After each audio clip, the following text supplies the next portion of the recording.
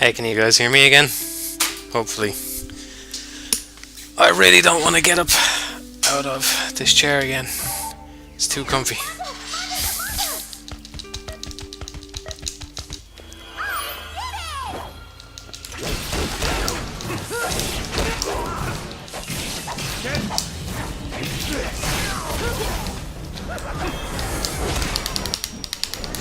Okay, cool.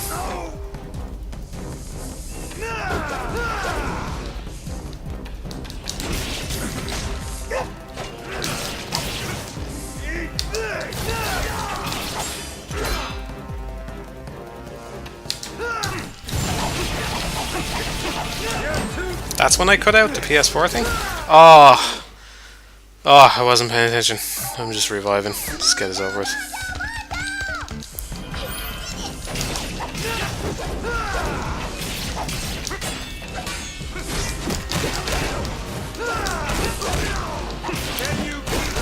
Well, I don't know where exactly I cut out, but all I was saying was basically I think the investment is more or less worth it just to play the thing early. That's all.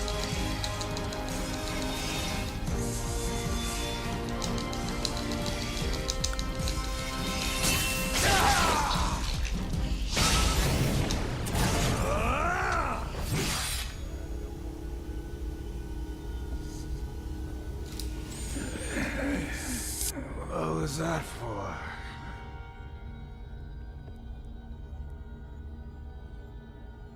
Don't tell me. You need blood. Gather more blood. Blood?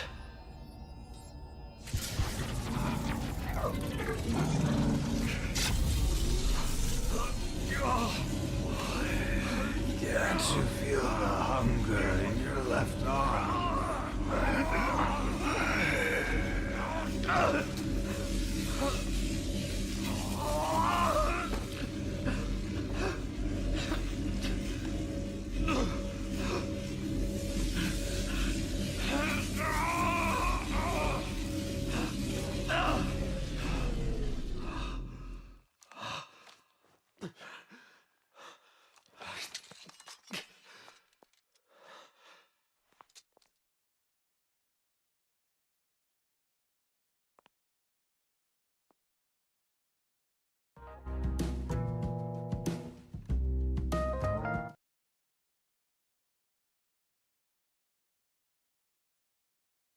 Moon River. This doesn't happen that often, but we ultimately let the target slip out of our sights. I'm sorry. It was my own weakness that caused this blunder. I don't know how to make it up to you. Mondo. I can wait.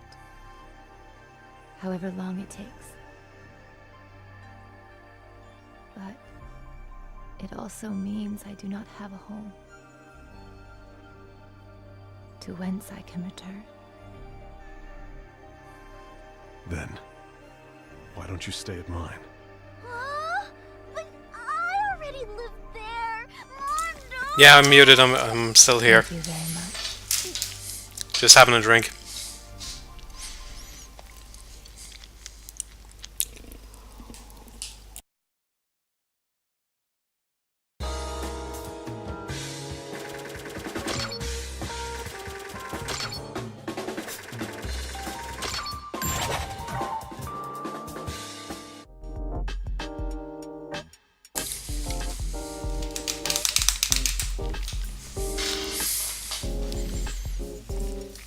My creaky old chair, you can hear.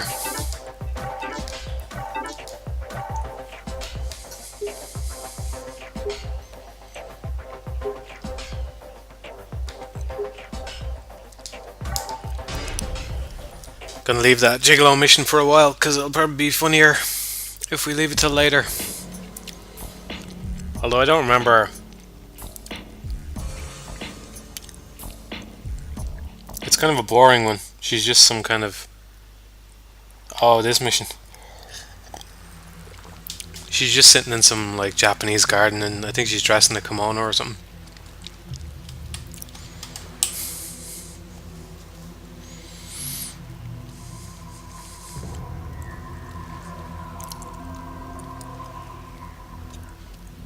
This mission is Suda being completely self-indulgent, as usual.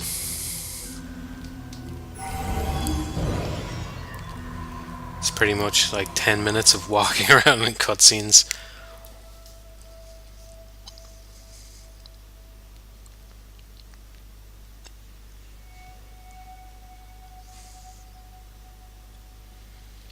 Mondo. Mondo. Mondo.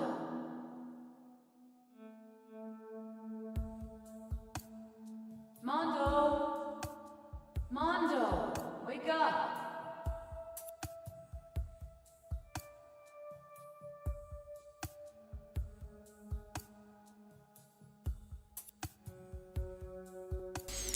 Think of it this way, your Wii U just saved the world from your egregious carbon footprint.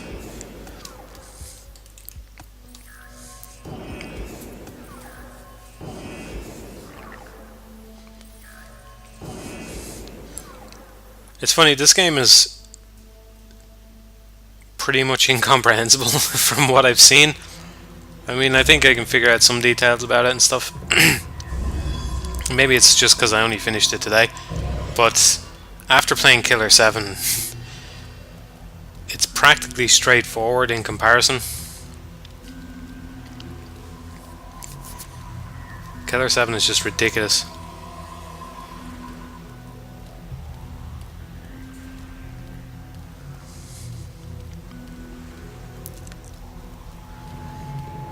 Oh, you're watching it on the Wii U, are you? Is that even possible? Do they have Twitch on it? What did I think of the latest Nintendo Direct? I didn't like it. It's like the only one I've watched live, because I'm usually in work when they happen. So I sat through the whole thing and it was just really nothing. I'm amazed. I'm pretty sure this is a thing Steve Jobs used to do. But... And I'm not a fan of Steve Jobs, by the way. But I'm pretty sure this is a thing he used to do, and it seems like such an obvious thing. And I'm amazed it doesn't happen more at E3 or during the Nintendo Direct or something. Take us through the Nintendo Direct, then when we think it's over, do... Oh, and we have a surprise for you. And then do a last thing, which is your biggest announcement, and boom. You've got hype. You've got hype for free just by doing that. And they never do it.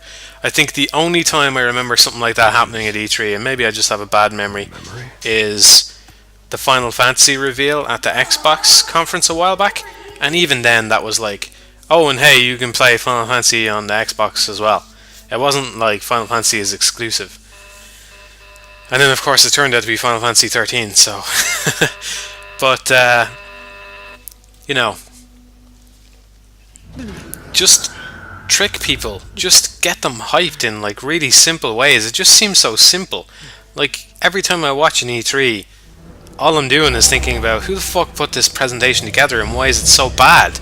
People just want to see games and they just want to know that there's tons of games coming to these consoles, and then they will buy them and tell their friends about them. It's just such a simple concept.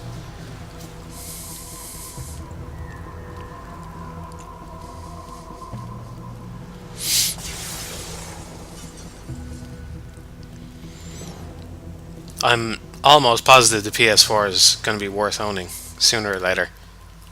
I mean, just look at the history of the PS1, PS2, and PS3. They've all been worth owning. But yeah, the Wii U definitely has the best library so far, but it's also been out the longest, so...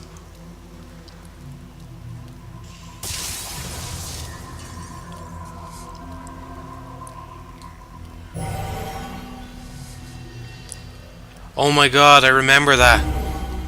It was Nintendo Land. Yeah, it was Nintendo Land. It was like right at the end of the conference. And now, please, here, take a look. And it's a fireworks fucking show in Nintendo Land at the end of the conference. That was mind-blowing. That was baffling.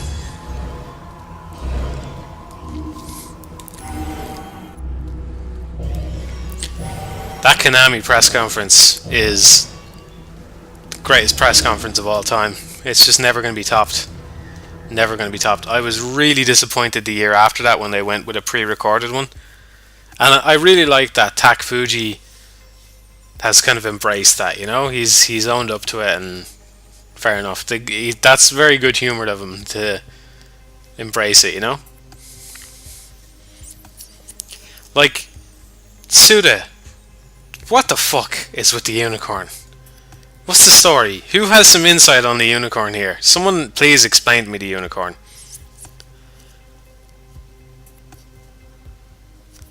Let's play tag.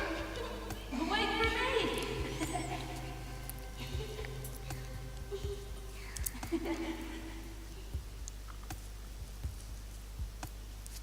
Over here.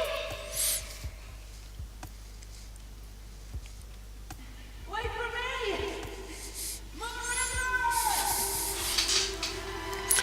Also, it's pretty funny that she's called Moon River. You know, Audrey Hepburn ripoff called Moon River. But also, who would say that? Who would do that? If you were chasing after somebody, you wouldn't say their first and last name. You would say Moon. You would shout Moon. So why doesn't he just say that? And in a lot of ways that has more impact because her name is Moon. So you're like, she's Moon. So why would you say her first and last name? You wouldn't say that if you're chasing after somebody. Get it together, Suda. Jesus fucking Christ. Get it together, man. Just writing is full of like gaping holes.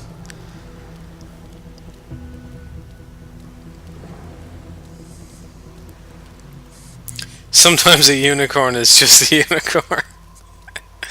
The My Little Pony thing as well, that's good.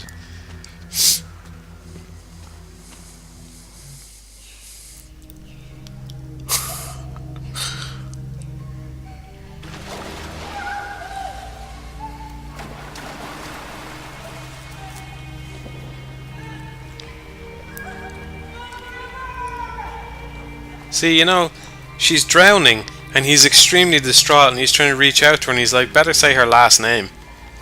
Maybe it's a Japanese thing, you know? Munu Rivu.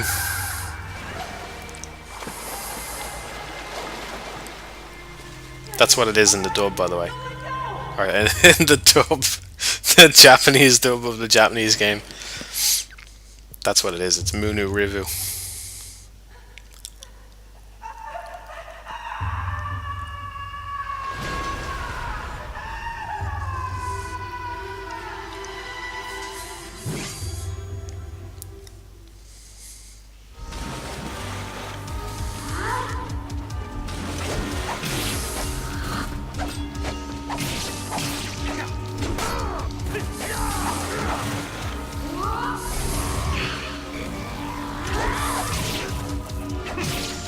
I'm sure there is a lot of intricacy to it.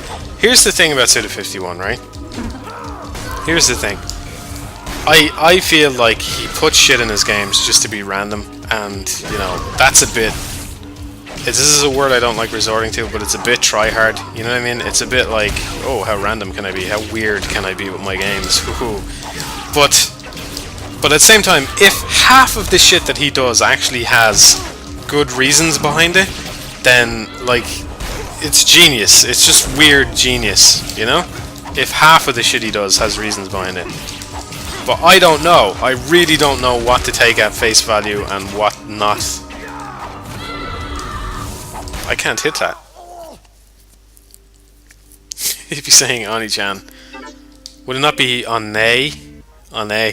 You don't know your Japanese, dude. Get back into the fucking classroom. It'd be One-chan. Oni-chan is brother, so he'd be saying that to Moon Akihiko.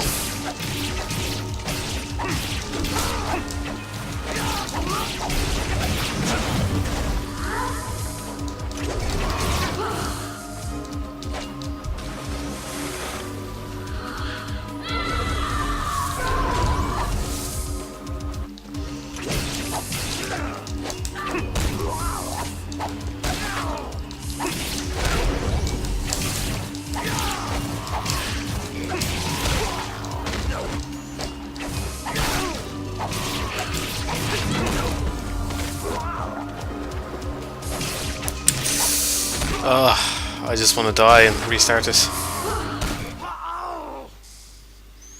Yeah, second person. I don't like it. I really don't like it.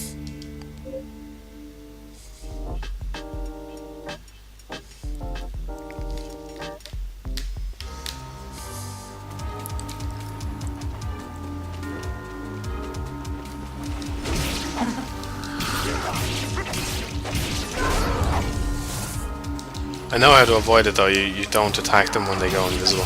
And then you don't get the second person. So I'm gonna try and avoid hitting anyone who's invisible. Because I really hate that shit.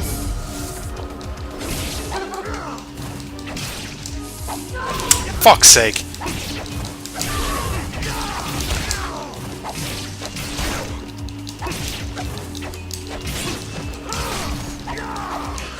Yeah, I'm not a fan of this.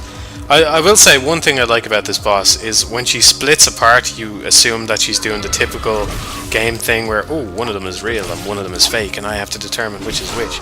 But it's actually, you just have to wail away on all of them, and I kind of like that.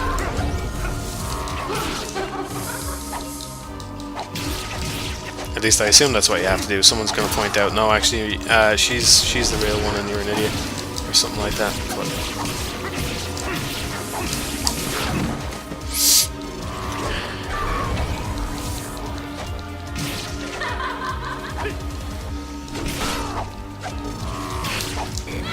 also, it would be a bigger surprise in this game if a boss had one fucking health bar. It really would. There's not a single boss that you don't chip down to 0 who then suddenly gets another. And I'm serious about that. I don't think there's one boss in the entire game that has a single health bar. So they should have just gone with the platinum kind of approach, or Kamiya approach, whatever you want to call it, where the health bar just has different colours. That would have made a bit more sense to me. Because having played his other games, it seems like when I see a health bar going down, I feel like, oh, he's trying to trick me. Really, the boss has another health bar, or it doesn't, or something. I'm expecting some mad meta crap to happen, suited to try and mess with my head in some way. But it doesn't. It's just kind of like everybody has 5 health bars, and that's it.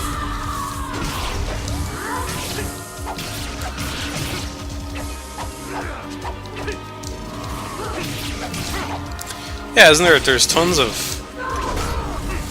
ice on the moon or something. Because the idea is you can use it to refuel hydrogen or something.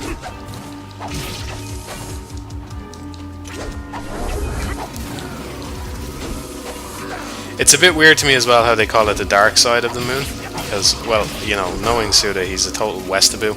So,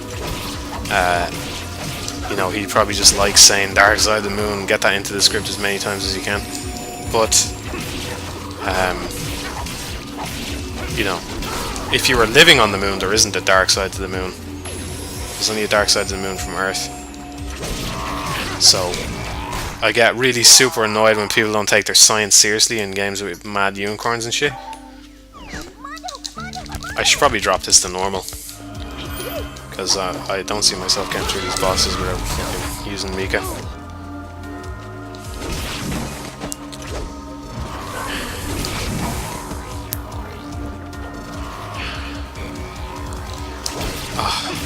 Don't know why I attacked that. I feel like I not only lack the reaction times for these games, I lack the patience as well. I just like wailing away on things, and if it's not me attacking something or doing something cool, I'm kind of bored immediately. So I'm not really willing to just back off for a second.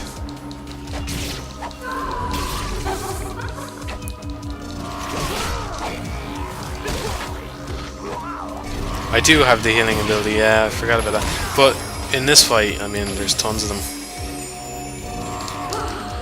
Yeah, and that'll happen.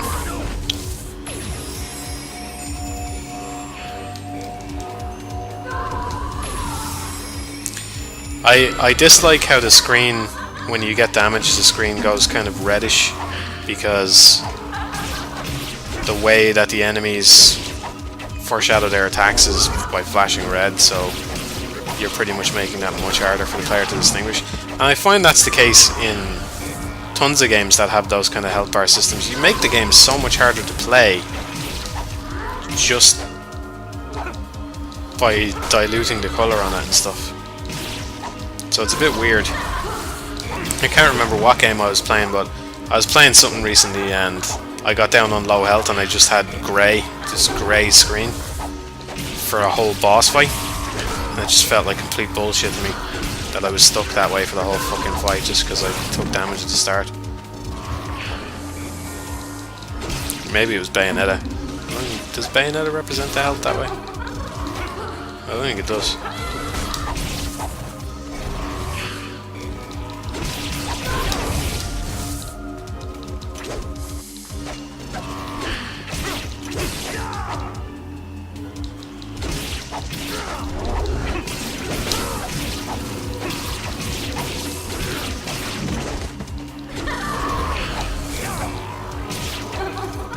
No, it wasn't Left 4 Dead. It was some action game like this. I feel like it was Bayonetta, but maybe it wasn't. Maybe it was Beautiful Joe, was it? It was something. Something I was playing not too long ago.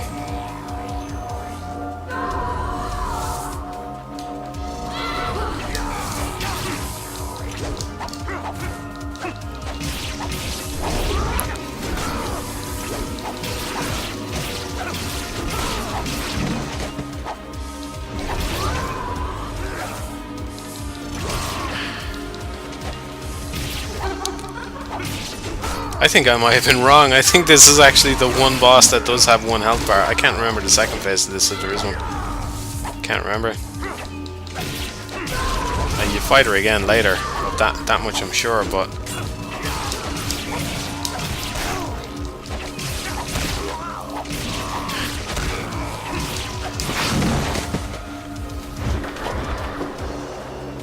Yep, I was wrong.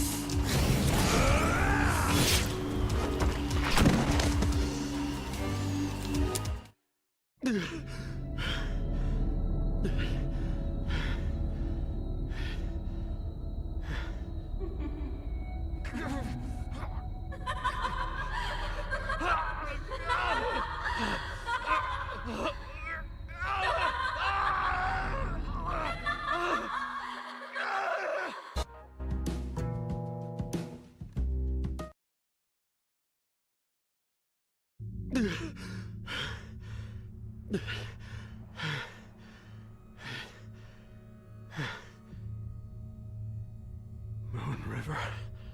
You must have been having a nightmare. Sorry, I didn't mean to cause any trouble. When exactly was it we met again? According to my memories, it wasn't long ago. Where did you live when you were a child? On the dark side of the moon, my entire life. Of course you did.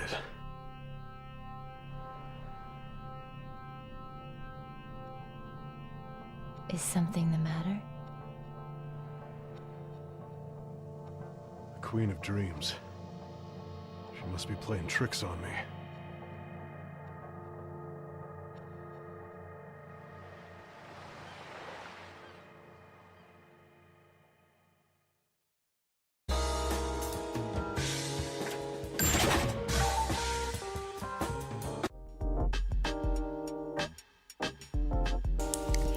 Just because she has short hair in her head doesn't mean that her clothes aren't her hair anymore.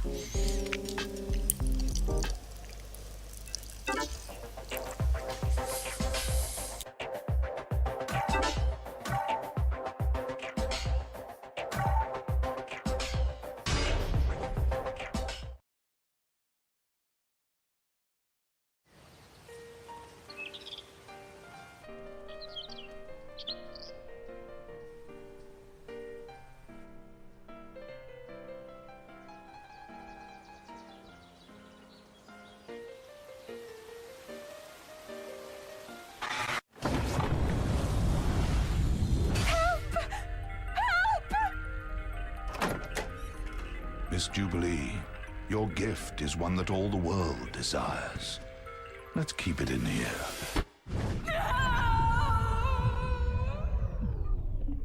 Now, my dear, put on these headphones.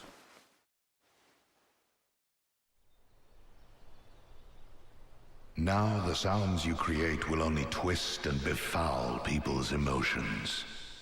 Feelings of kindness and happiness will turn hateful and murderous. People will turn on each other in a brew of turbulent passion.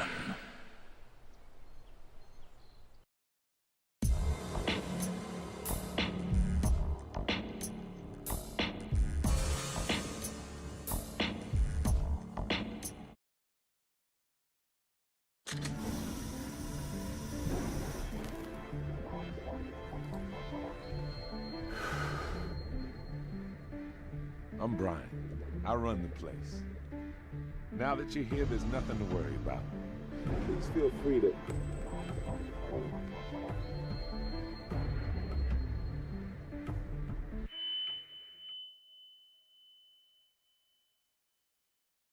I see. He stole from her the very essence of what it is to be a musician. And he's a musician as well? That bastard. You've got a bit of a one-track mind there, second assassin. As a promise. Now, if you would, please read this and sign.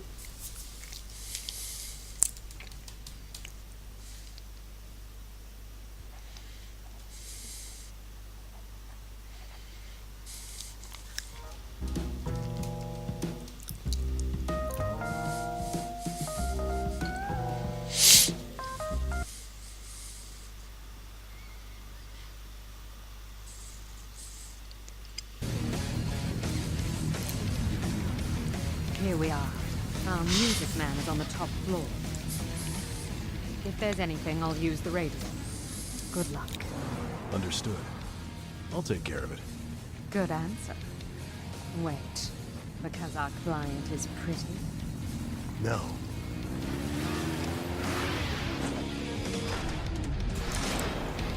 Because it's my job.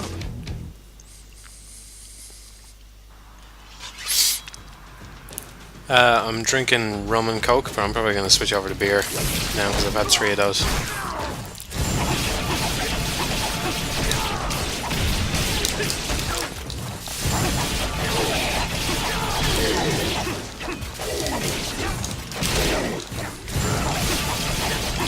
The Resident Evil composer turned out to be a fraud. I don't remember that. Was that for like Resident Evil 5? I think. Or was it for the older games?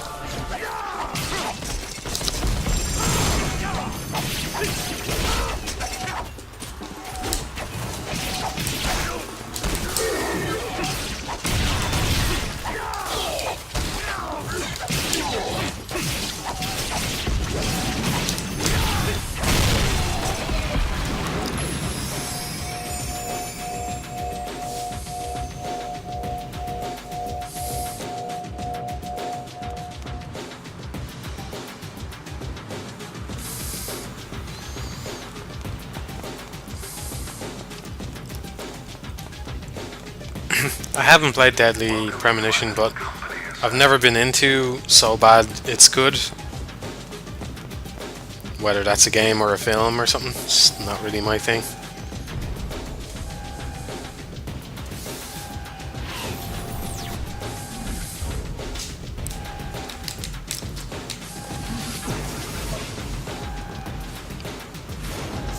This is gonna be easy.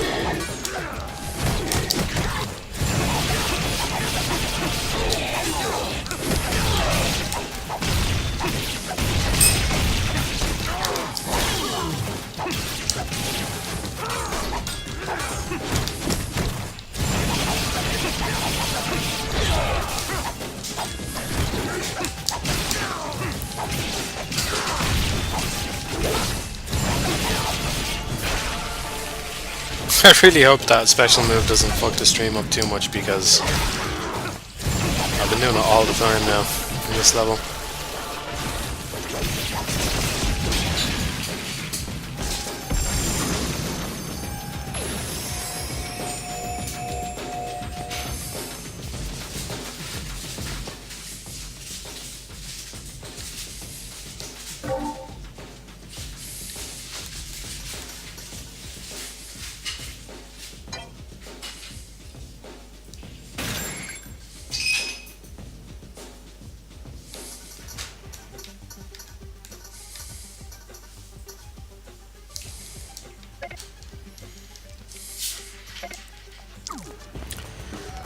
Resident Evil 4 is like the prime example of Another a test. great game that killed its series. I don't know if there's any other examples of that, but it's a great game that killed its series completely.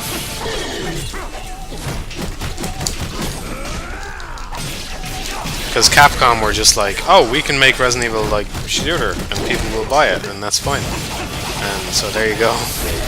It just led it down that path. But by it taken by itself, it's great.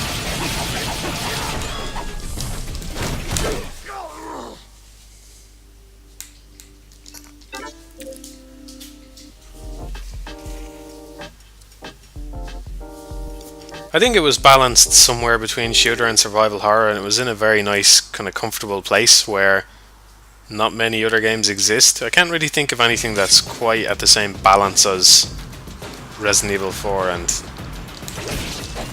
you know, on the shooter / survival horror scale. It's kind of sitting by itself, which is good. It's really good.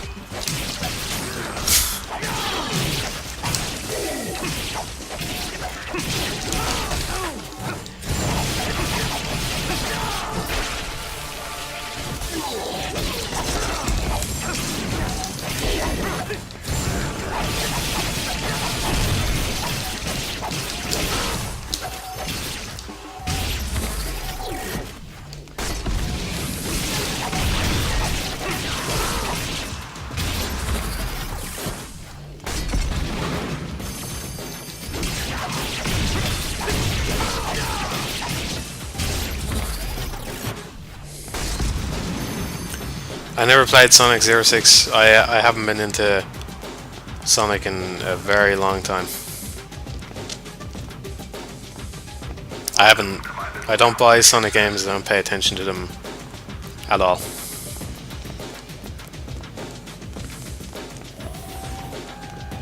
And you know, people will say, probably one of you will probably chime in right now and say, well, there's this good thing about this Sonic game, but I'm just not interested. I don't think it made the transition to 3D particularly well, and This is gonna be easy. I don't know.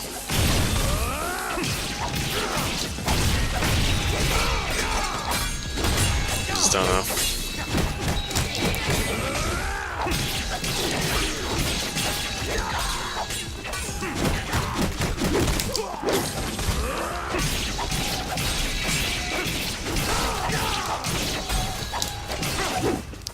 Might get to hear me throw a controller at a cat. I don't own a cat. I'm a dog person. True and true. Not that I own a dog either, but definitely a dog person. How was Digital Devil Saga? I haven't finished the second one yet, but I liked the first one, even though the PAL conversion is crappy. I liked it. Good atmosphere. The second one seems to be an improvement in a ton of ways, but I'm not sure it won't recapture the atmosphere of the first game, so it would have been nice if you could combine the best of both worlds there. But it's a great game. I was actually listening to the soundtrack today because it's perfect rainy music, and it's been pissing rain here in Ireland all day. So I was listening to that on the way home while I was getting rained on. I was listening to the Muladhara. I found this very funny as well. Oh yeah, because you know the way the factions are in Digital Devil Saga are named after chakra points and stuff like that. So I went onto YouTube and I typed in Muladhara to get the home base music up from Digital Devil Saga, and it's funny because there's a bunch of videos about, you know, open up your base chakra, and, you know, Muladhara chakra, ooh, open it up, do this yoga and stuff. So there's like loads of, you know, symbols and red and Muladhara, you know, chakras, and then in the middle of it all there's the soundtrack for Digital Devil Saga 1, so it's just this picture of 6 anime characters holding guns in the middle of loads of stuff about chakras and stuff, and it's really amusing.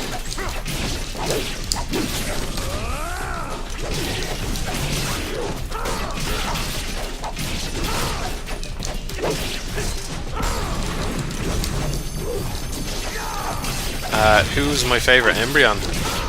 Well, not Heat, anyway. Is that the general response? Not Heat? I would have to say Gale. Gale. I didn't like him at first. He was my least favourite at first. You know, but I really like Gale.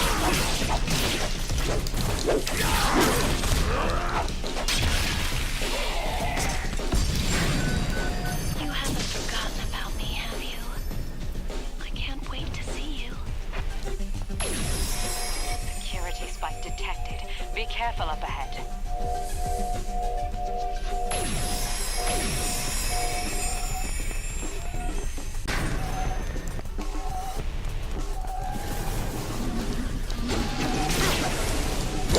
Whoa. Probably not visible on the stream, but it was a huge number of dropped frames there. Just a big chunk when it was loading that cutscene.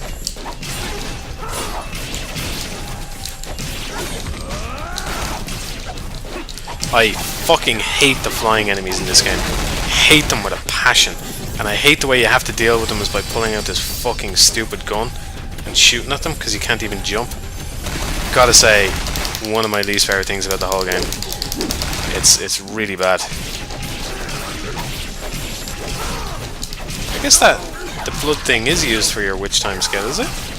Because I dodged someone there. I didn't go into it. Let's retry from checkpoint and hope that it doesn't kick me back to the start of the level.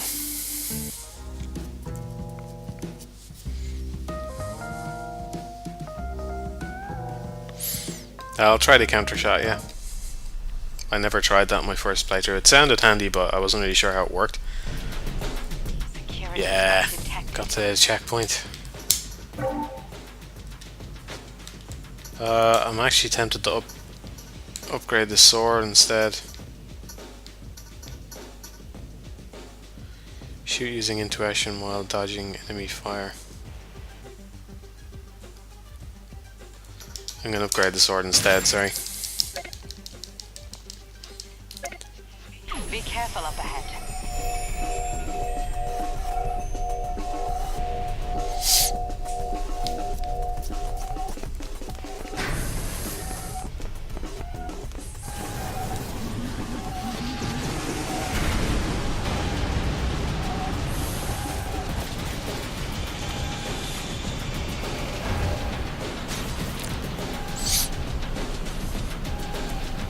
I can't remember Lollipop Chainsaw. She's not an assassin though, is she? Maybe she is, I forget. She's a zombie assassin.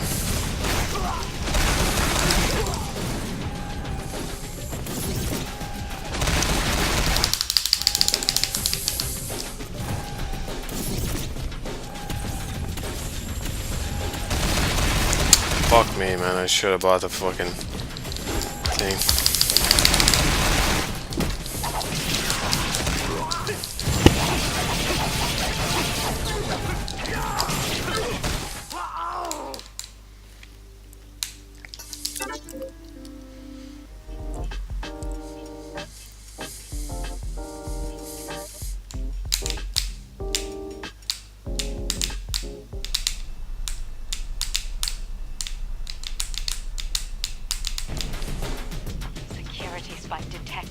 Be careful up ahead.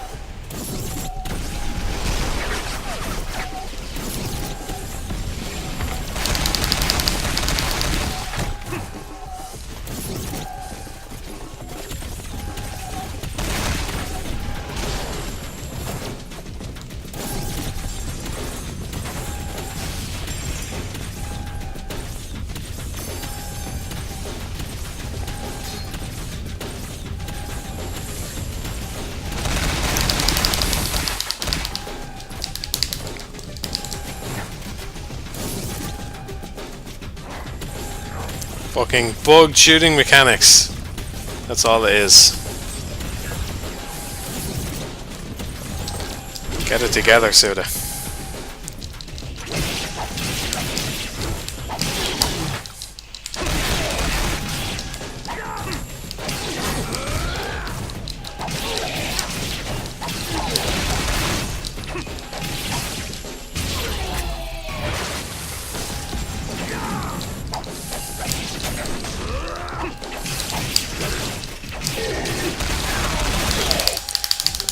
Health over there, I need to get it. There we go.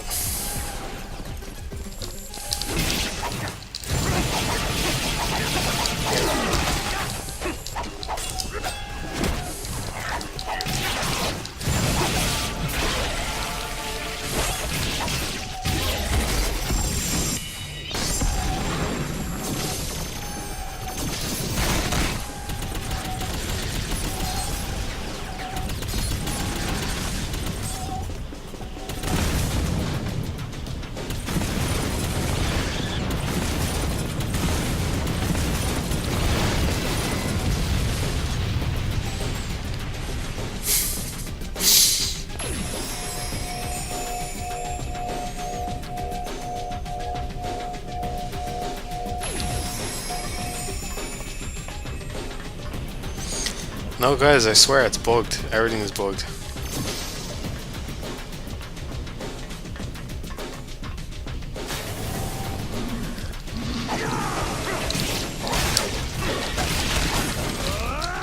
Have I said before that I fucking hate the ranged enemies in this game? Because I... Oh yeah, this. Yeah, what the fuck, man? That's one of the weirdest things in the whole game to me. Just, hey, I have 10 arms for no reason. Okay.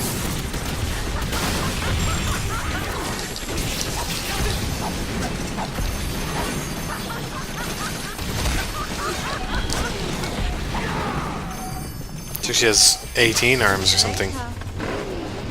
It's 9 on each side.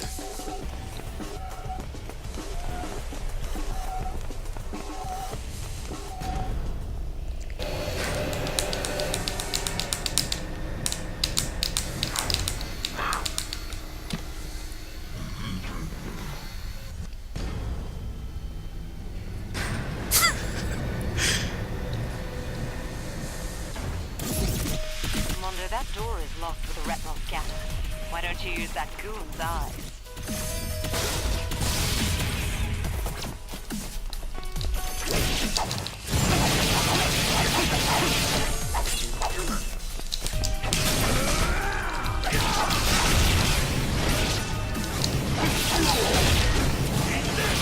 Wow, I killed him a lot faster than I was expecting. That's good. Okay, grab that head and get going.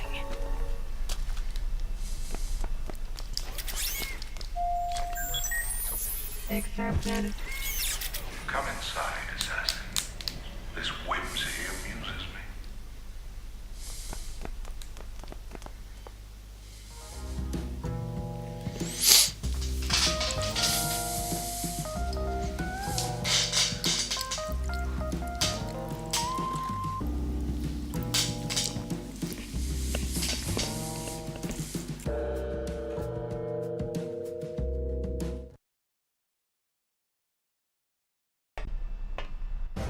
entrance to an elevator that will take you to Victor's last known location is at the top of this structure. I can see from the security feed that it's not going to be easy for you. I'll be the judge of that.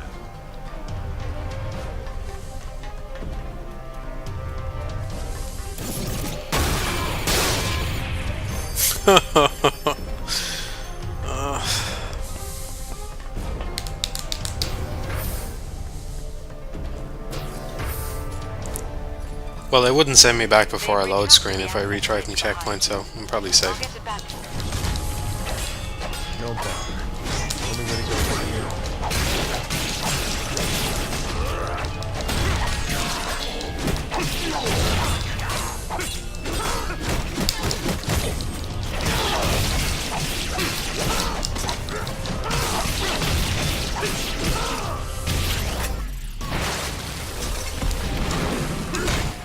Oh my god! Oh. I don't know if you guys caught that, but I busted that guy open for health, and the health was just flying into me when I got hit by that guy. I was totally safe, man.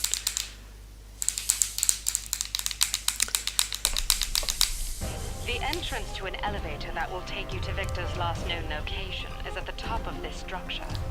I can see from the security feed that it's not going to be easy for you. I'll be the judge. Fucking did the exact same thing again.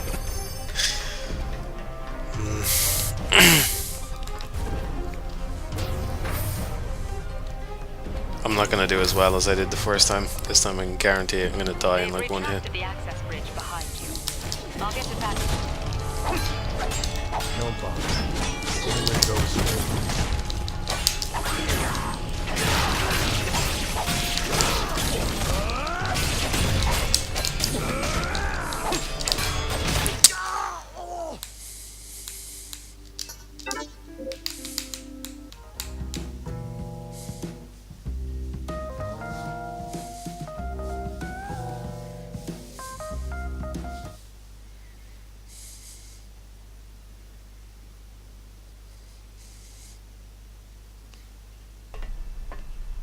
The entrance to an elevator that will take you to Victor's last known location is at the top of this structure. I can see from the security feed that it's not going to be easy for you. I'll be the judge of that.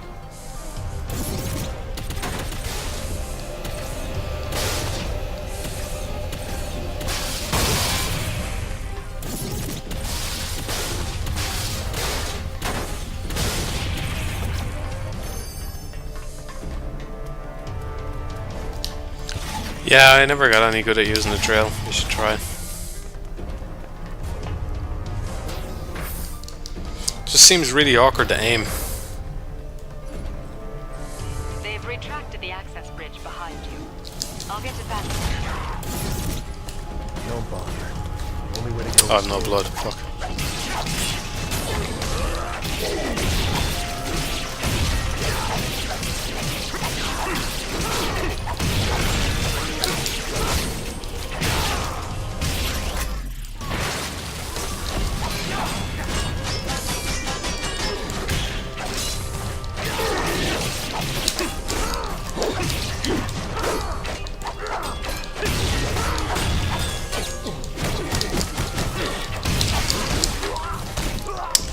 Oh, I didn't pick up the health that I got from that guy. Wasted it.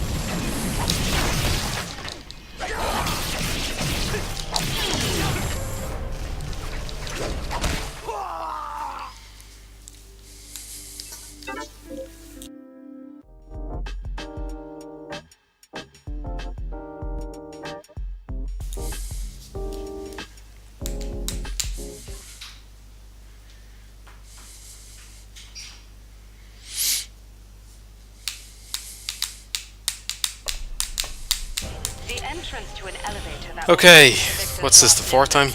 location Fourth time's the charm. I can see Oh from the man, security feed that it's not going I'm to feeling be quite easy. drowsy already. I'll be the judge of that.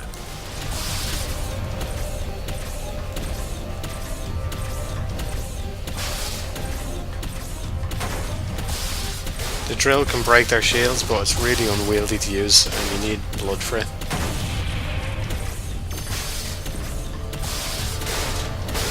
I think I'd rather just block them and...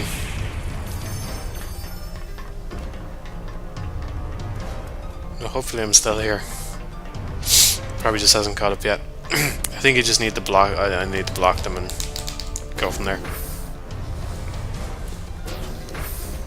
I was trying to focus on surviving. Retracted the access bridge behind. I think that that guy ducking my bullets all the time is something that's kind of unique to hard mode, because I don't think he was doing that on normal. Fucker.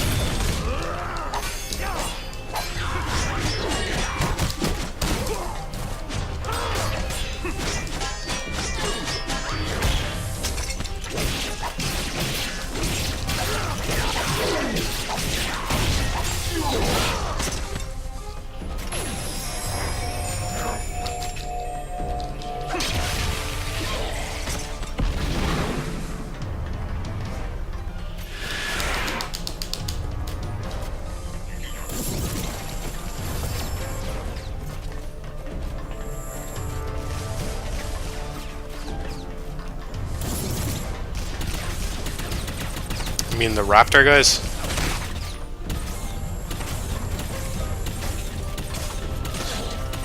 Yeah, look at him dodging every fucking shot. That's ridiculous. I was able to just shoot him last time around. Maybe I just got lucky or something.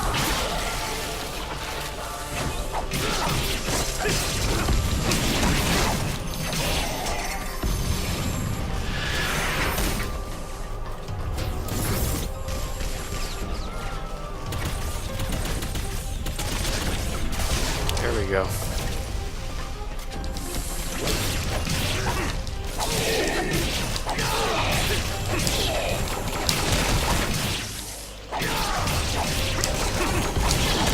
Yeah, I'm pretty sure if you're quick you can use the Naginata on them.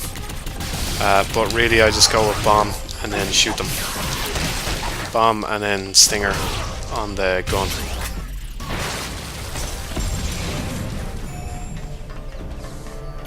Yeah, the shooting mechanics are atrocious. It's really bad. And what's worse is that when it comes to flying enemies and stuff, you're forced to use them on those because you can't jump. There's no aerial combat or anything like that, so...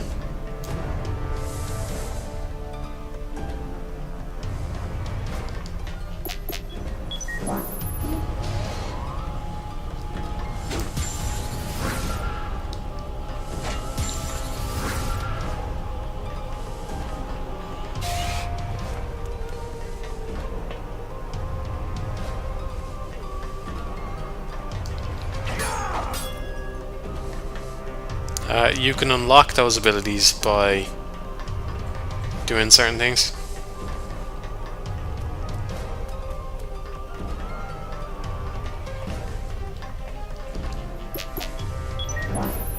Seriously though, the bomb and the gun follow-up is your best bet.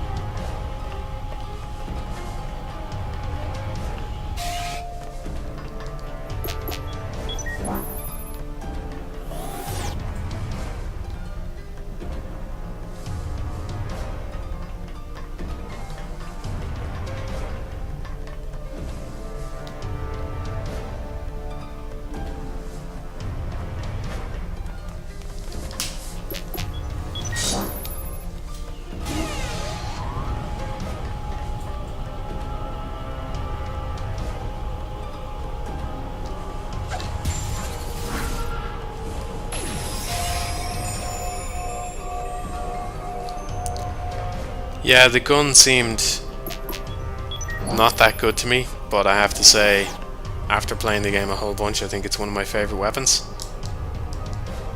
It just takes some getting used to, and you have to... Just shooting it is terrible, but if you use the stinger attacks, it's really good. And I thought I hid myself pretty well. Color me impressed. Feel free to stop by anytime you want. I'll be waiting.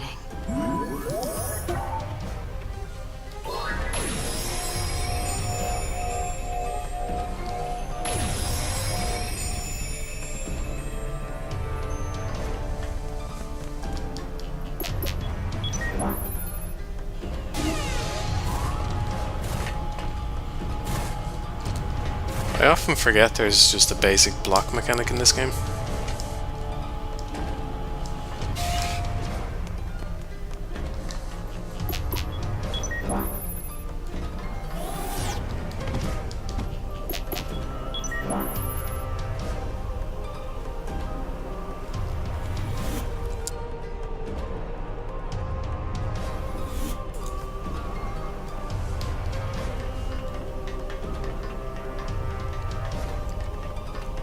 Yeah, I suppose that can be a bit of a feedback loop.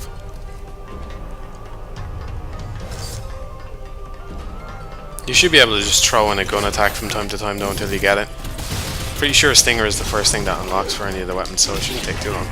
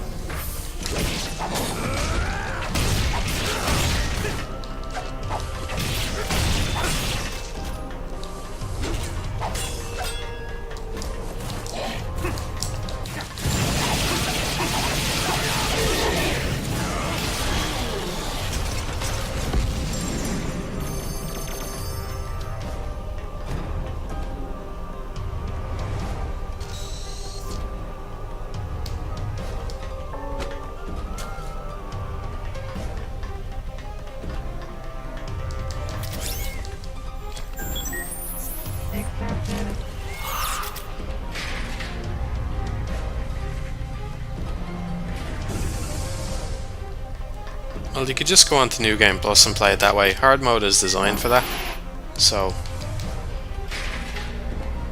you'll keep all your moves then, apart from some of them which they strip away from you. But you can get those back if you unlock some of the secret ones.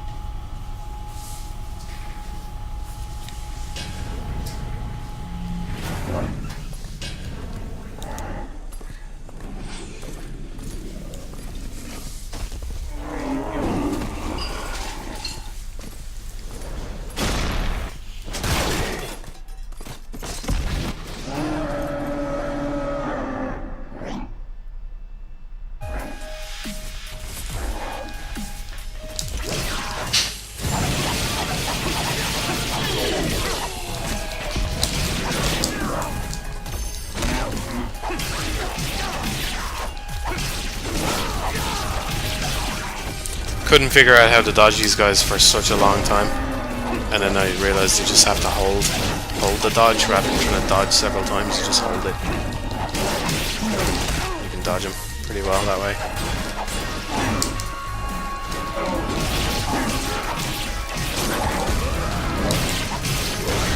Of course, not if you're trapped under them like that, but whatever.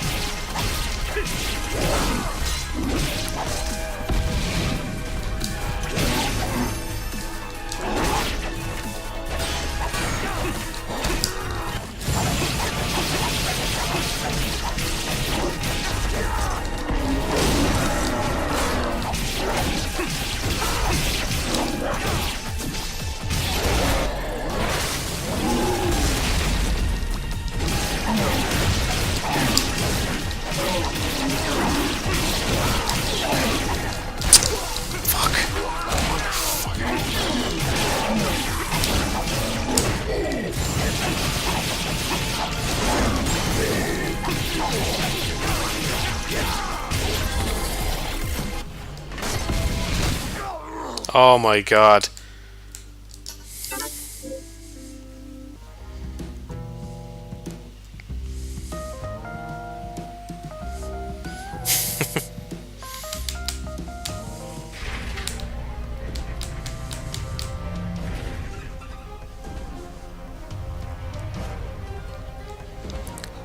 I don't know too much about the Evil Within, but from what I've seen it looks very generic.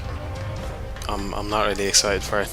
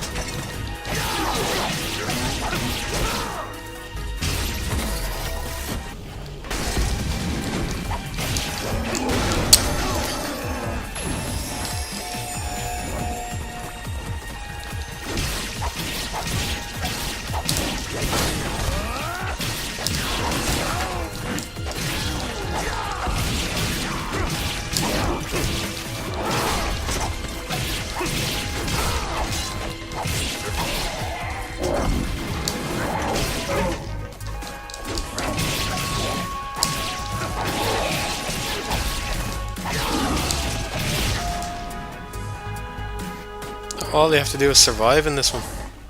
And you can just leave it.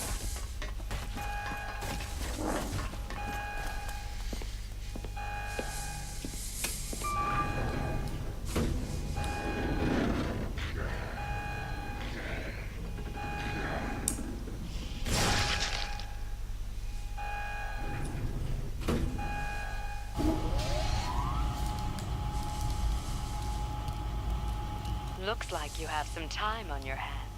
I'm not exactly twiddling my thumbs here. Aren't we supposed to be working? Oh, you're right.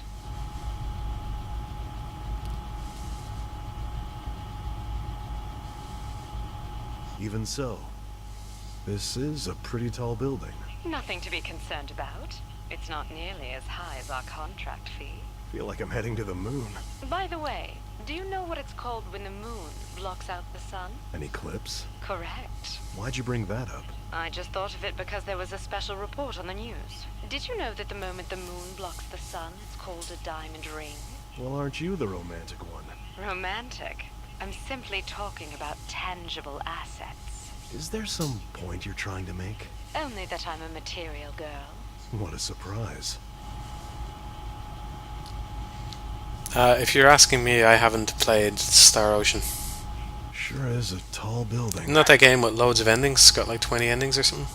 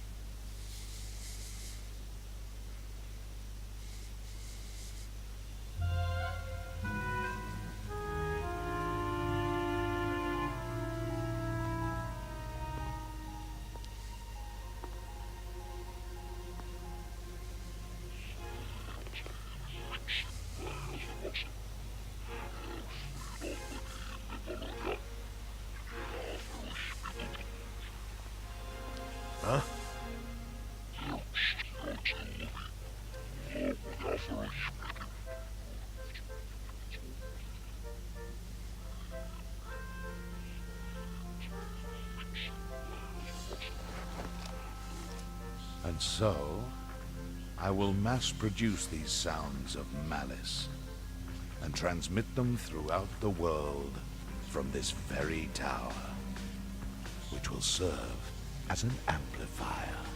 Sorry, I think I missed a few key points there. So, could you start over with this grand plan of yours? Evil is going to spread, and this world will be purified. Yeah, that's great and all, but I've come to take back her ears.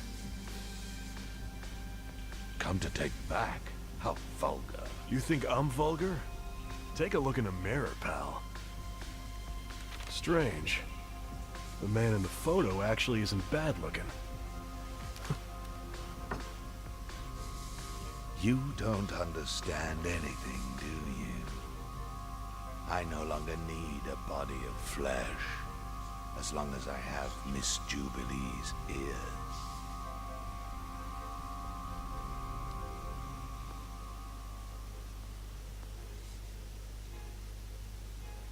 Those ears belong to someone else. Your logic makes no sense. But it is a force that can be used for good. It can purify the world. Whatever. I've got work to do. So let's get this over with. I'm here to execute you. Our opinions are very different on this, aren't they? Debating the matter won't get us anywhere. May I suggest we settle this the hard way? Agreed. I shall reveal to you my true form.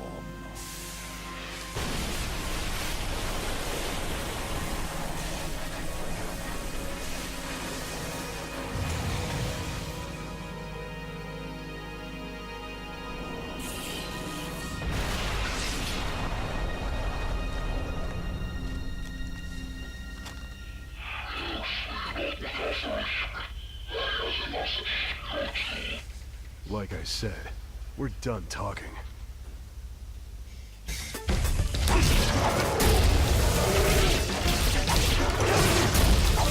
I ended up liking Mondo more than I thought I would, based on what I saw of him at the start.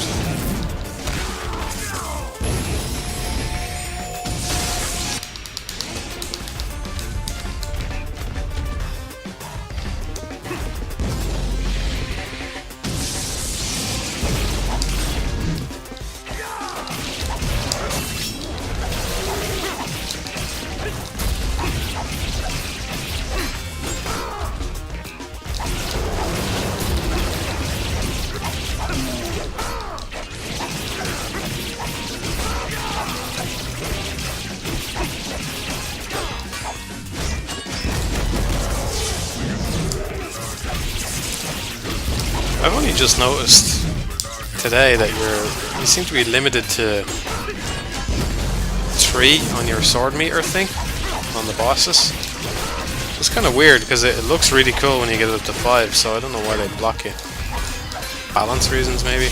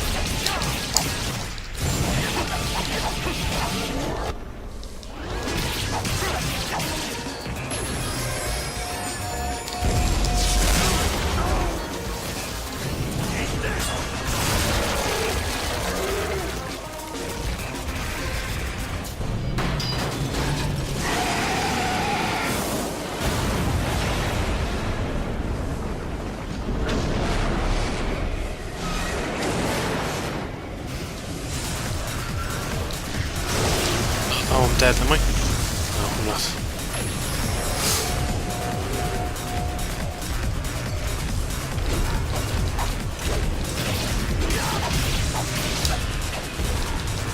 I don't think I'm gonna kill him in time.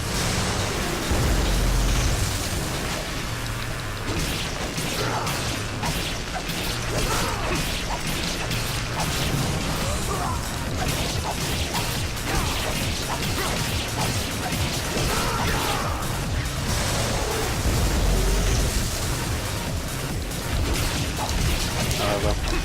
If I keep it up at this rate anyway, I will.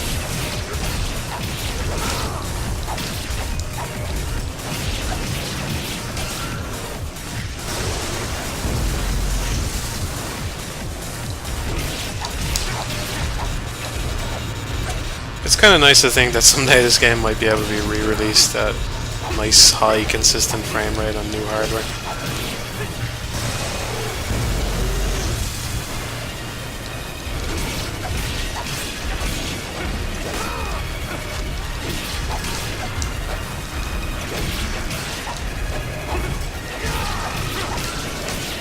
Better not risk it. I was tempted to just keep hacking away at him, but asking for trouble.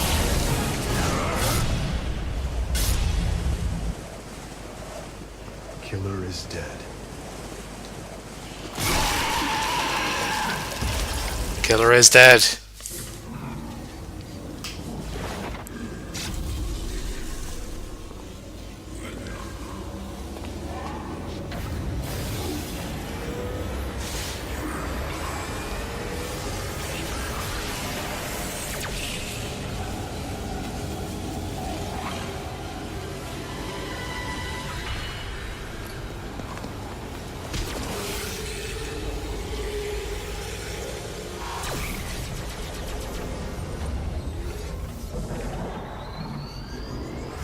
Yeah, it definitely oozes style. There's just tons of colour going on everywhere, and the effects look really nice.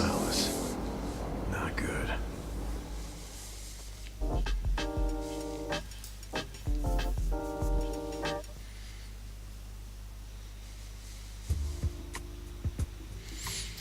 The job's done. I'll be back in a couple of minutes. Don't go anywhere.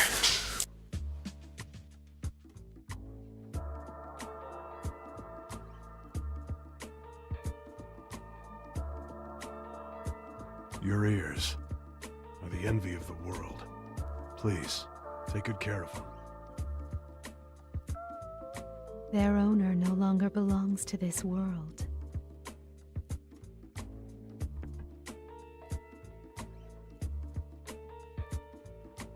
Do you understand how it feels to have something more important than life itself stripped from you?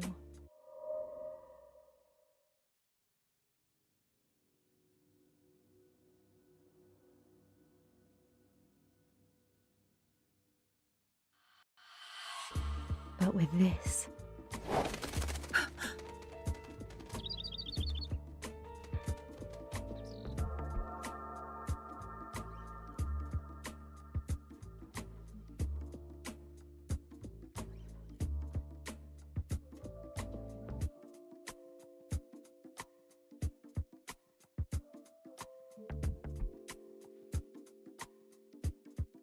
Hey, what about our payment?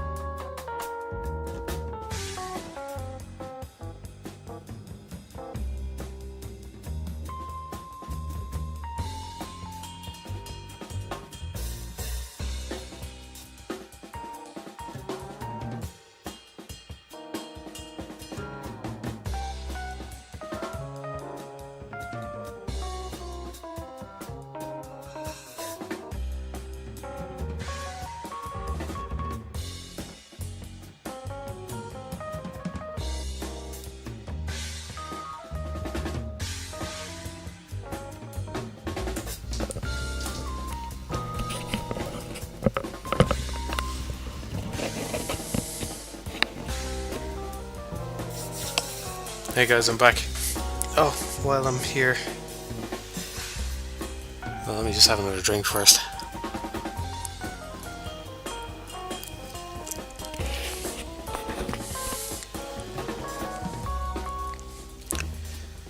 I like the cheesy date of birth thing where it's 2XXX.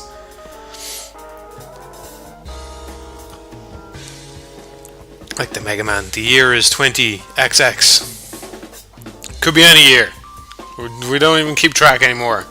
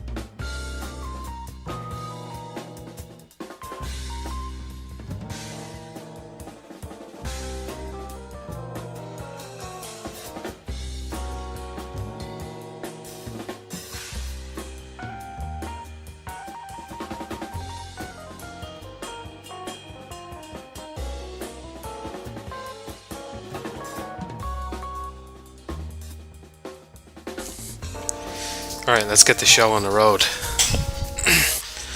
I'm gonna wait until I'm even more drunk to do the next Gigolo mission. It's the only way. Actually, let me go back and see if I can get a better rank on the one that I did.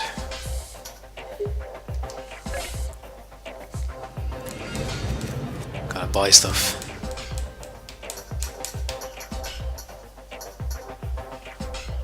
Where am I going?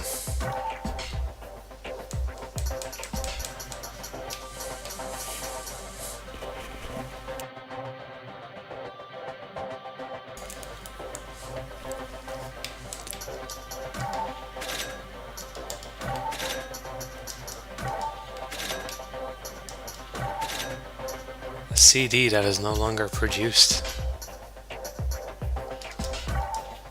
I got that for doing the sound level, that's pretty cool. I assume I did anyway.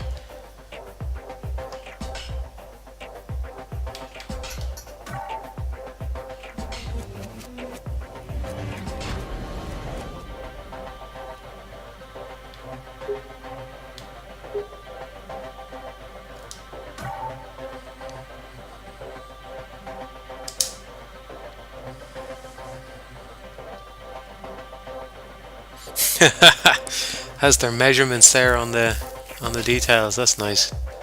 Oh wait, what? Can I not? You can redo this, can't you? Why won't they let me? It's locked? I gotta do the other one first, do I?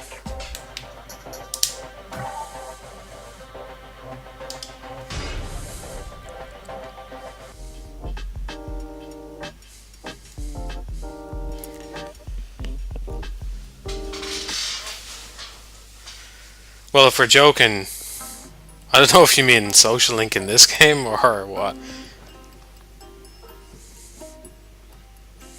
Mondo-san, thank you for coming.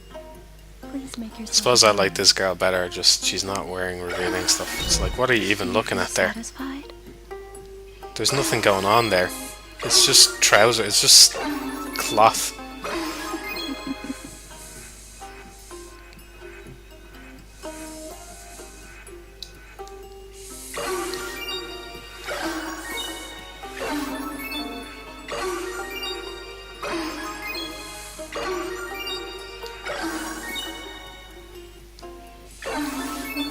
stare so much. You're making me blush. What do I give her? I mean, besides the obvious. Let's see. I reckon she'd like the necklace. This is for you. For me? I'll cherish this present from you, Mando-san. Oh, This is great. I miss you. Isn't it? they always just want that little bit more, don't they?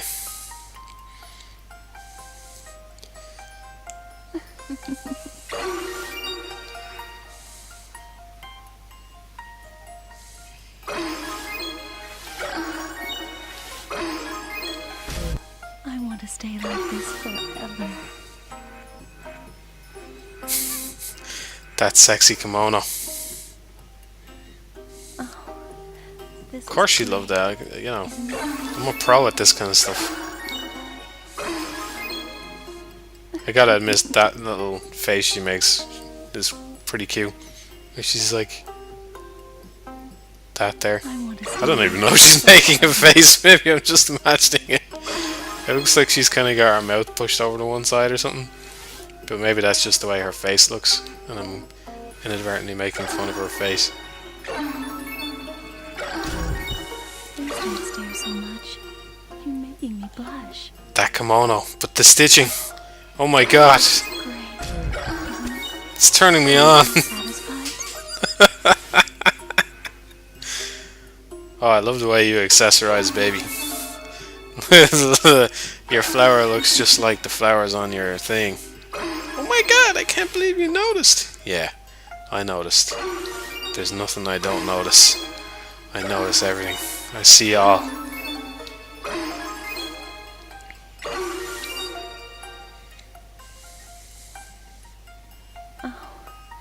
This is great. I give her a single flower. This is for you. Thank you for everything.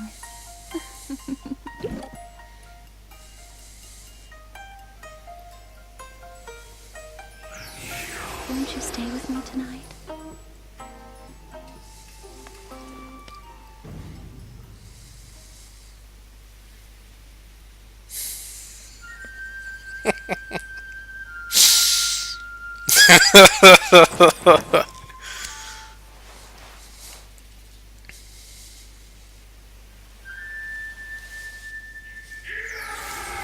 Yeah!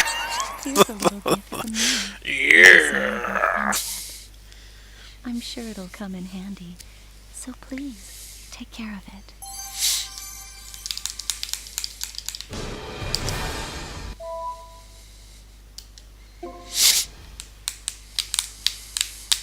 Must you go to work so soon? I'll be awaiting your return.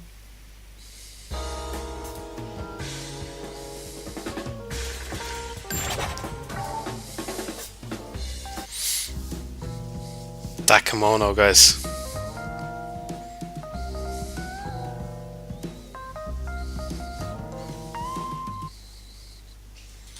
That's what they call me in Japan, is the kimono dragon.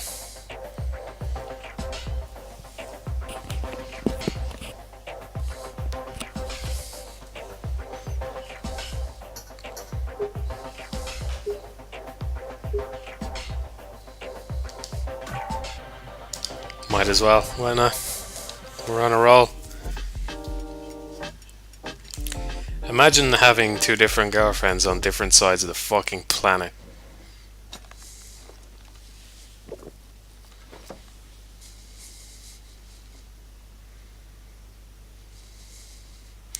Although, it is the perfect setup, really, I suppose, if you're gonna have two.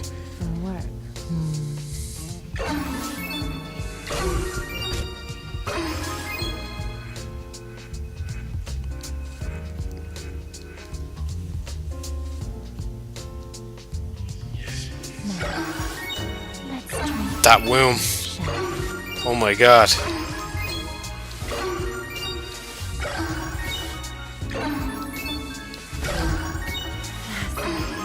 Don't stare at me so much. You're making me blush. She's getting the mix CD. This is for you. A present. For me? Oh, you make me so happy. You even give presents with such style. I'm mad. Give me back my CD, bitch.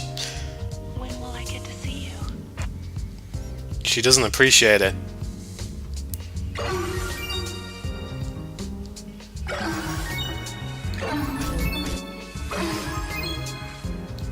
Fascinating.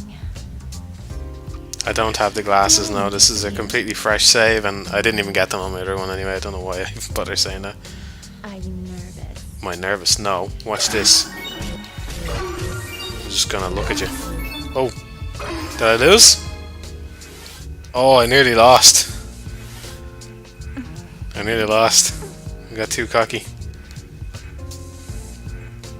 Fascinating. Fascinating. Deafening silence. Fascinating.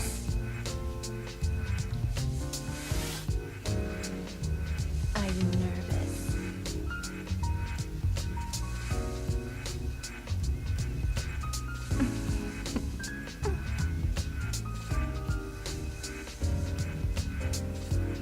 Are you nervous?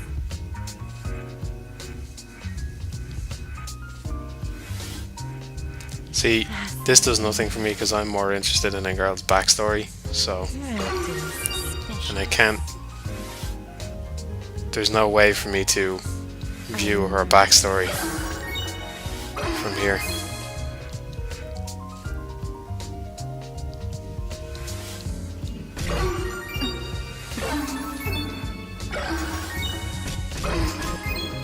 Don't stare at me so much. You're making me blush. Fascinating.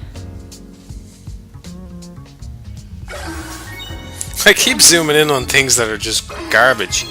Okay. Give her the bouquet. This is for you. Because she didn't appreciate my CD, so For me? she gets the shitty present before she gets the good one. If she gives it up for the shitty present, then joke's on her. Oh my god. Presents with such Oh my god. You milking me for everything. Yeah, well, she's the one who's going to get milked tonight. One way or the other.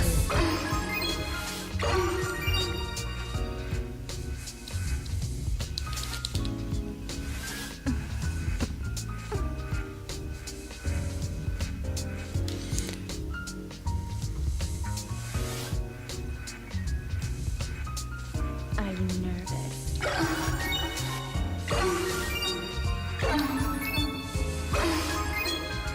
I wish there was some way to get her to look away. Suspicious. Like, drop something behind her. That'd be good. Why is that not in it? Fascinating. Seriously though, what was the point of this if this is the best you get to see?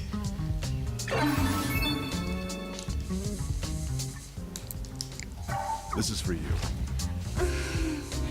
I'm so happy right now. Thank you for everything. Typical woman. Calls me when I'm on missions and says, when can we hang out? And then she's just completely unimpressed unless you butter her up with stuff.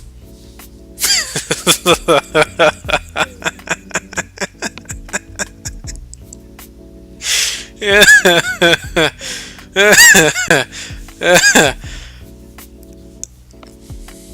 I'll just leave that one hanging, I suppose. See, a girl's backstory is always more interesting. Don't you want to know more about me? Oh, what? Oh my god. Do you get to see more if you do the missions again? Or if you get a better rank, is that it? What is it? I never saw that before. I think I'll be playing these missions a bit more.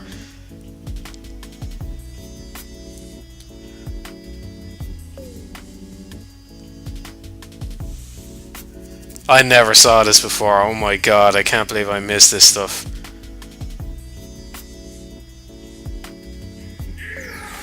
Yeah! Use it with care. Yeah!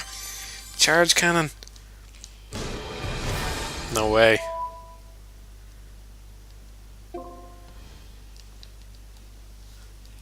You're leaving already? Yeah, I'll be You're back. seeing me again, right? Guys, I'm not sure I'm playing the hack and slash anymore until I run out of money. Oh, it's because I got an A. How did I get an A?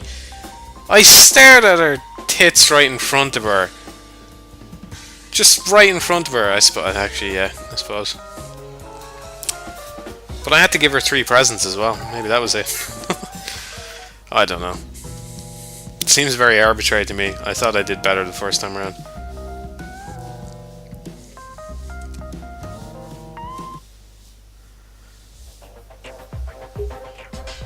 Can't believe it. So that's why they ring you up when they're on missions, is to tell you come and fucking hang out and get stuff off them, new stuff, or see more things.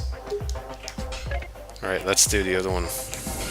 No, you know what, I'll save it, because I gotta space these things out. So, good pacing is important to any stream. So, it's important that I get on with the boring part of the game. Like some kind of shitty hack and slash minigame. Some kind of hack and slash minigame in this dating sim.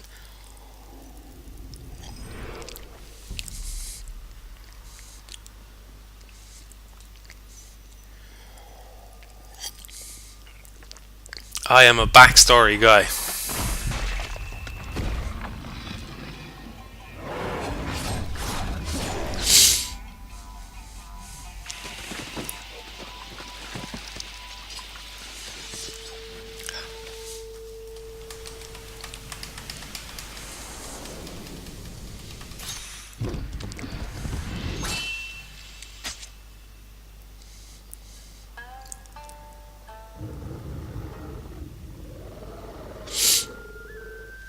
So you will not kill me then.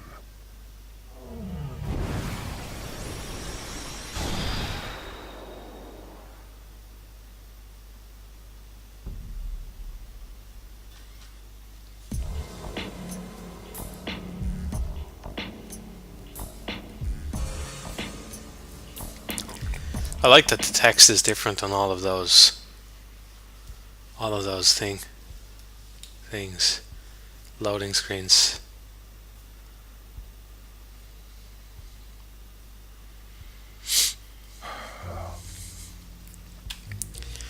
Yeah, I think we can tell Toxo has someone in the room with him. You called? I am so full. We've got a job. And our client? Already gone. 7'6". He is huge, Then I yeah, assume yeah. you've already gotten The that height background descriptions are information, accurate as though, well as which where to is... send the bill. I suppose they wouldn't have them there if they weren't, but it's kind of cool, because he does tower over you in the boss fight. Tiger appeared in Kyoto. Tiger? Is it wires? Probably. What is wires? What is it? You mean you didn't know? It's the scum you've been killing this whole time. It's what they're called. Wait a minute. You're saying they had names too? I like how it's like 6 missions into the game when Mondo was like, wait, what? What have I been killing? Why? Oh, they had names? What? Wires. Our target What? this time is Yakuza. Only in a fucking Suda 51 game. Just like mad, mental looking creatures that you've been slicing apart for hours. And he's just like, what?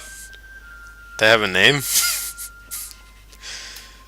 Also, why the fuck does he wear glasses in the cutscenes and not in the actual game?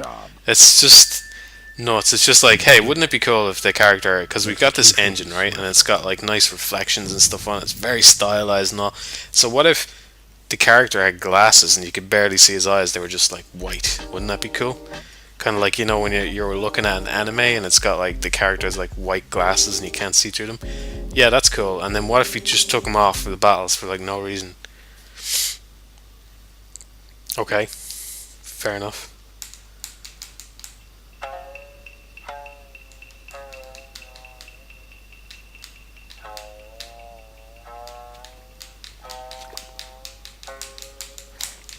My Irish persona is just a ruse. I'm actually Indonesian.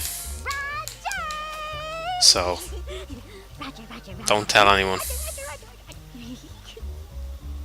Speaking of which, why are the two of you living together? I found her collapsed in the street, so I took her in and gave her some food. I then discovered she happens to be pretty good at making soft. Yeah, he doesn't want broken glass in his eyes, but letting her stay. can he not see? How does he... Still can't What does he need the glasses for? That makes two of us. He doesn't want to break his glasses. Like, this is mad future shit. He should get cyborg eyes. He probably has them because his eyes are red. Oh, we missed it. The mission. Killer is dead. Okay, that's the mission, guys. Killer is dead. Don't forget it because it'll come up in a puzzle later. Killer is dead, remember it. That's the mission. Don't you just love when you start a mission and it's like, hey, walk down a big corridor and then someone will talk to you? What was that?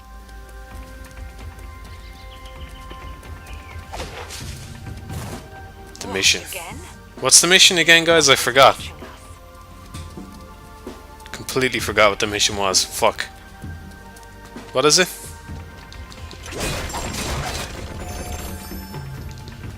Dodo's something.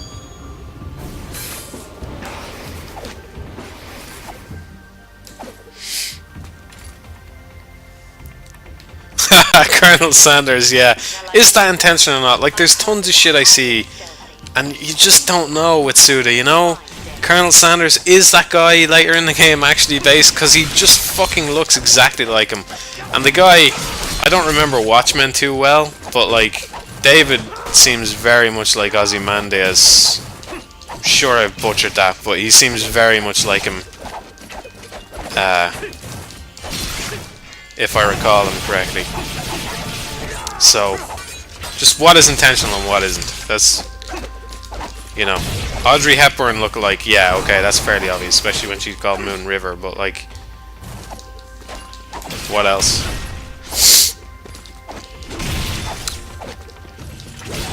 Killing is molested. Ah, okay.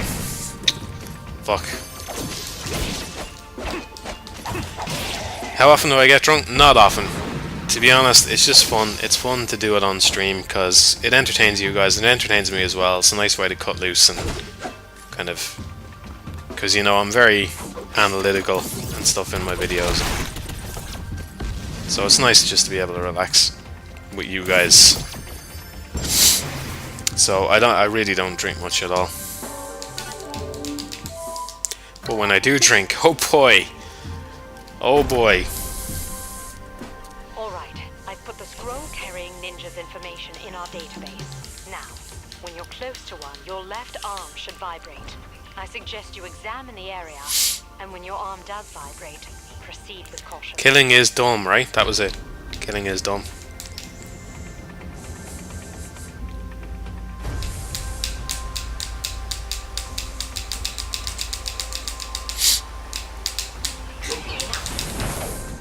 First it's ninja, and now it's samurai. They say that Killing is dumb. So guys, samurais are ninjas. The ultimate question. The ultimate question. Samurais are ninjas. Vote correctly or you're banned from the stream. Everyone has to vote.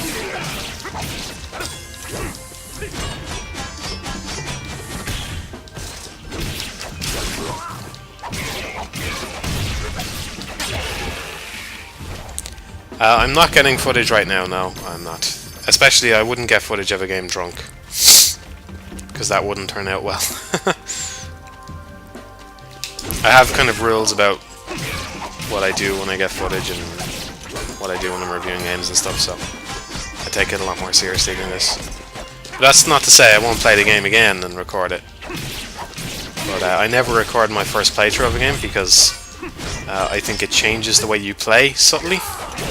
Because you're kind of trying to show the game at its better points, and you're also not trying to look terrible at it, and just you want good footage. So that can change the way you view a certain scene or something, because you know you're going to need the footage later.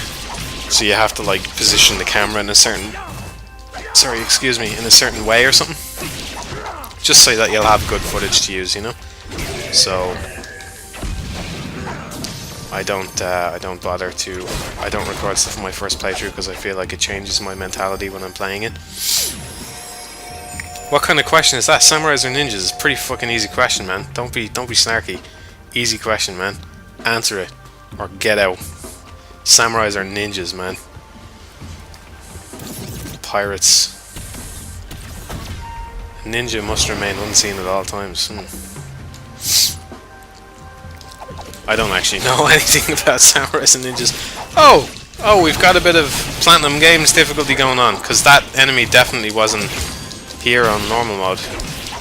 So that's cool. I don't remember any other engagements that were different, but this one definitely is, because I played this level a few times because I refused to use the Mika tickets, and oh my god, is the frame rate awful right now. Holy fucking shit, it's like 10 FPS. I swear to god, it's like 10 FPS. Guys, it's not me, I'm lagging. It's like 10 FPS. No, I'm not even kidding, man. This is ridiculous.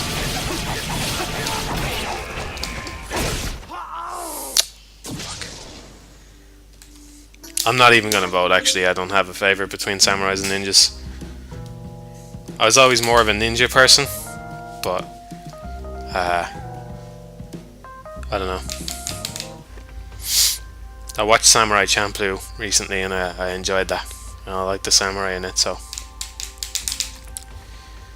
obviously not really a particularly accurate historical portrayal of samurai, but then again I'm guessing Revengeance isn't a particularly good portrayal of ninjas or whatever. The scroll carrying ninjas information in our database. Now, when you're close to Have you ever? No, I don't do any drugs at all. I'm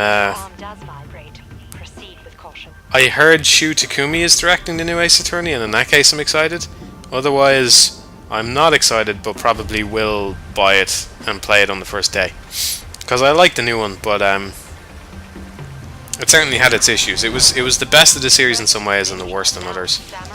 Just like the solutions were just ridiculously easy and just ridiculously handed to you.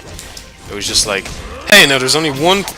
It would repeat several times. Now there's only one possible person who could have possibly been in this room at this exact time, and these are these are the exact conditions that the room was in, and like this is the exact thing. So who could it possibly have been, and what could they have possibly done to do this? If this was the exact place and time that it had to happen in this exact way, well, I guess it's this one only possible thing which could have possibly happened. Yeah, correct. Well done, Phoenix Wright, Ace Attorney.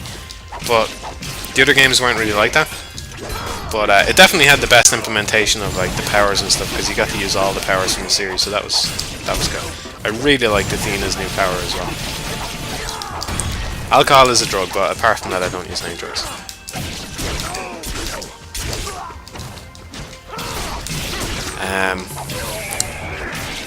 So I'm looking forward to Phoenix Wright versus Professor Layton, but really what I want to see is I want to see Shu Takumi just do something new, because as far as I'm concerned, Ghost Trick was way better than Phoenix Wright, and if there's a chance giving him the opportunity to do something new could produce something even better than Ghost Trick, that would be fucking amazing. So I would rather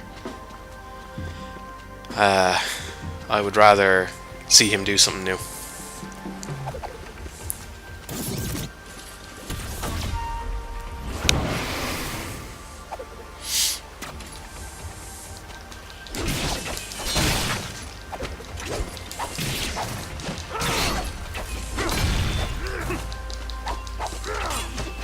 Wait, are those enemies gone this time? I don't see them.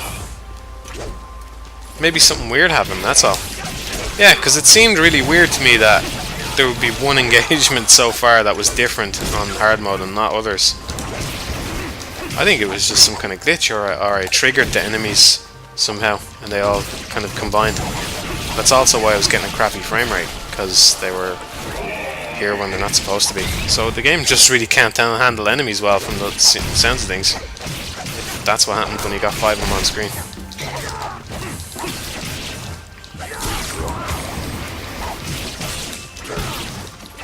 What can top Ghost Trick? I don't know. I honestly don't know. But, you know, if there's any man for the job, it's the dude who made Ghost Trick, so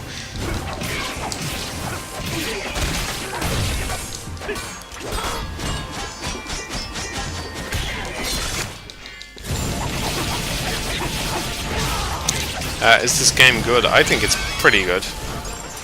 It's more style than substance, but that's okay. Especially, oh my god, I got killed because I picked up the scroll. If you go in knowing that it's more style than substance, you're in for an especially good time. I like Professor Layton, and I've played a bunch of them, and I've always had a pretty enjoyable time with it. But the thing that bugs me is, and especially I get annoyed when, because Professor Layton sold more than any Phoenix Wright game, at least I'm pretty sure it did.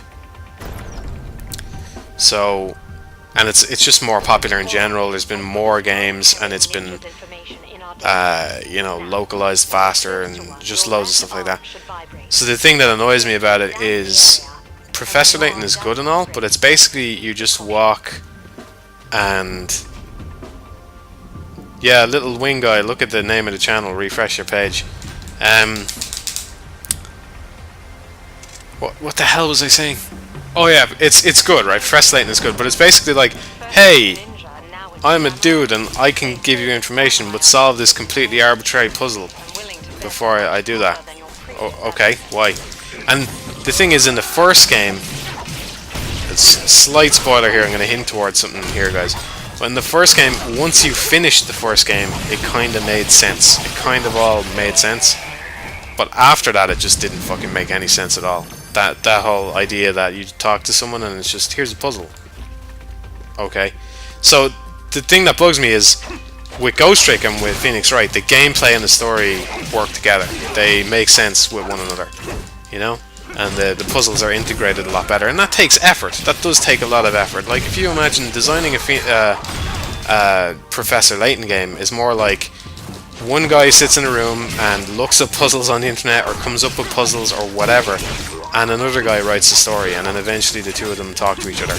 Whereas with Phoenix Wright, it's the two are just completely inseparable from one another. You can't take one away from the other and still have a functioning thing, you know? More so with Phoenix Wright, but at least the puzzles in Ghost Trick made sense. So I like Professor Layton, but I kind of resent that it takes so much less effort to create than Phoenix Wright and Ghost Trick, and yet obviously people enjoy it more, or you know, more people play it or whatever. Kind of an arbitrary thing to dislike a game for, but there you go. I feel the same way. I'm torn between more Ghost Trick and not wanting it. I feel the same way about the Wonderful 101 actually. It would be fantastic to get to expand on the mechanics of the Wonderful 101 and stuff, but at the same time I just like it as a self-contained thing. It's just fucking great that it's just this one-off thing that just, you know. And the thing is, when you do a sequel, you run the risk of not just doing a disappointing sequel, but in some ways tainting the original, because, you know, you can always pretend the sequel doesn't exist, but you will always know that it does on some level. And, you know, and this is what the creator decided to do with your beloved series, is make this sequel that was disappointing or whatever. So I feel the same way about Ghost Trick. And it just ended so perfectly, but you know, you could definitely imagine some kind of spiritual sequel or a non-direct sequel of some kind working. I did play WoW years ago. I didn't play that much though, I never got that into it. I was more of a solo kind of player, just kind of playing the game by myself and not really interacting with people all that much. I mean, I did eventually join a guild with a couple of friends, but I was never into it as much as anybody else. But I liked it. There's something about World of Warcraft that I've never gotten from any other games since. So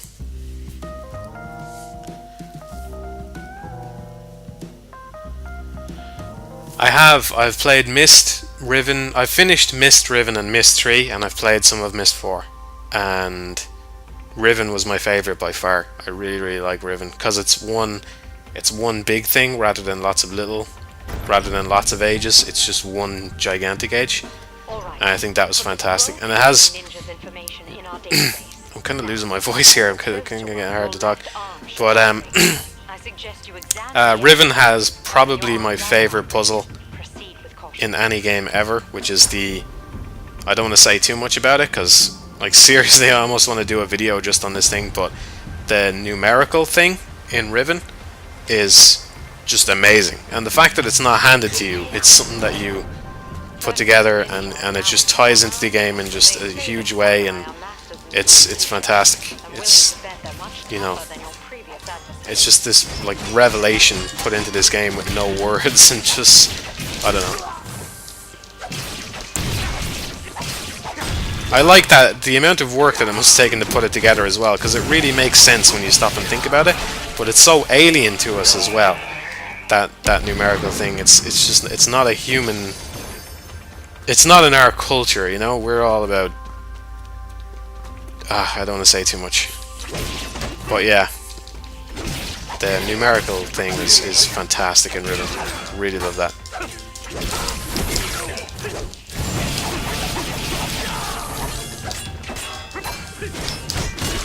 I think, now this might just be me being biased because the Wonderful 101 is my favourite Kamiya game, but I think if there's any game that he had the chance to do a sequel to, it would probably be the Wonderful 101.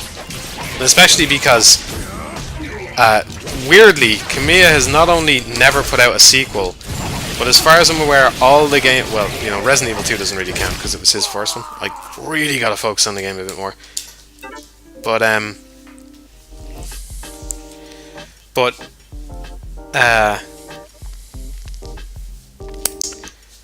sorry, what was I saying? I got distracted. But yeah, the Wonderful 101 is the only Kamiya thing that hasn't got a sequel yet. So it's actually his only shot at doing a genuine, just first sequel to his own fucking game, which is sad, I think. Alright, I've put the scroll-carrying ninja's information in our database. Now, when you're close to one, your left arm should vibrate. What do I think is the definitive version of Persona 3? I really don't know. A lot of people say it's the PS2 one, but I'm quite fond of the portable one. First it's ninja, and now it's samurai. They say that samurai are masters in swordsmanship, and willing to bet they're much tougher than your previous adversaries.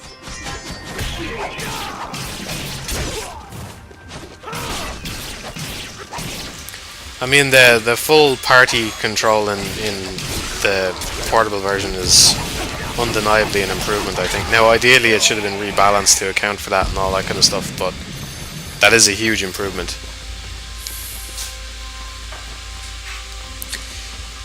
Yeah, I'm sure he's involved in Bayonetta 2 as well, but there really is a huge difference between someone directing a game and just, you know, producing it or being involved or giving advice or whatever. You know, Beautiful Joe 2 would no doubt have been different if he had been in charge. I'm not sure in what ways it would have been different, but, you know, you can say that much, I think.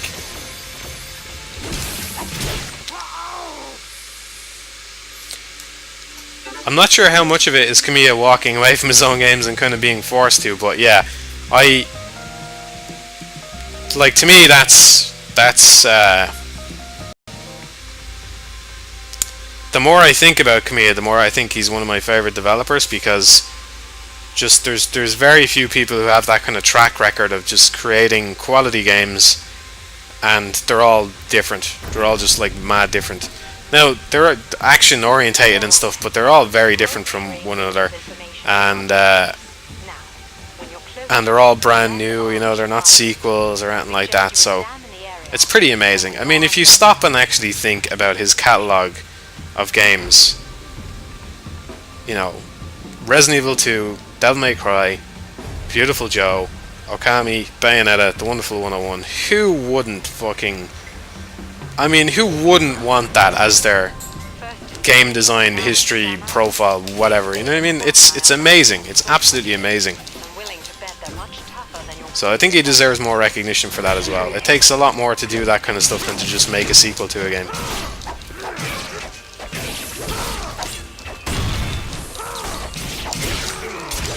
It's actually a kettle, but it should be stopping now, sorry. Just it was either this or stop talking for like 5 minutes, and then everybody would be, why is Matthew stopping? So I'm having a hard time playing the game and reading the chat as well. So the Persona 3 thing. Okay, so the battle system was good in the portable version. It's better, I think. Now, obviously, the other one has all those other advantages. What I really want, and this is nuts to suggest it, because everybody's bought Persona 3 3 times, that's why they call it Persona 3. But what I really want is another version of it. And I think it would be fantastic, even though I haven't seen it yet, I think it would be fantastic if they use the anime scenes from the films, the new films, because the quality on that stuff looks fantastic. It really like captures the atmosphere really well from the trailer that I saw. So so I think it would be fantastic if that was in it, and then if you had, you know, the benefits of both games, that would be cool. And the thing is, I much prefer Persona 3 to Persona 4, and I don't begrudge Persona 4 or anything like that. I liked it. I really liked it when I was playing it, but I feel that it's kind of a minor travesty that Persona 4 has this like great definitive version, whereas Persona 3 doesn't. It just doesn't seem fair to me, because Persona 3 is just a better game as far as I'm concerned.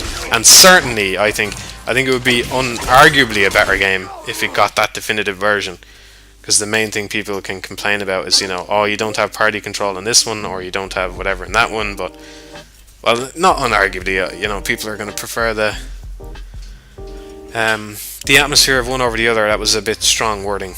The hyperbole comes out when I'm had a few drinks.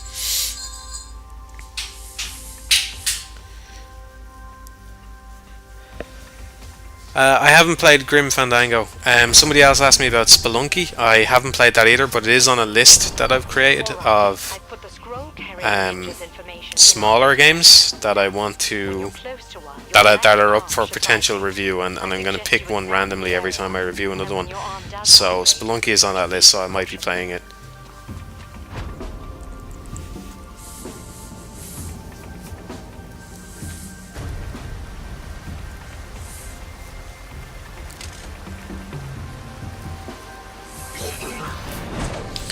I felt the opposite about it,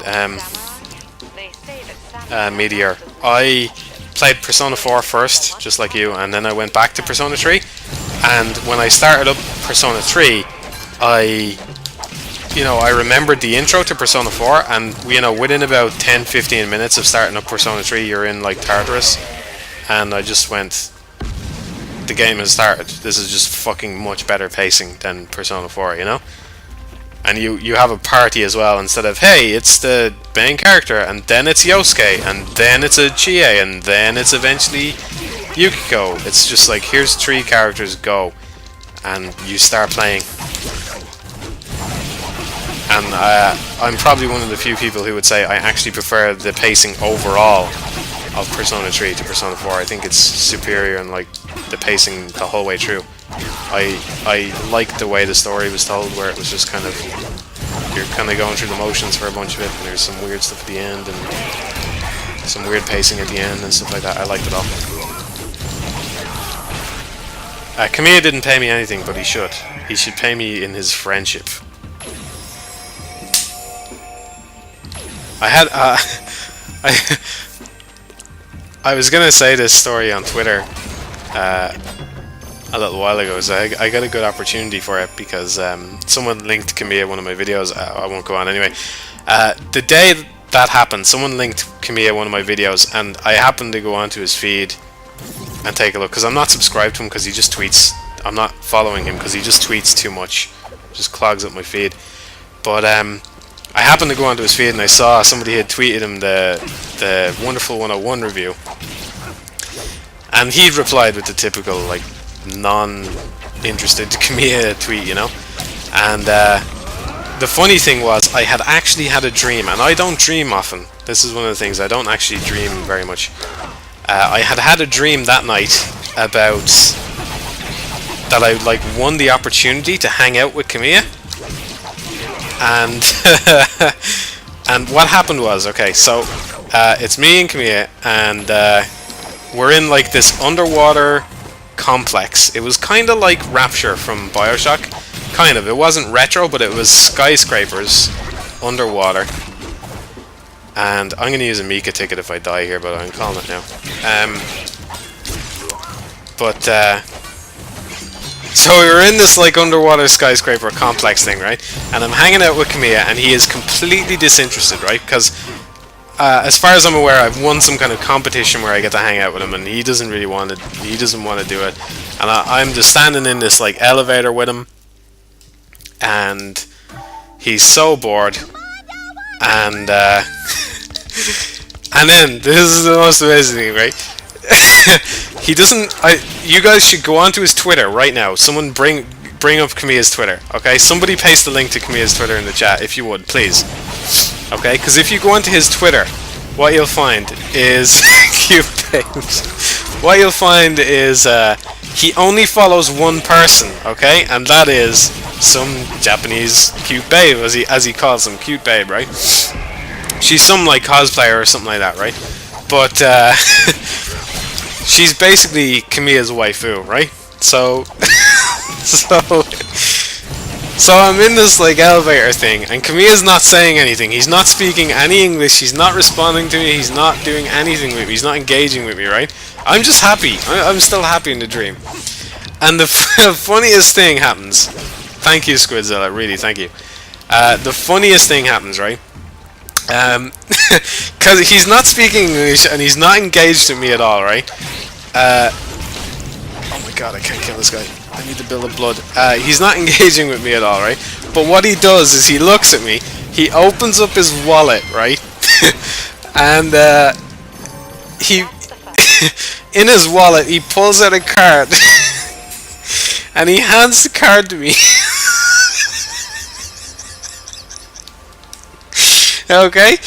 And the card the card is just a card of his waifu. It's just got a picture of her on it. So he hands this card to me, and he looks at me like expectantly, right? This is the only time he is engaged with me in the dream at all. And he hands me this card. Oh my god. So he hands me a card and he looks over at me. And he's like, his expression is like, you know, what do you think, right? So I don't speak any Japanese, so I look at the card. And I just nod back at him as if to say, yeah, she's cute. You know, yeah, your wife is cute, right? So I just nodded at him.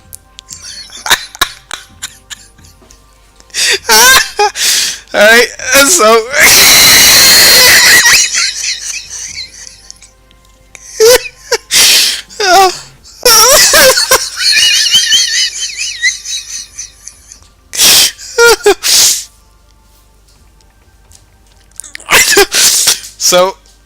so I hand this is it, right? So there's really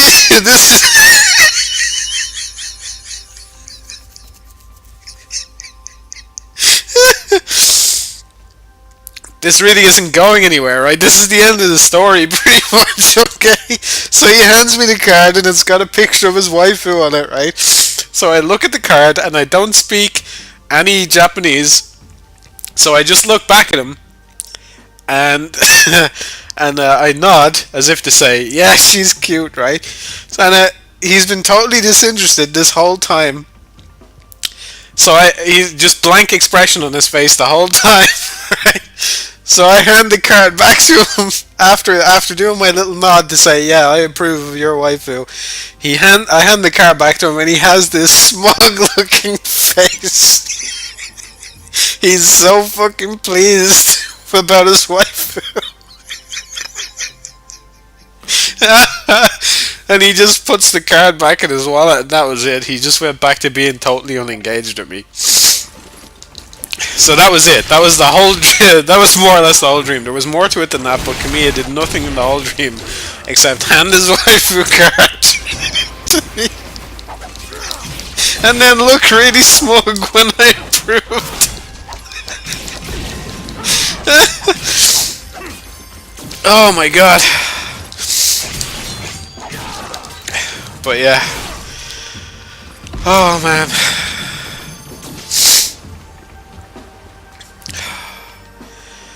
It was a good dream. It's a good story, at least I think.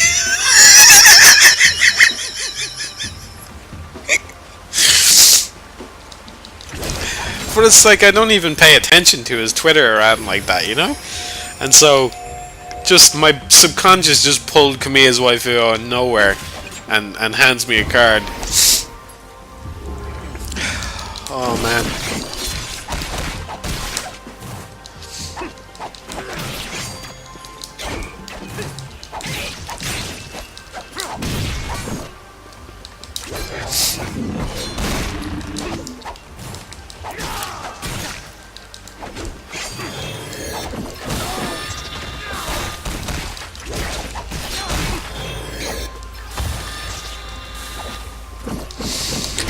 Oh god.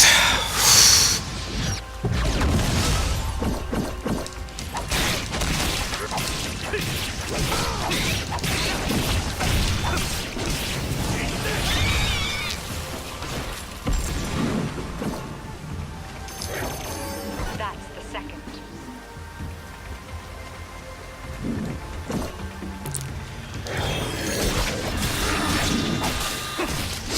So yeah, I have no idea what was going on with that dream. It was good though. I wouldn't mind having it again. It was funny. Oh man.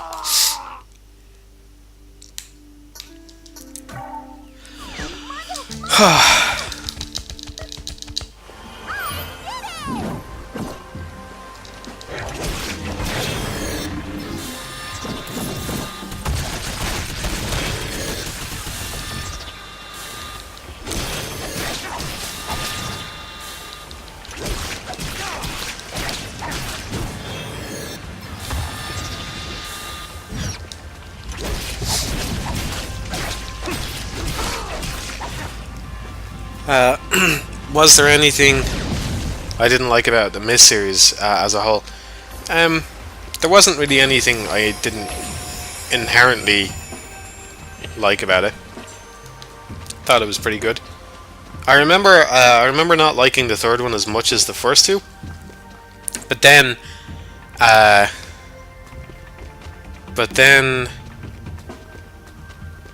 it had a better conclusion to each age, because you kind of solved one big puzzle in each age, and you went through like a little roller coaster or something at the end, and they kind of came together in satisfying ways in the third one. I remember that much. And then, like I said, I didn't really play 4 or 5, so I can't really comment on those. They all had good points.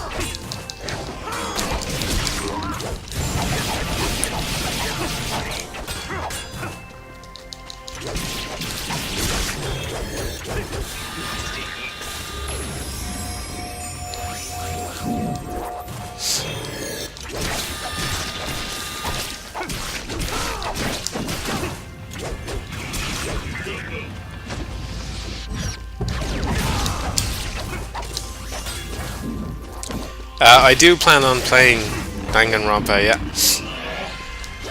It came out today, but I decided to stream for you lovely people instead of going out and buying it. If I wasn't streaming and I wasn't working, which I probably would be working, and at the moment working means playing Uplink. But if I wasn't streaming and wasn't working, I'd be playing Danganronpa. So I'm quite interested in it. I don't know too much about it, but it sounds like it could be good. Worth playing at least, anyway.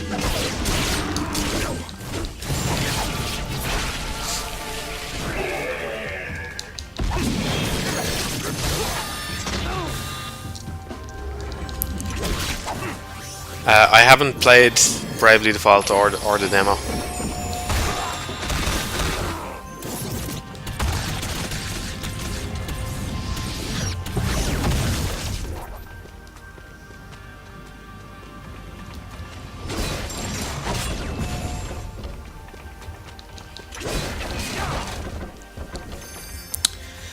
I tried getting into Uplink ages ago, and I couldn't really do it, but this time I'm having a lot more fun with it. I think the thing about Uplink is you have to be willing, and to be honest, a lot of indie games are doing this nowadays anyway, like Faster Than Light, for example. But you have to understand basically when you fuck up an uplink, it's game over and you're back to the start and you've lost an hour of progress. But you'll learn from it and you'll get there faster next time and you'll do better and stuff. So it's a good and a bad thing that it punishes you so harshly for failure. If you have patience, uplink will be great for you. If you have patience to read stuff and stuff like that.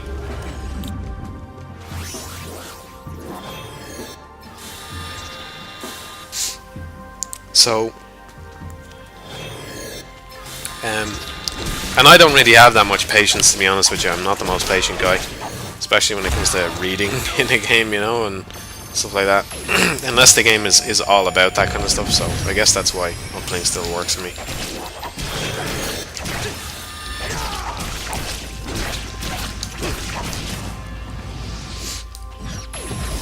Yeah, I have played Darwinia. I really liked it.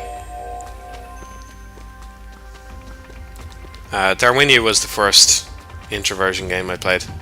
I've been a fan of theirs for a long time. I haven't had any more weird dreams, sorry. If I did, I would share them because it was fun telling it and I know you guys really enjoyed it. If I had more, I would tell you. But I don't. I did have a dream the other day, actually. I said I don't dream much, but I did have another one right after the Kamiya one. I'm not sure if it was games related or not or what it was, but I don't think it was as funny anyway. That Kamiya dream was fucking amazing.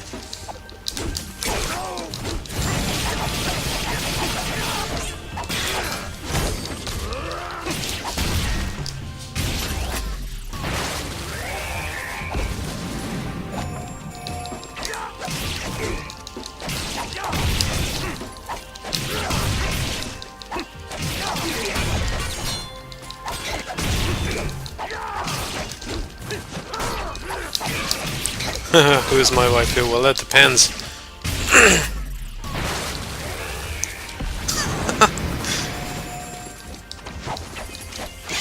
I like to think I have a cuter laugh than Yukiko.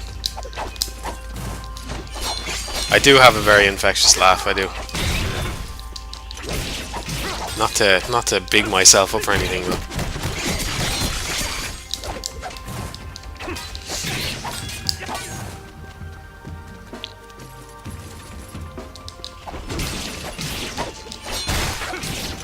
Yeah, I'm pretty sure the quality drops, there's nothing I can do about that. It's just, this game is just mental visually, and the way compression works just isn't gonna play very nice with it, especially not in real time. So, it's just not gonna work, because there's just colours exploding all over the place, and really compression works best when something's constant.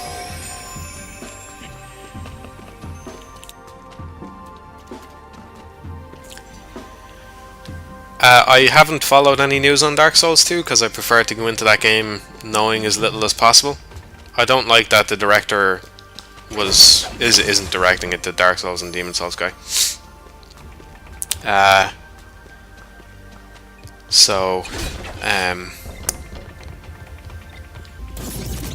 Yeah, I really don't know what to think of it until I play it.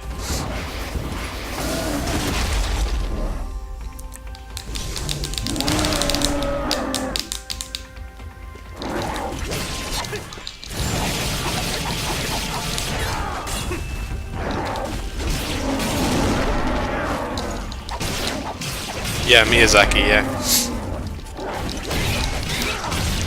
I'm there every day, Ram, so I like anonymity in general. You know, to be honest, the reason I liked anonymity to begin with is because I didn't like signing up for fucking accounts for things to comment on things. But it runs a lot deeper than that now. It's just more about getting honest discourse on things. You know, Moot actually did a good post on it recently, so there should be a link to it there. But basically that. You know, pseudonymity is not the same thing as anonymity. If you have a name for yourself, like, you know, like Matthewmatosis, let's say, you know, if I post under the Matthewmatosis name, the things that I say can theoretically be just to boost my reputation or whatever, you know, it's not really the same as anonymity. So, that's the main problem with something like Reddit is, you know, people taking their usernames way too fucking seriously and like trying to garner, you know, internet points for opinions that they only vaguely believe because whatever. I don't know. Although there is advantages to the format that they have over there as well. The thing I really like about that is that they can just make a board about anything at all. I think that's really cool.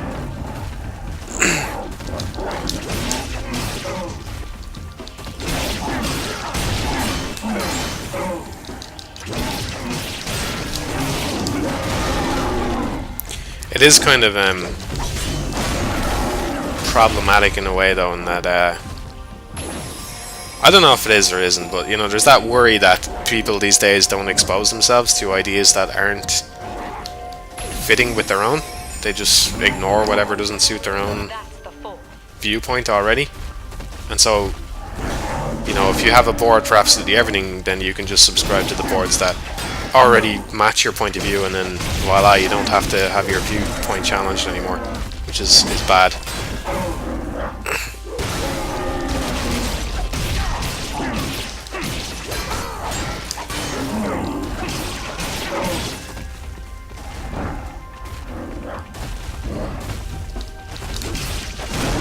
No, I really like that you don't need an account. I probably wouldn't have stuck around on it if you needed an account to post. Just the thing that appealed to me most about it to begin with. These guys are taking forever.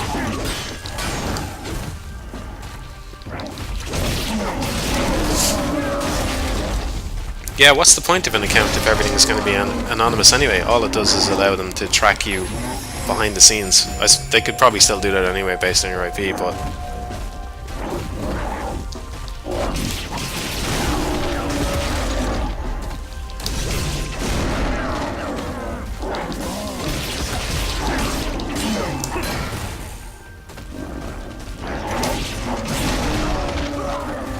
getting wrecked.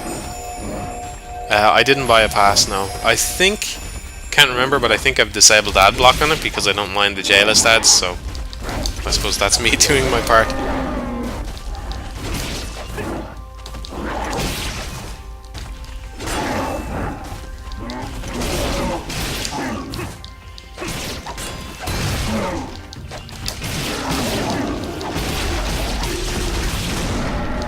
I need to get a new level of dodge.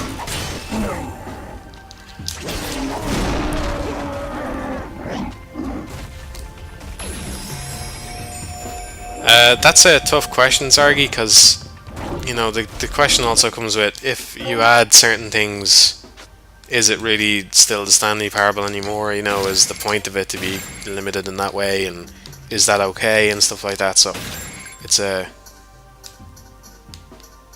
tough question. So, like I said, you know, if their goal was to make the game with the exact kind of limitations and stuff that they had, then they did a pretty good job, but it's just not really my thing. I just think it could have been better if it was... I don't see why you can't insert the same kind of commentary into a... Oh, for fuck's sake. I was just about to kill him. Into a proper game, you know? like I was saying earlier, No More Heroes has some pretty good meta commentary in it, and really like messes with player expectations in fun little ways. But it's still a game, you know, it's still like a full game. Now, it's not a particularly great action game or anything like that, but like, it does the job. There's certainly a lot of effort put into it, more than the Stanley Parable by far anyway. I took the limiter off one level, so I need to upgrade that again. It seems to me that this hard mode isn't very good, to be honest. It's just pumped the health up on loads of enemies.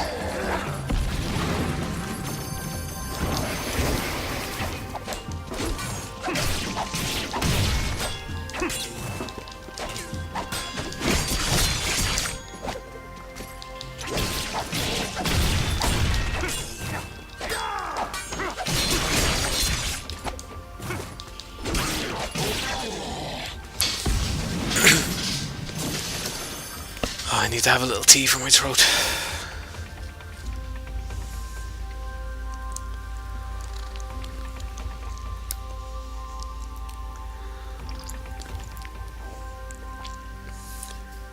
No problem, Zargi. I don't think it was a particularly good answer, to be honest with you, but if you're happy, I'm happy. Would I make Camilla my waifu? I'm not really into dudes, so no. And I'm sorry to shatter all your dreams by saying that. But no, I wouldn't make Camilla my waifu. He's a cool dude, though. I would definitely hang out and have beers with. If he could speak English or I could speak Japanese. He probably can speak some English, but...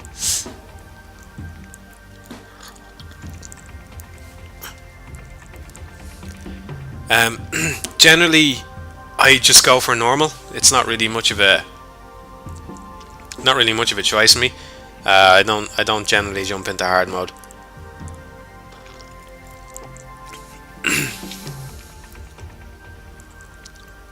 I think hard mode matches my skill level a little better than normal mode does in most games, but I just have a more relaxing, kind of comfortable time on normal mode, and so I go with that. What do I think of Phantom Hourglass and Spirit Tracks? Phantom Hourglass, I kind of liked. I liked Phantom Hourglass when I first played it, but people criticizing it have a lot of very, very valid points, and it's kind of turned me around on it a little bit. I think the thing about Phantom Hourglass is the idea behind it of a central dungeon which you revisit over and over again was pretty cool. I think that's where I would disagree with most people.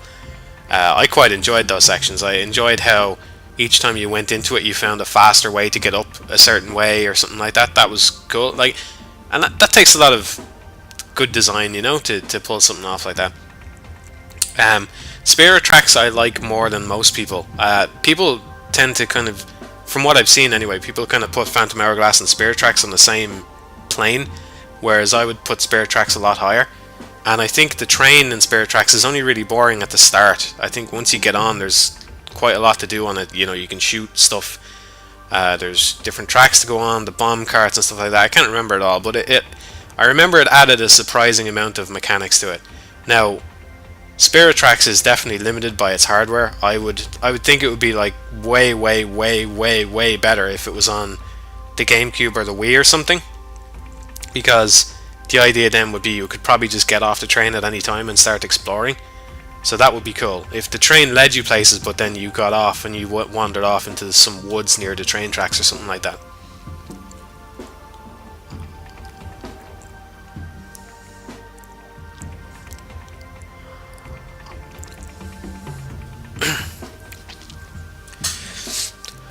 Camille would only hang out with me if I was a cute babe. Yeah.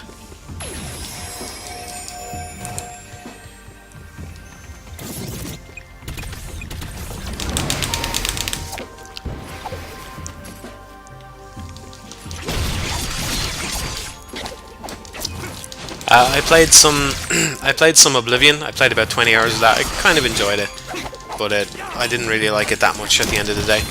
And then I played Skyrim for about an hour, and I realized it wasn't for me. I think the main difference why I was able to put up with Oblivion and not Skyrim is because in between I had played Demon Souls and Dark Souls, and the combat in those games just shits all over the combat in the Elder Scrolls games. And I know they're more about the world and stuff, but primarily the way you're interacting with the world is really through combat a lot of the time. You go into a dungeon, there's combat and stuff like that. So, I'm not a big fan of an open world game where they just decide, well, it's okay if the mechanics are just mediocre because it's open world and there's lots you can do and stuff.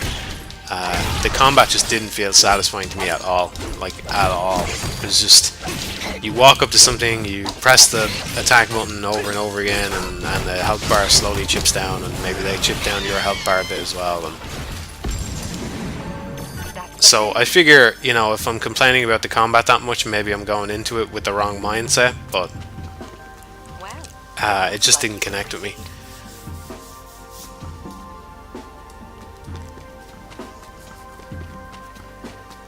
The flute worked fine for me in Spirit Tracks. I think I found the very last song a bit hard to play, but that was it. How could you just leave me? You cold. What was my worst DSP moment? Is that for me? I had one in Killer 7. Actually. It was on the bosses where it's two like Japanese guys at the end of a table, and they throw stuff at you and you have to shoot their brains out. And I got so fucking mad at that bit in that game. And I actually did explore my options. I was shooting at them with, you know, Dan, let's say. I don't know, you've asked the question, you may not have even played the game, and I'm giving you this long answer about Killer 7. But anyway, Dan, right, he's got a regular gun. And I was shooting at him with that, and it was so fucking frustrating. And I was like, there's no way this is the correct way. There has to be some other way. So I was switching between the different ones, the different assassins.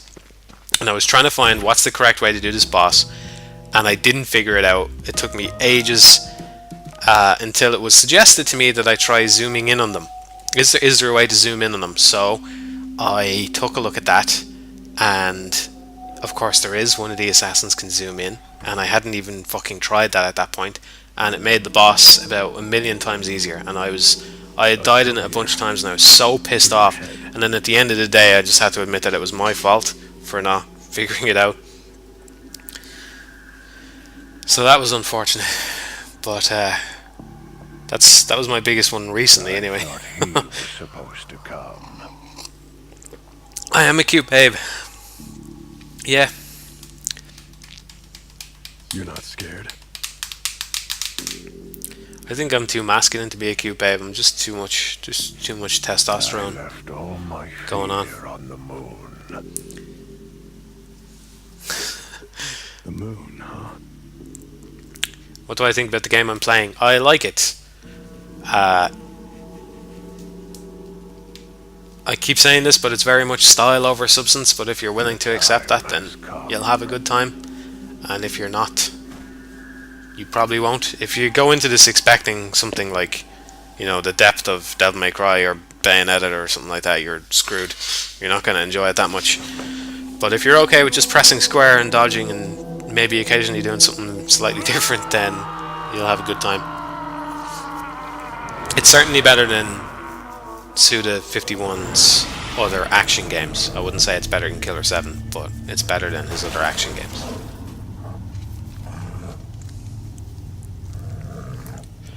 Yeah, lots of people say Morrowind is the best one, but I haven't had a chance to play it.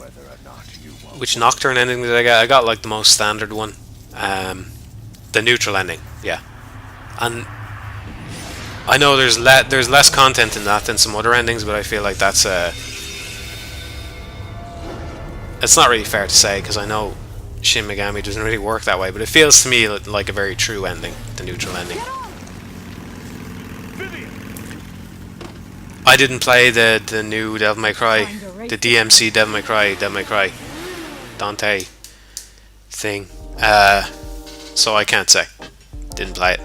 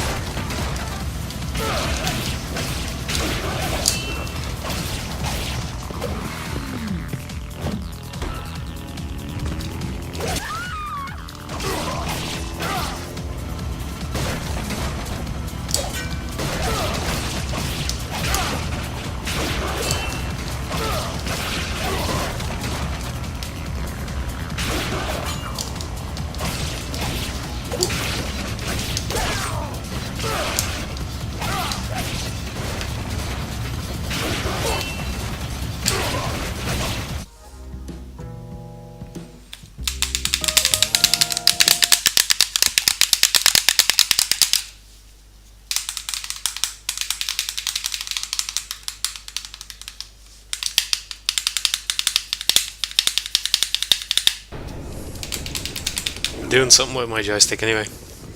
I mean I mean, I see now why he chose to send you. It's time to end this duel.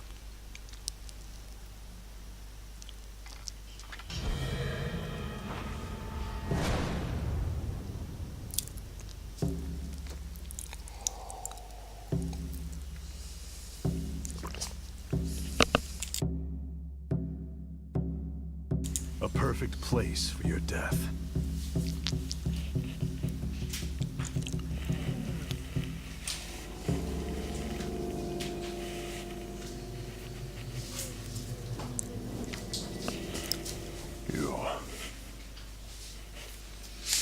You wear the scent of blood. Trust me, I prefer heading on hunch. What sort of programming do I do? Well, it's web development, so it's kind of a mixture of front end and back end. So I do Python and jQuery mostly. Machine. Good thing you didn't become a poisonous. I also do HTML, but not much, and I hate it. I hate HTML so much. But jQuery has actually kind of grown on me. I hated it at first. I thought the syntax is awful. I still think the syntax is quite awful, to be honest. But it's very useful. It's a very useful library, or whatever you want to call it.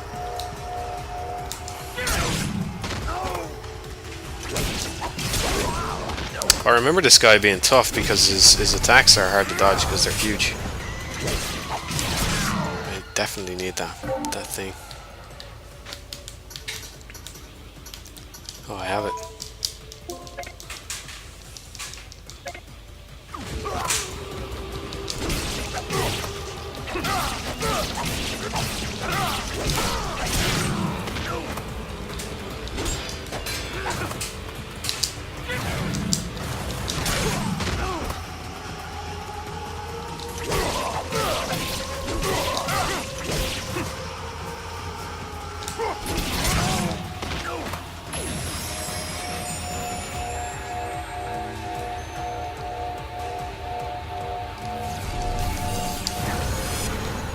Public affairs at ESP.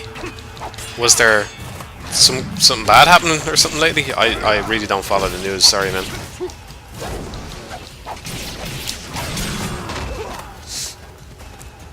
If I was to become a director,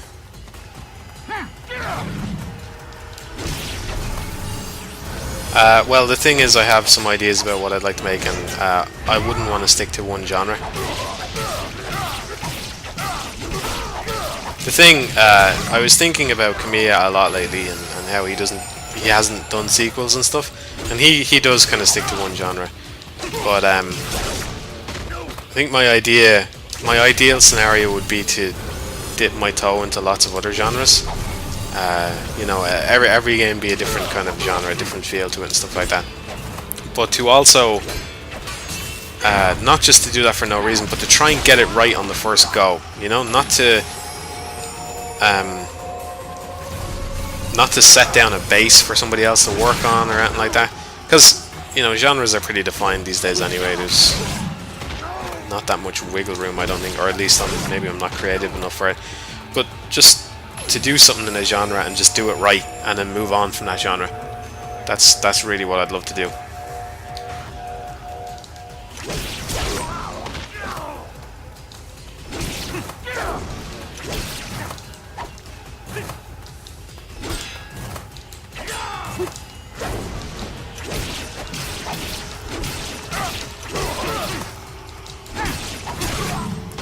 When you get blood from a boss like this and you have the healing spell, you can pretty much just keep going, couldn't you?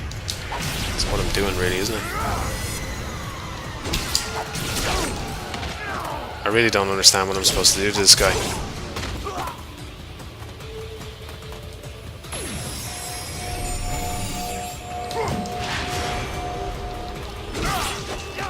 I don't know, man. Mando's probably close to 6 foot, so...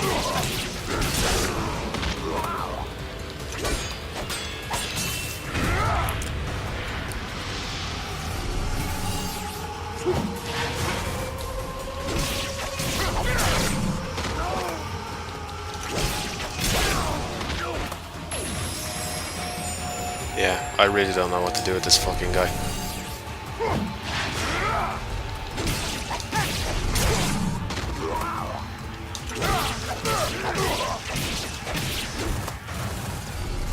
His attacks are just huge. That's one I should be able to dodge and get my witch time on, but I suck.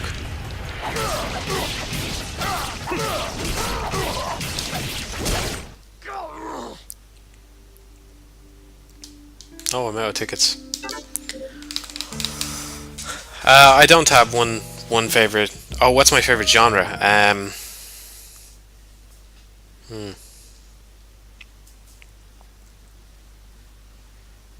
probably say platformers. Yeah, I enjoy lots of different stuff, but if I had to pick just one, it'd probably be platformers.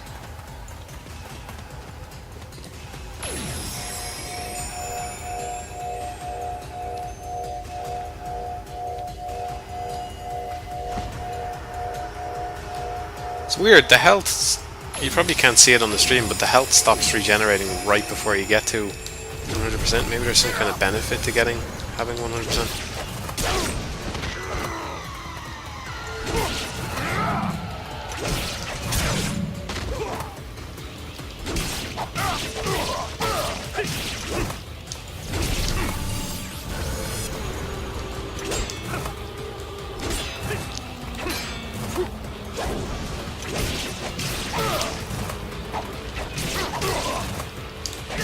My favorite JRPG gameplay-wise would be Nocturne, but I have a real fondness for Persona 3, the setting and all that kind of stuff, just the story and the setting and stuff like that. So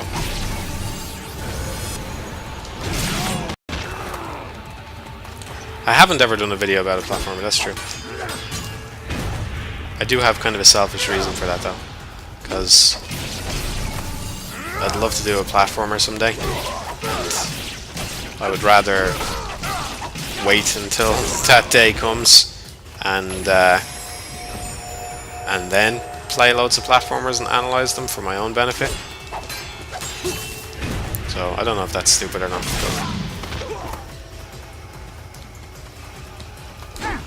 I can't see myself doing more critique videos. I'm a master at self-sabotage, so the critique video is by far my most popular, and that makes me not want to do any more of them. I'm really paranoid about my own mindset. I want to make sure I keep myself in check.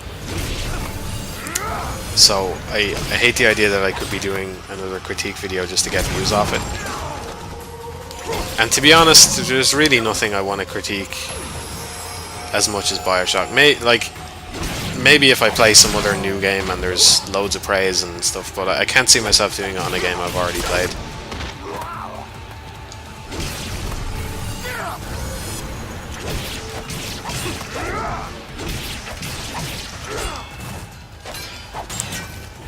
I would love to play Strange Journey, but it's not released over here.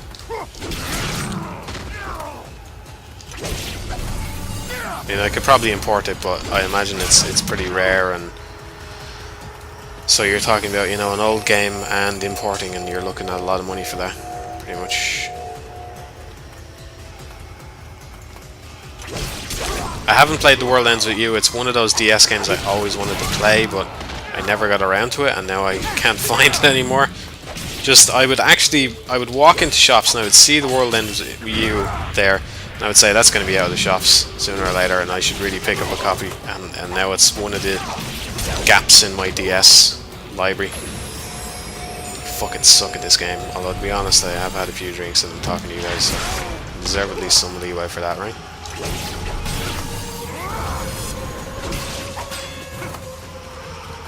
No, Strange Journey isn't region locked. I know that much, but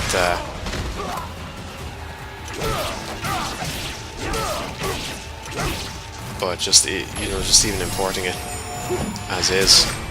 What the fuck is the deal with this boss? Can somebody tell me? Because, like, you just can't dodge his shit. You can't dodge it. Do I block? I'll try blocking. But I'm pretty sure his attacks are going to go through a block easily. They don't. Wow. Jesus Christ.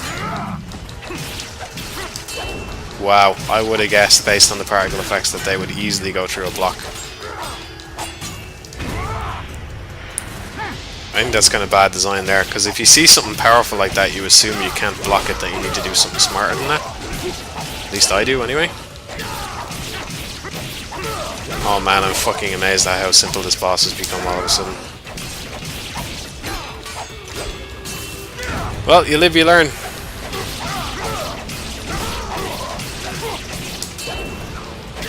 Is this the same for like every fucking boss in the game? Can you just stand around and press circle as soon as they're about to attack you and you're done?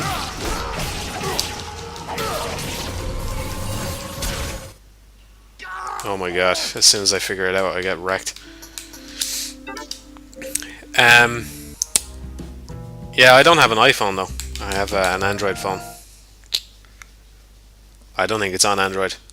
Do I watch any other game reviews? I don't really actually, and part of it is because I spend so much time working on my own stuff, and I'm kind of burnt out on that. By the time I do my own videos, I just am finished with the game, you know? So, I also like to just... The reviews are kind of a test for myself almost as well, you know?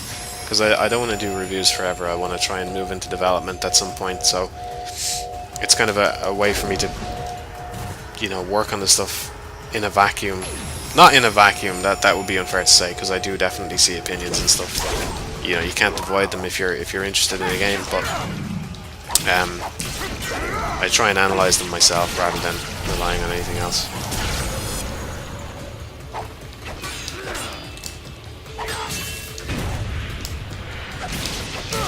What Android phone I got? A Nexus 4.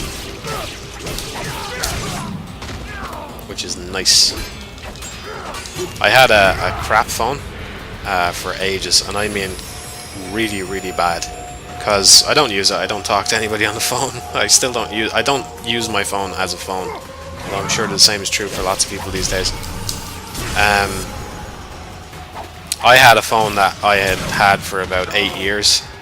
And it was this, while everybody was getting smartphones, it was this, you know, still monochrome thing that existed in the, you know, 1999 or something like that. It was probably released. So I only upgraded recently, so I decided, since I hadn't bought a new phone in about 10 years, that I would get a nice one. And that would last me for another 10 years.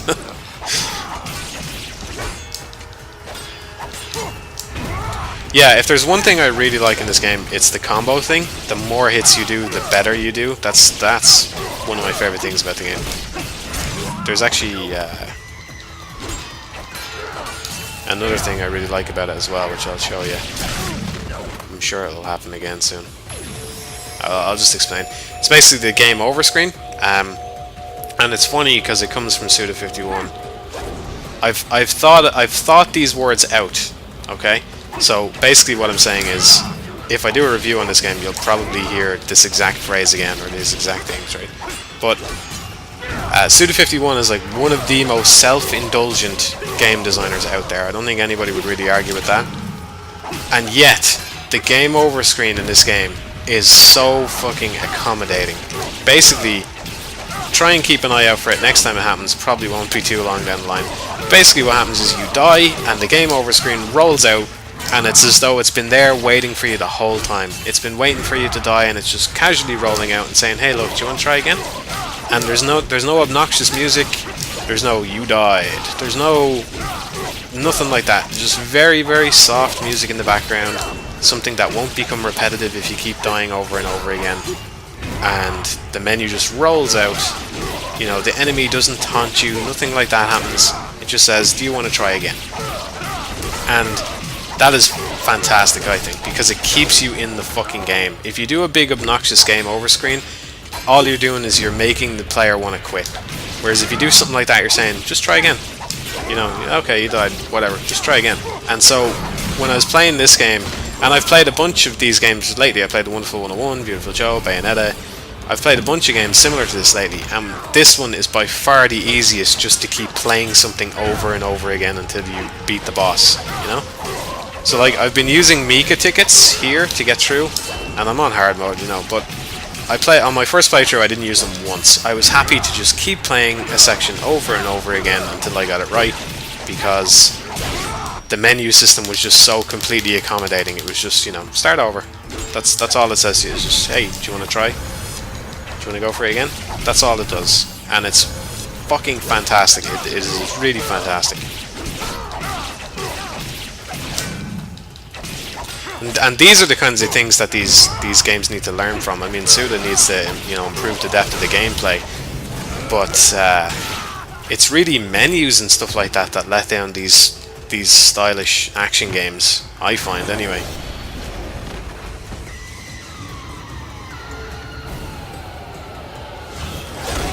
Thanks, Squidzilla, but you know, that kind of stuff. It's funny because I've always wanted to develop games, but the YouTube channel is a double-edged sword for me, because what it means is there's lots of people out there who'll be interested to see what I do, but it also means that there's loads of pressure on me to try and do something good, because oh well, this is the guy who talks for ages about the problems in other games, so obviously he's got to put something out that's, you know, that he couldn't criticize himself or whatever, something like that, you know? It just, I don't see myself beating this boss, guys. I've fucking used all my Mika tickets.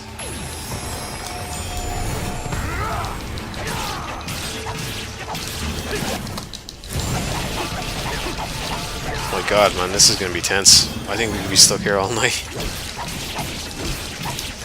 Oh, I can heal up.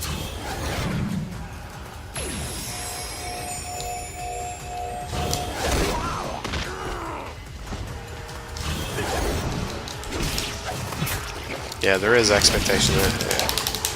It's kind of worrying.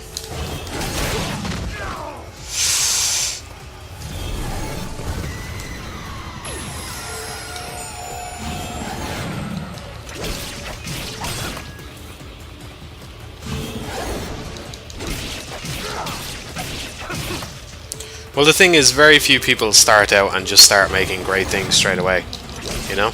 So that's the problem, really, is it's just not likely that the very first thing that I do will be... Oh.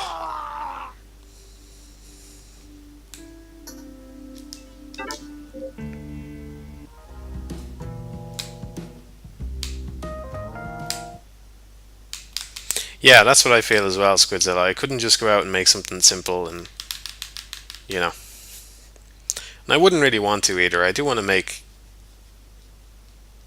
you know, really great stuff every time, but I'm just not sure that's a reasonable goal.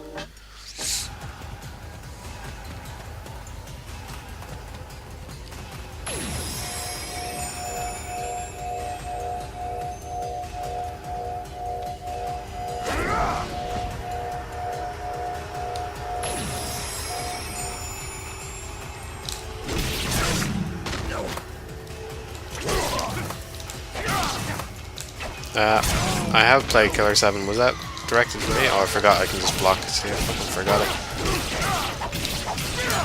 it. Yeah, so there's really no clear visual language here about what's blockable and what isn't, because you can block these mad sweaty attacks, but then you get to the second phase and blocking is a no-no. So that's a point against the game right there.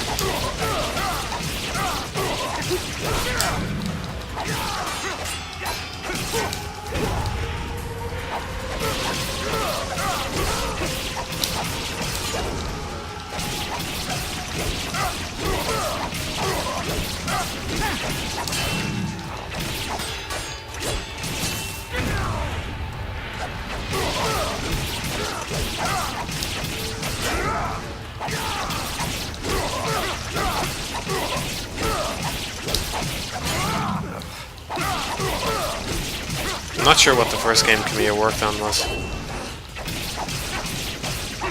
There's lots of people that work on, you know, only mildly decent games before they get to direct something cool, but I'm not sure, you know, I think the path for me is more just going straight into the indie kind of stuff, developing something solo or something like that, because I can't see myself working in a development environment.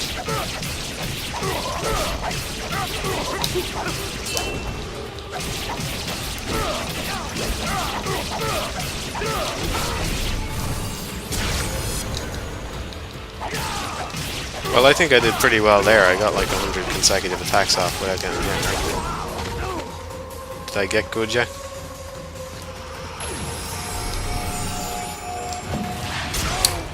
Man, fuck that fucking move. What should you get on your pizza? I have no idea, dude.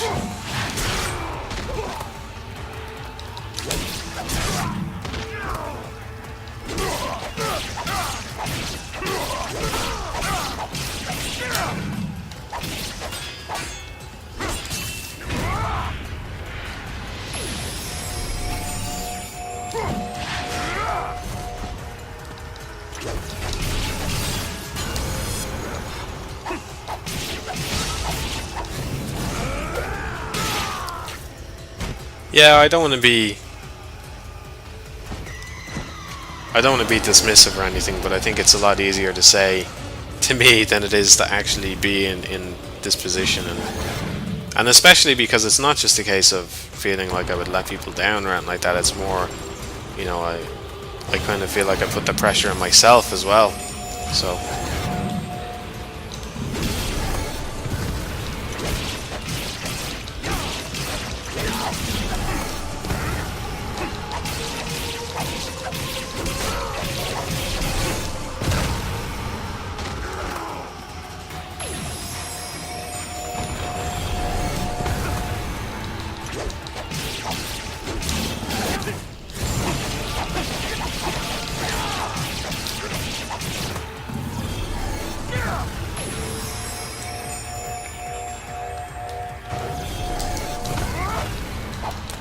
I have played Terra. I played it recently. I just played it last weekend, I think, and I enjoyed it. But I saw a lot of hype for it, and a lot of people saying it was fantastic and amazing and stuff. And I didn't really walk away with that impression. I don't know. Maybe it's just because I was never totally comfortable with the whole "this is you in the game" kind of thing, you know. So I feel like maybe if I was more comfortable with that, it would have connected with me more, especially the ending sequence and stuff like that. Oh my god.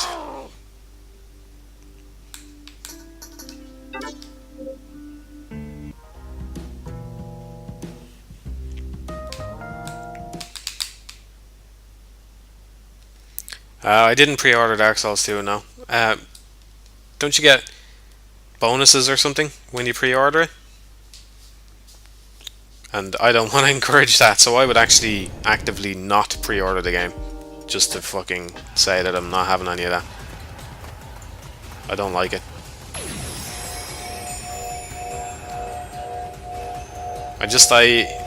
I really miss the days when you just bought a game and that was the game. I feel like it hurts the artistic integrity of a game when it's like, well, here's, you know, nobody's going to say here's a book and oh, if you pre-order the book, here's a couple extra bits on the foreword or something like that, you know, or the first chapter has an extra sentence, or, you know, it's just weird. It's just really weird to me. I'm also not a fan of steel cases. I don't know. I just prefer when all my cases fit in neatly with each other. So I think whoever said about the purple charge thing was probably correct. That's what I should have taken from this. But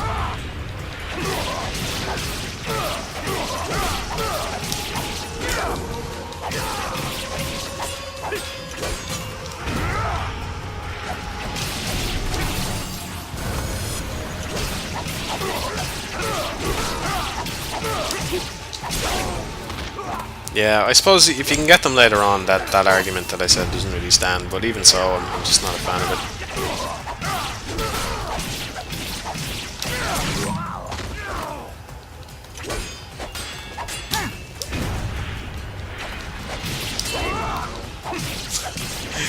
I'm the one being told to get good.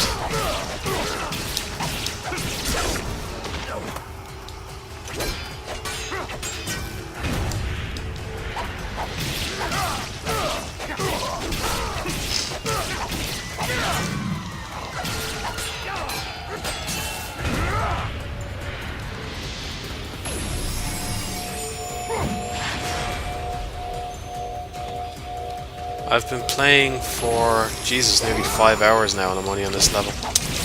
Oh man, so disappointed in myself.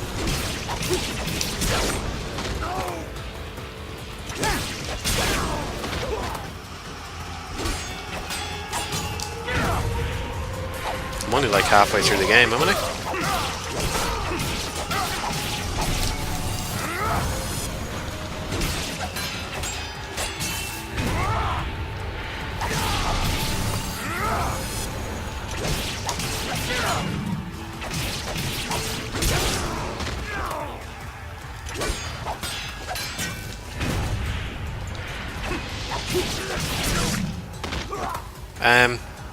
Yeah, I mean, the stories for games thing and stuff like that. Yeah, I think it is, you know?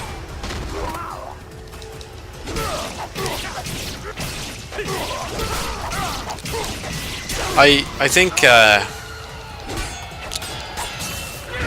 maybe my shift in that regard is because I have shifted a little bit, you know. Before I probably would have just been happy to just be a writer on a game and that would be it.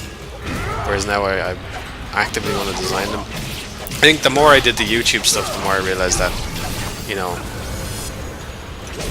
I feel like I could pull it off. I feel like I could do that job.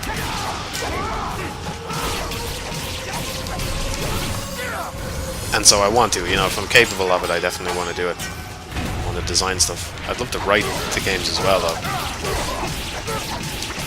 I don't see why that's not possible, though.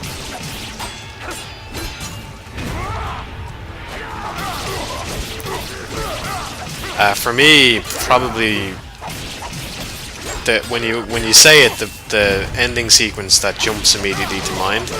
Sorry, the question. I think I want to start reading out the questions a little bit because I might archive this. The plan is to archive this anyway, and it'd be nice if people watching it on the archive had some context. So, what game do you think has the most powerful story and ending? The first thing that jumped to mind when I read it was Journey.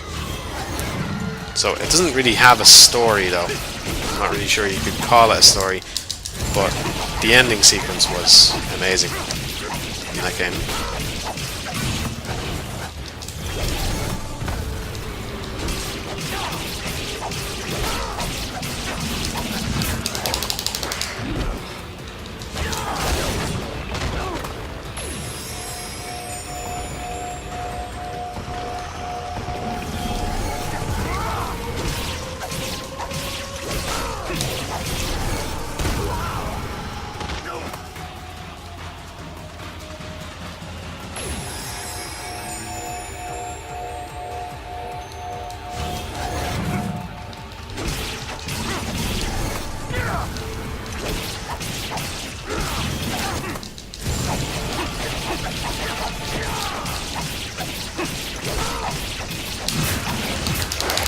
I like the first Hotline Miami, but I'm not particularly excited for the sequel or anything like that. I'll probably play it at some point, but excitement would be way too strong a word for my interest in that.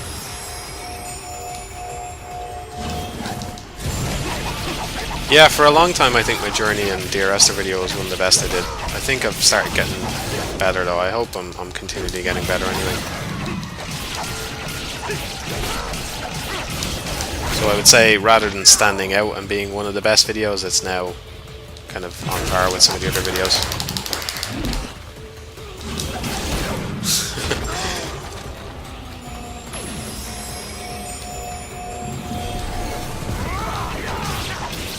I'm finally about to do it, guys. I'm finally about to do it.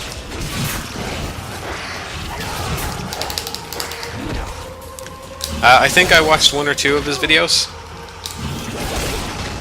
And I remember enjoying one of them anyway.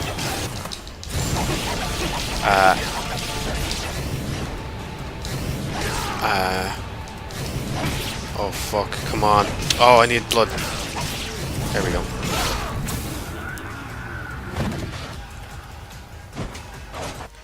But I haven't watched many of Fitz's videos now. I watched a few of Flimsy's. I like his ones. I've watched the Int Anti-Mage thing like 10 times or something by now. Let me end my own life like a true samurai. Assist me. It would be an honor.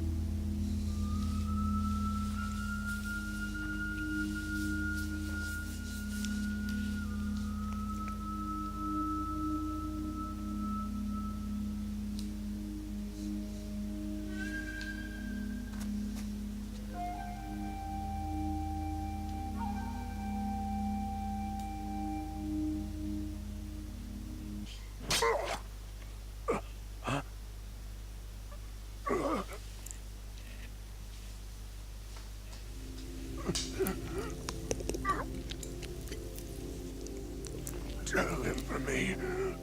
The tiger will disappear, so the dragon must stay. Of course.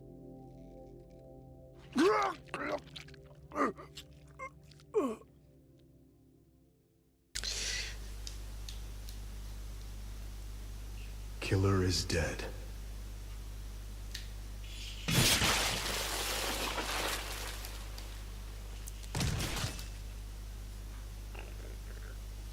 Do I have a cute babe for a date? You guys are my cute babes.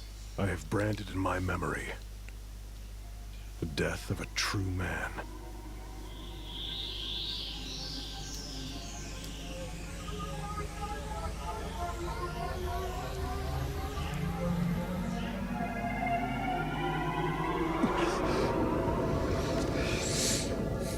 Killer is killer is kill. Dead is kill.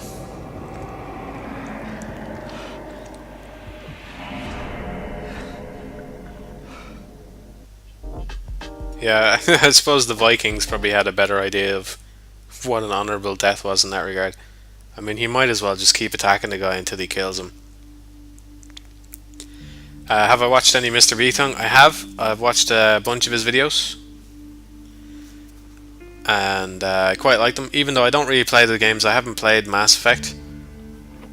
He kind of plays different games than I do, you know. I was never into that PC RPG scene because I didn't have a PC for ages and stuff like that. So, but I enjoy his videos nonetheless, which is probably a really good sign. I am up to date with Space Dandy and I've been really enjoying it.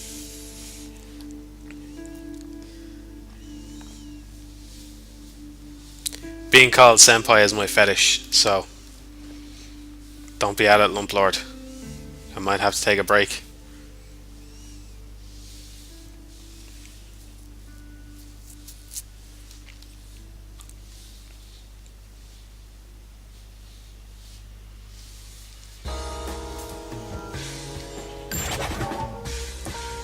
I absolutely adore the ending theme to Space Dandy. I think it's like the best ending to any anime I've ever seen. It's fantastic.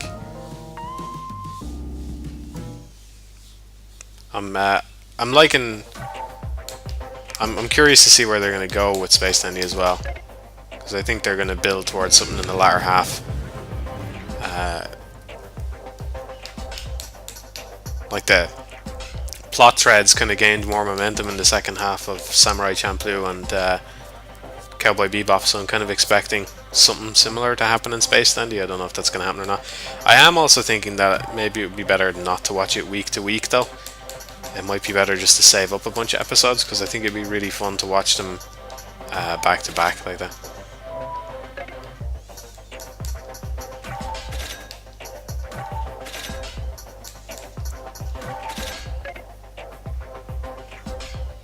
Yeah, the intro and the outro. Just the outro is my favourite of the two. But yeah, they're both fantastic.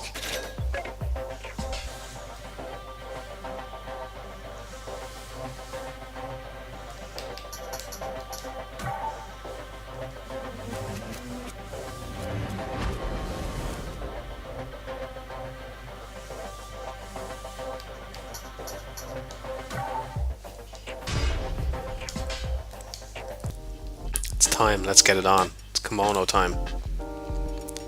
Why? Here's the thing. Do the Japanese have this thing for kimonos? I mean, they seem to, right? And I don't mean do they think they look pretty. You know what I mean? Do they like...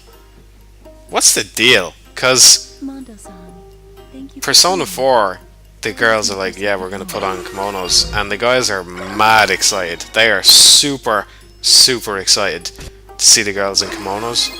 Where it's like, they wear more revealing clothes on a day-to-day basis.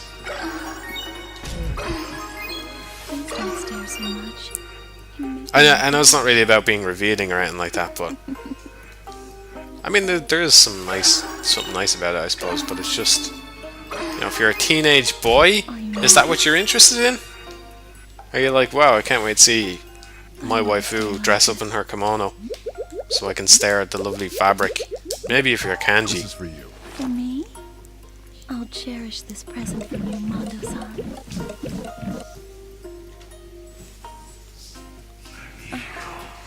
This is great. I miss you. Isn't it?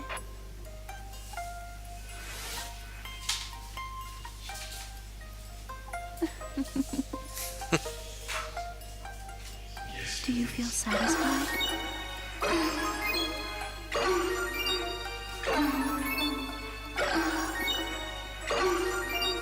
I want to stay like this forever.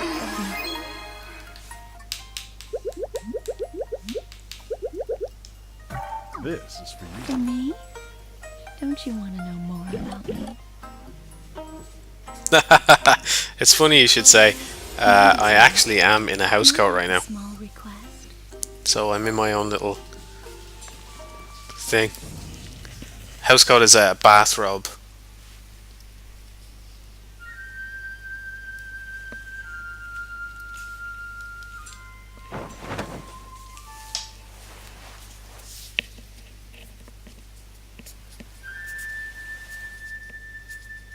I want to enjoy the finest pleasures and peace of mind with you.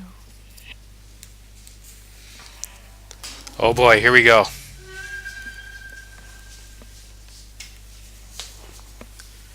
Here we go. I had no idea these things were here. Is she gonna give me something? I mean, besides the obvious. I mean...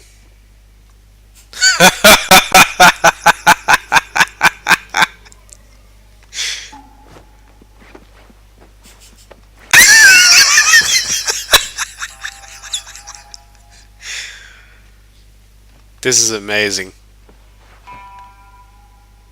Oh wow. So is that it? You get to open them like a present? Is that the appeal? You get to like spin them around and open them up like a present. Must you go to work so soon? I'll be awaiting your return. How do I keep fit and healthy? I walk to work every day. That's about the most I do.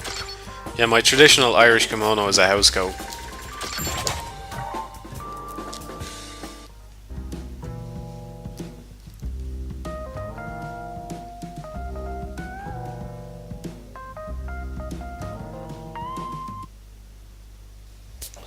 That was fantastic. Okay.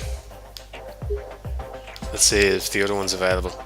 Can we get even further with this girl? Oh yeah, I forgot to do that. Yeah! Whoa! Yeah! I can't remember what it's like. I'll try and do it at the end of this one. Sorry, I wasn't paying enough attention.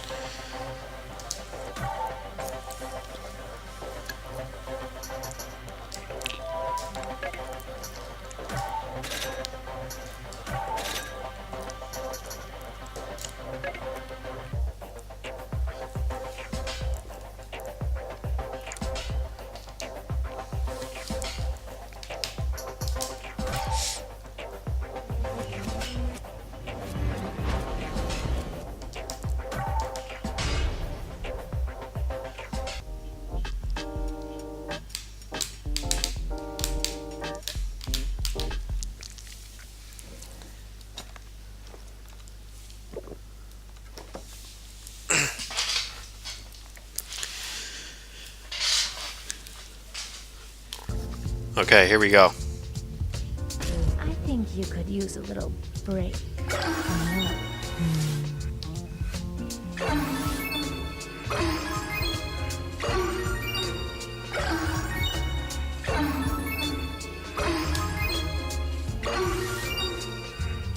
Don't stare at me so much. You're making me blush. She's such a classy lady. Fascinating.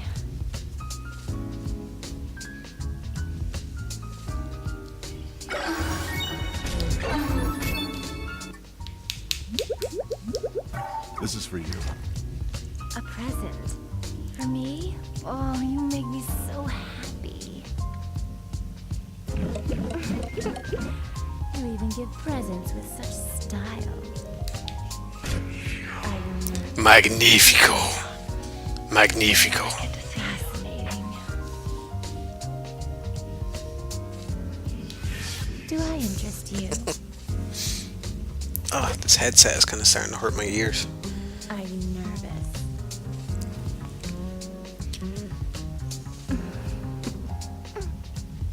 Fascinating. They could have made an actual game out of this if they just tried a bit harder instead of just making it stare at bits. And it would have been pretty fun. It would have been pretty fun.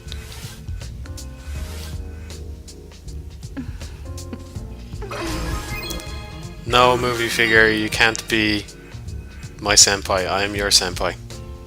Learn your place.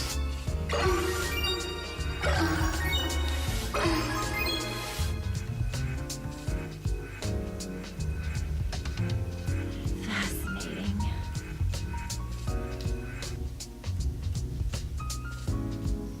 Are you nervous?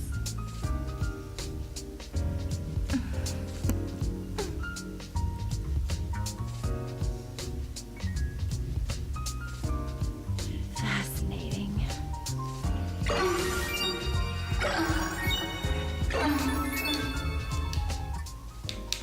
So, what do I give her? She's getting the perfume. This is fun. I'm so happy right now. Thank you for There we go. Magnifico. I want to know what your love's like. Here we go. Is it gonna go even further this time? Smooth moves, Mondo.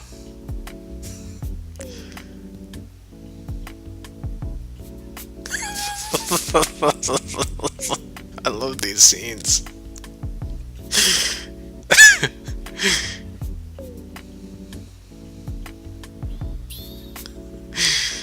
Don't you want to know more about me?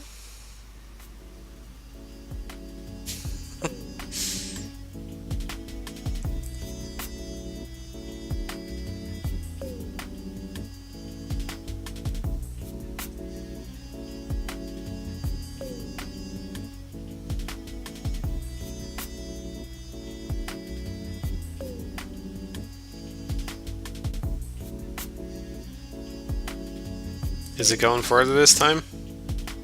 Oh, come on. Fade back in. Fade back in. I can't contain. Nobody's gonna sleep tonight. Oh, here we go. Oh, is this afterwards? No. Oh my. I hope there's nobody underage watching this. What's he doing down there? Oh my gosh.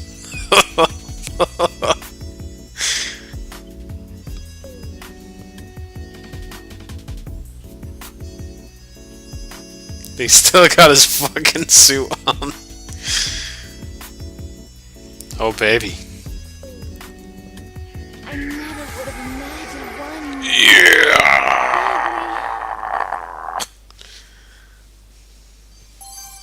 I can't stand being away from you. Come see me right away.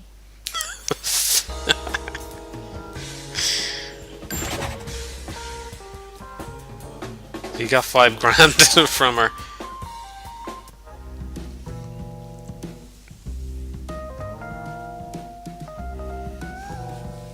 Robot hand comes in useful sometimes.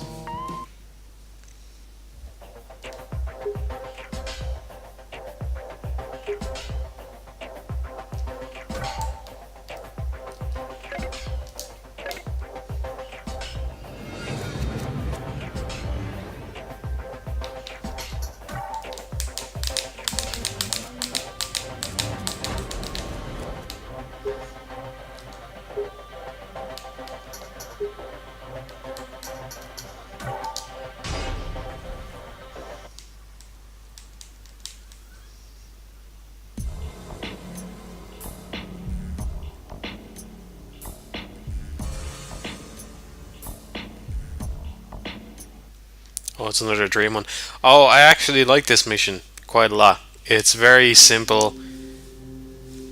It's very simple. It's very easy, but there's something quite enjoyable about it. Just the way the camera moves is very fluid in it, and it's nice.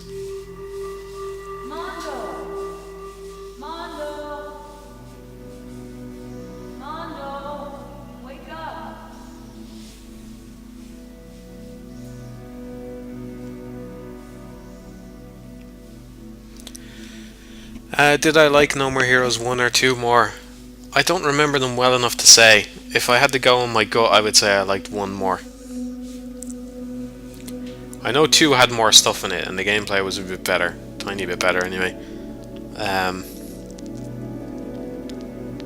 least I think it was. But 1 was just... 1 had a certain charm. I don't know, I really don't know.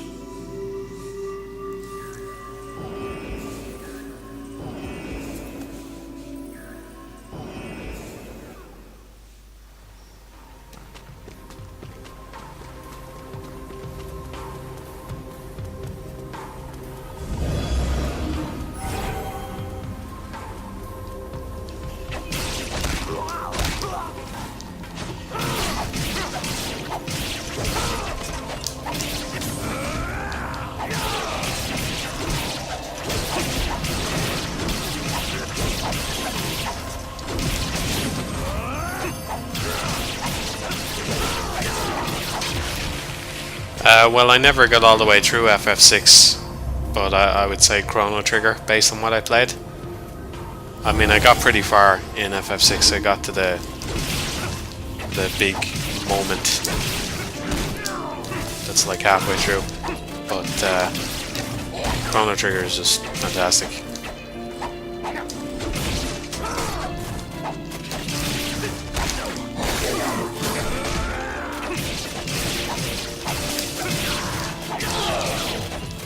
Also, Chrono Trigger has one of the greatest pieces of music in the game. One of my favorite, let's not say the greatest, the objective greatest piece of music ever written, dude. One of my possibly my favorite track in any game ever, which is Corridors of Time. I love that. It sets the scene perfectly, and even just to listen to by itself, it's amazing. I went to see Video Games Live a few years ago, and I was really hoping that they would play that. They didn't. They did play, I think it was some kind of Chrono Trigger medley or something, and Frog's theme was in it, I remember that much. And that was pretty cool, but I was really hoping to hear Corridors of Time. I didn't hear it. But it was a good night anyway.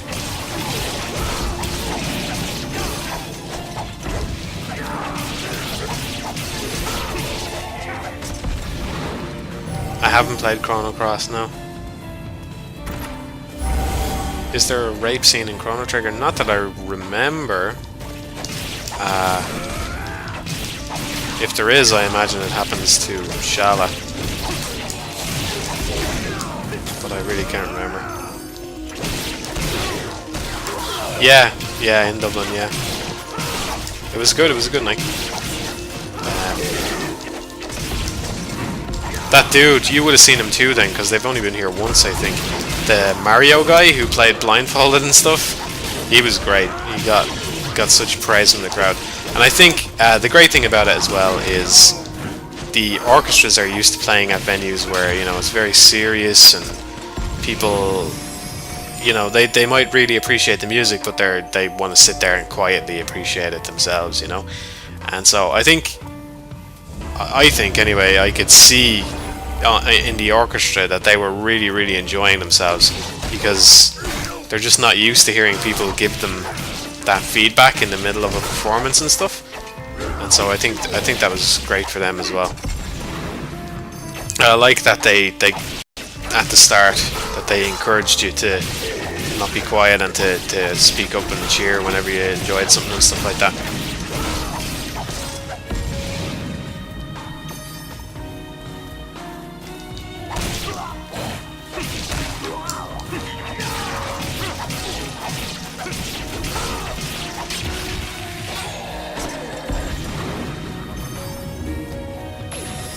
I don't remember the Mario Galaxy thing. Maybe that didn't happen. Maybe we went on different nights or something.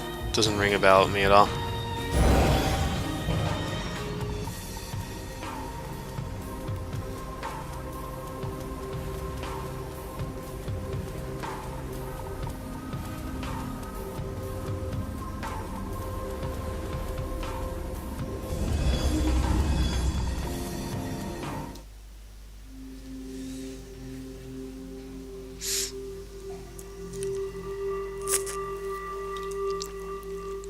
I haven't played Xenoblade Chronicles.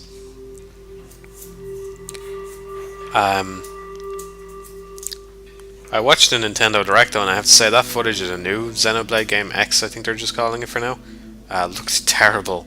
It was just giant numbers all over the screen and mildly boring combat.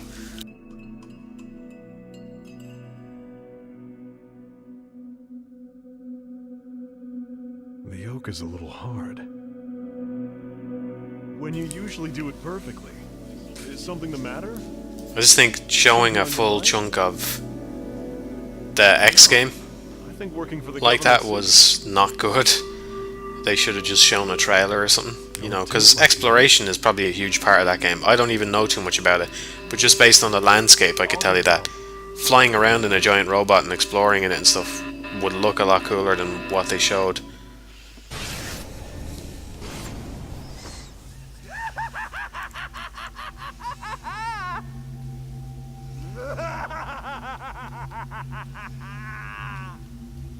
David. Come here, Mondo. We're in the middle of dinner. Please leave. How unfortunate.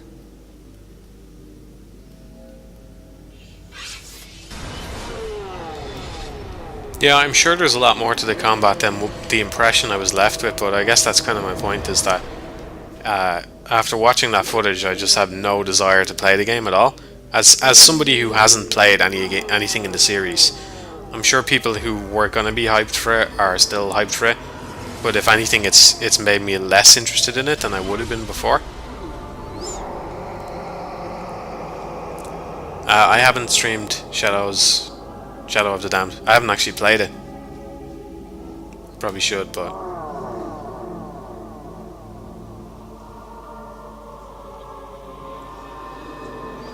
this guy's face is fucking great.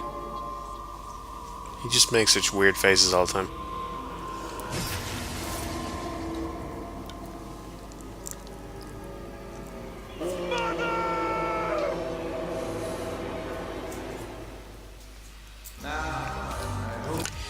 I'll be back in a second.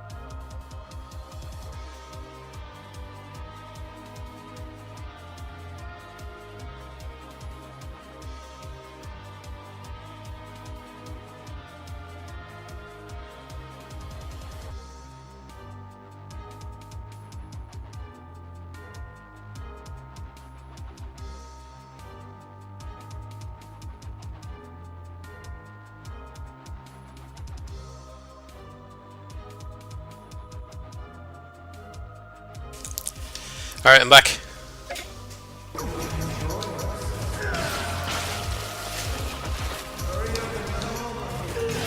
Sorry about the pause there, guys. I have been streaming for like 5 hours though, so you gotta bear with me.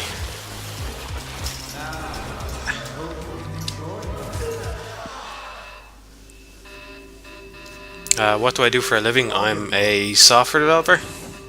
Well, it's a small company, so I do lots of stuff actually, but that's kind of my main thing.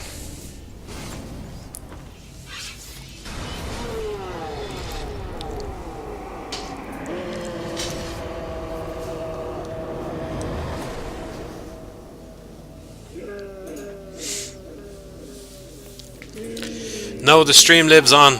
I'm pretty sure I'm going to try and finish it tonight, because why the fuck not? I need to get a bit more drunk though. I've been kind of sobering up, I haven't been drinking enough.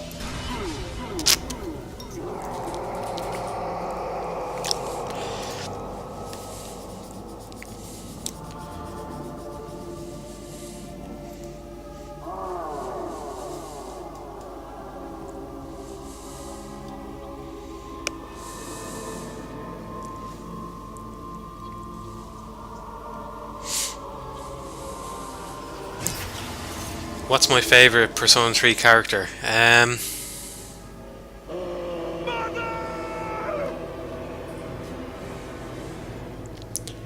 What's my favourite Persona 3 character?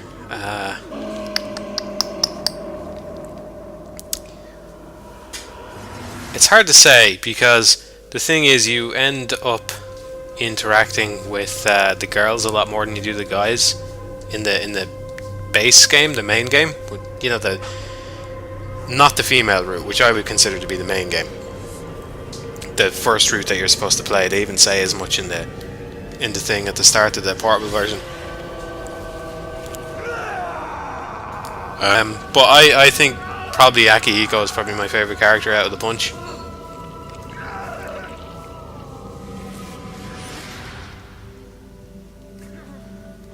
He's certainly the coolest character out of the bunch, apart from the main character.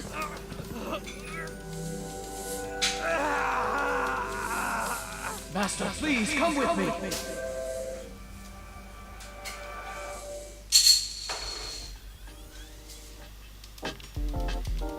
There's that, for anybody who's been tuned in the whole time, there's that unicorn again. Bet you never thought you were going to see that fucking unicorn again, but you will. And watch this. This is mad.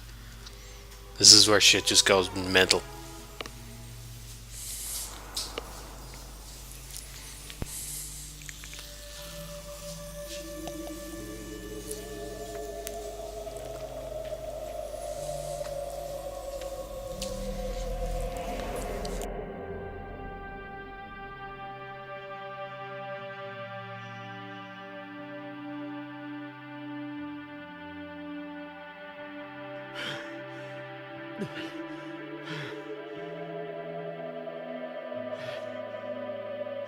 Oh man. Oh no, this can't be happening. You! Are you alright?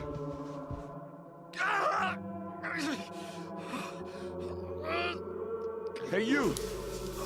Yeah, and this is actually, in a way, I mean, this is kind of more overtly nuts, but in a way, this is nothing compared to Killer 7, which is just nuts the whole way through. It's just Does it hurt? nuts. So.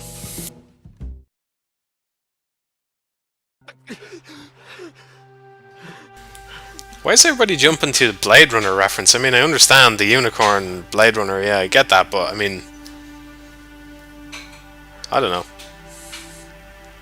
Do you think he's a robot? Maybe that's what they're hinting at? We figured it out, guys. We need to explain this to everybody. He does, yeah, I never really thought about it. He does look like a cyborg. Yeah. The eyes and all. I'm coming. So he's a robot? So he's a robot, and he has the memories of a dude who actually existed at one point. And that's why everything's nuts. There we go, I've cracked it. And also he's a robot that likes to fuck.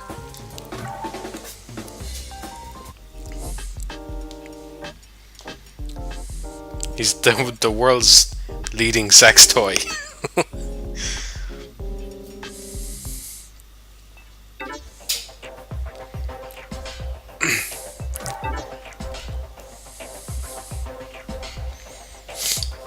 Yeah, I've watched Blade Runner. I watched Mr. Beatwing's video on it, and I don't really remember his video on it that much.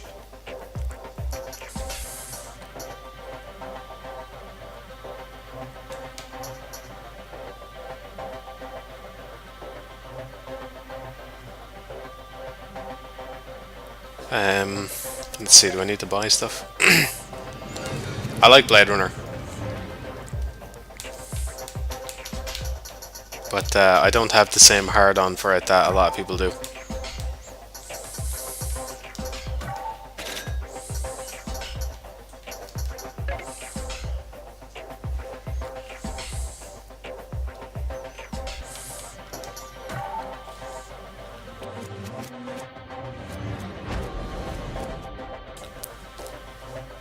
It's time to unwrap my little Japanese present again. Here we go.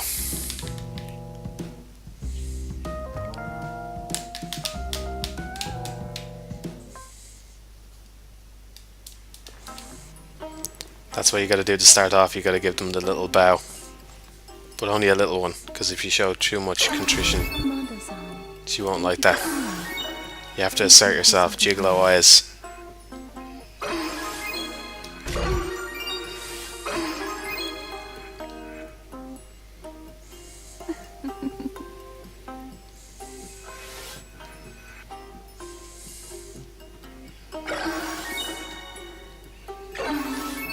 You even she's like looking up at the stars and you don't even have the opportunity to do that. Just focus on her. I want to stay like this forever. I gotta say, being serious for a moment, they really nailed the angle on this. She really looks appealing from this angle. She looks appealing. That would appeal her.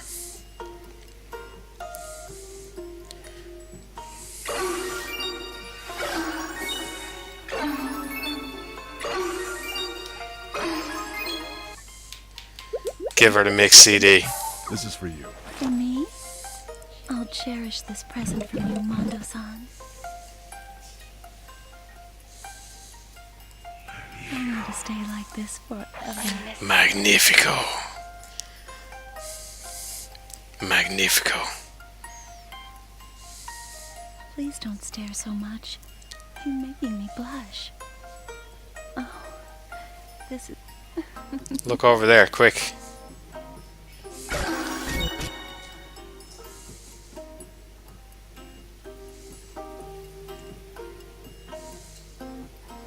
Okay, for real, does anyone know if you do the Scarlet mission, can you at least look at her butt in it? Come on, seriously, because, like, I'm not impressed. You know, this is not catering to my needs.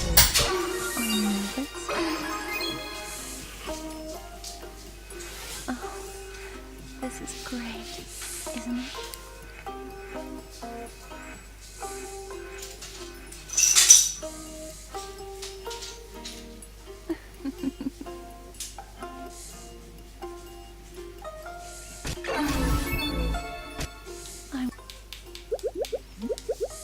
This is for you. Thank you for everything. There we go. So what have we learned? Japanese girls are easier than Brazilian ones.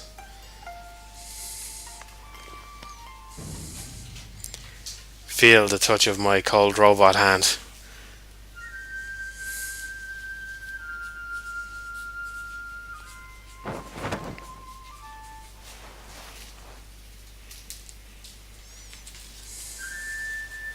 Here we go. What are we going to get out of this one? I'm actually interested to see what he's going to do with this one. With you. Or maybe what she's going to do?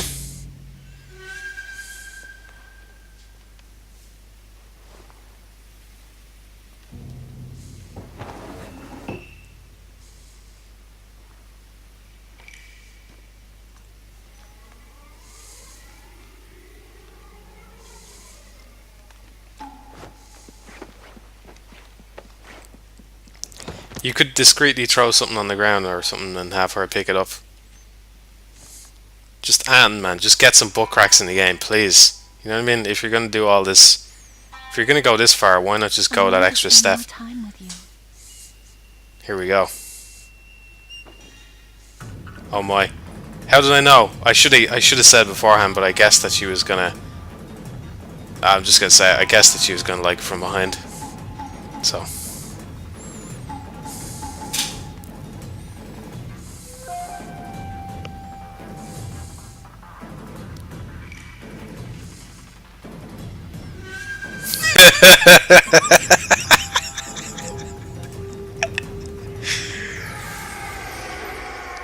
Yeah! Oh yeah! Oh my. You have this grace that I see in nobody else. I don't think I can let you out of my sights. Oh my.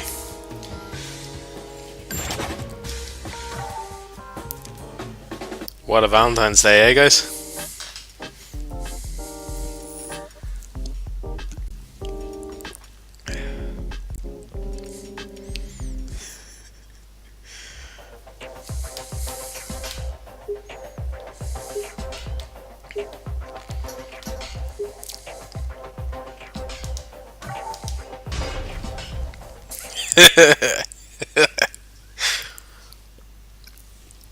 The only way it could be improved is if you had a button to say "Call me senpai" or something like that. Although knowing Japan, she's probably more likely to say "Oni-chan" or something like that.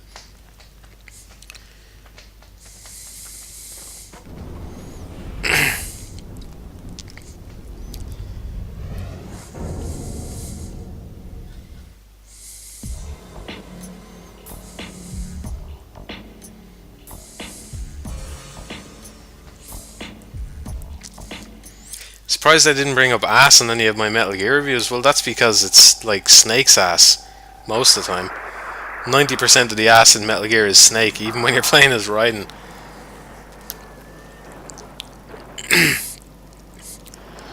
So no, I don't particularly care for that dude. Maybe you do, but I don't. I would rather play a game like Killer Is Dead with like mediocre gameplay, but lots of. Actually, it doesn't even have any ass in it, man. It's disgusts me how little ass there is in this game. Suda51 has fucking proven himself to be. What is he? What is he, like a leg dude or something? Or I don't understand, because it's not like he gave them big. Our experimental equipment suddenly went completely out of What the control. fuck? KFC man. One researcher to morph into a monstrous giant. The Soon after, Suda has pleb tier taste in body parts. That's what I'm saying. Oh, I get it. The country's afraid that word of this will get out, and the media will have a field day flaunting the scandal. Therefore, you're asking us to clean up your little mess. Wait. Just wait a second. A giant did what? The Earth was stolen. Just what exactly does this all mean? The Earth is in danger. Correct? Very well. Well, if you want to know my opinion on NGS4, Laughing Octopus is definitely the best. We'll not press the issue further. So let's get down to business. Yeah, the microwave tunnel. We execute each job. Seriously, That's how we roll. the amount of ass shots in Metal Gear games in general should leave anybody questioning the sexuality of Kojima, and I think it's fine. If the dude is gay, so be it. I think that's fine. But like, seriously, ass shots galore. Big Boss, Solid Snake, Raiden, and they even carried it over into Rising. It's a cyborg fucking body, you know? What are you gonna do with that? Nothing. It doesn't even have a crack on it. It doesn't. There's the only thing that's going in there is discs. That's how Raiden loads up his fucking software. Oh my god, they should have put that in. Doctor. Doctor. What?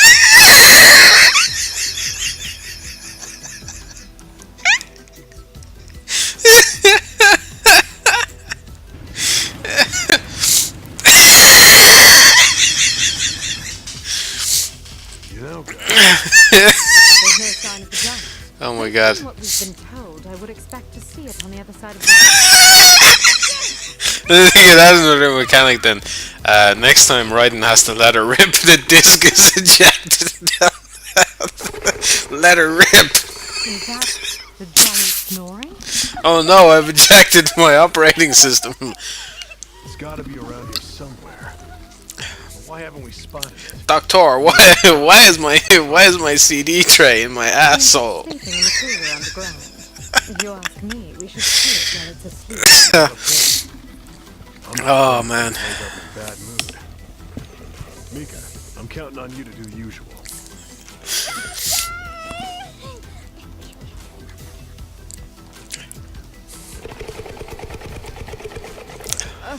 This is like a bad monster movie. Love it for a B-level Italian monster movie. Be a walk in the park.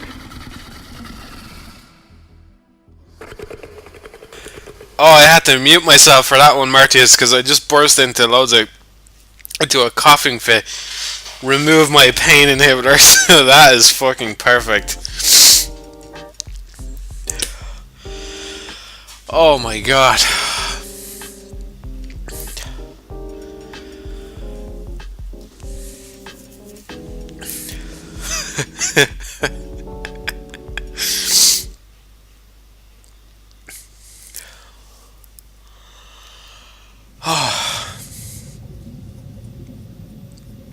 Who's my favorite out of the Desperado crew?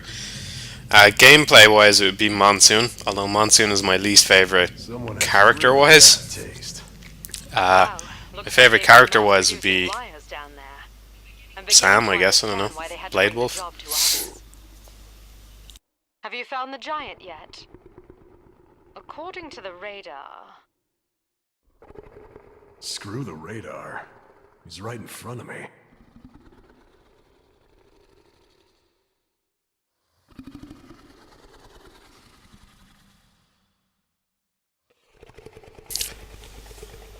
Looks like he just got tired and fell asleep. Like a little child. You got any intel that'll help me? Its eyes. That's its weakness. Roger that. Oh man. I have no idea. When these mission things start up, I just tune out completely because I watched them all yesterday. Oh man, I have a headache now after that. Doctor, turn back on my pain inhibitors.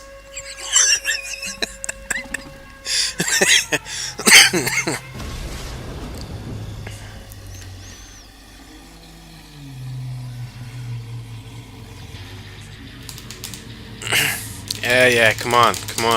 I don't want to skip cutscenes, but you're testing my patience here.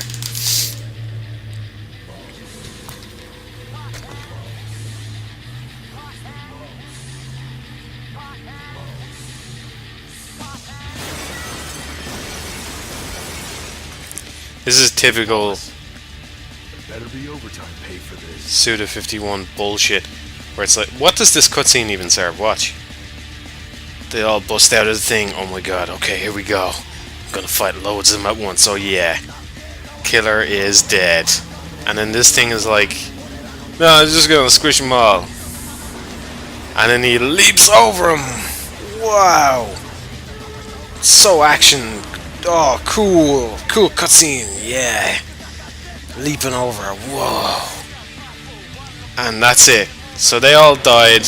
Nothing has happened really. Nothing has really changed. Except this thing has woken up, I guess. Could have just woken up at the start. Didn't really need this long of a cutscene at all, did it? The job? What's the job? Fuck, I forgot. Why does it have a big thing there? What's the job? The job? Killer is... Fuck, he forgot too. Oh my god. I guess it's over, guys.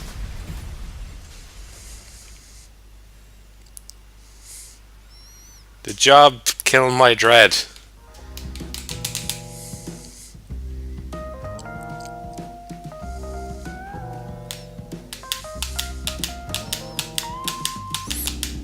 Bayo might be a good thing to live stream, just because the story is so fucking insane that at least I would have a lot to comment on when I wasn't being bored out of my skull by Luca or whatever. I like that Luca carried over into Wonderful 101 as an equally annoying character.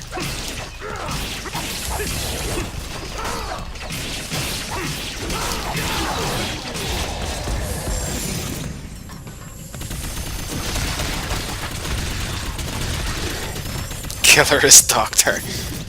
Don't diss Doctor, man. Doctor.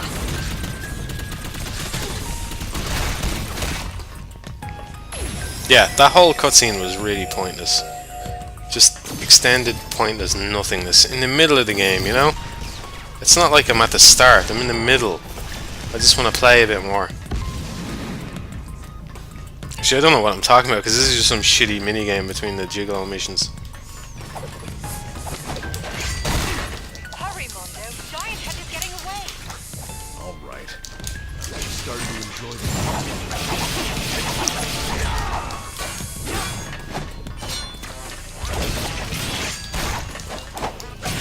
What's the job again?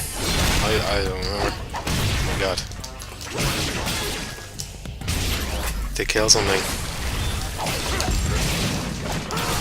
The job? Press square and then circle intermittently.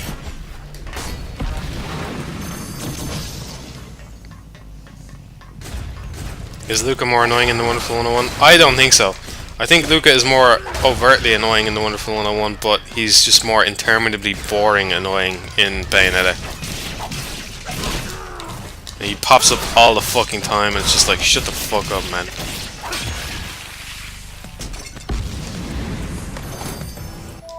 Yeah, I said it. Luca can go fuck himself. Yeah. I said it, guys. Can't ever take it back.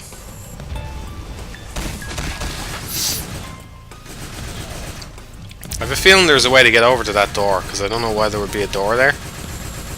And there's a door to my left, but neither of them opened last time.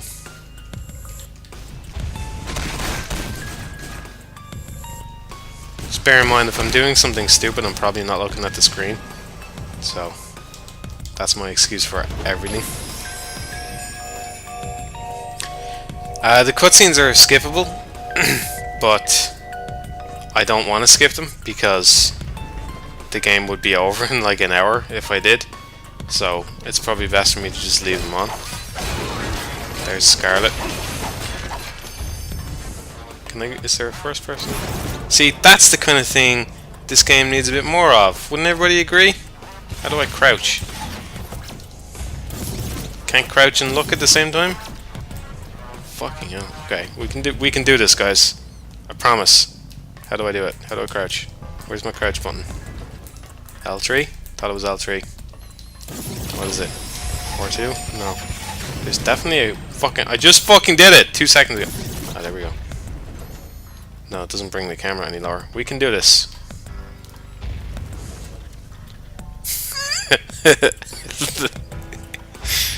Come on. Cooperate. We can do this. We can make our own Gigolo mission. Oh my god. Get in there. Come on. Come on. No. No.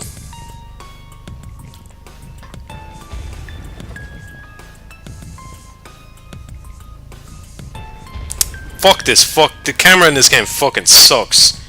My god. 0 out of 10, man. That's what we need more of right there. You wanted to see me? I knew you would come. Feel free to stop by anytime you want. Gotta plug in my controller now. I nearly spilled my beer. It's no good.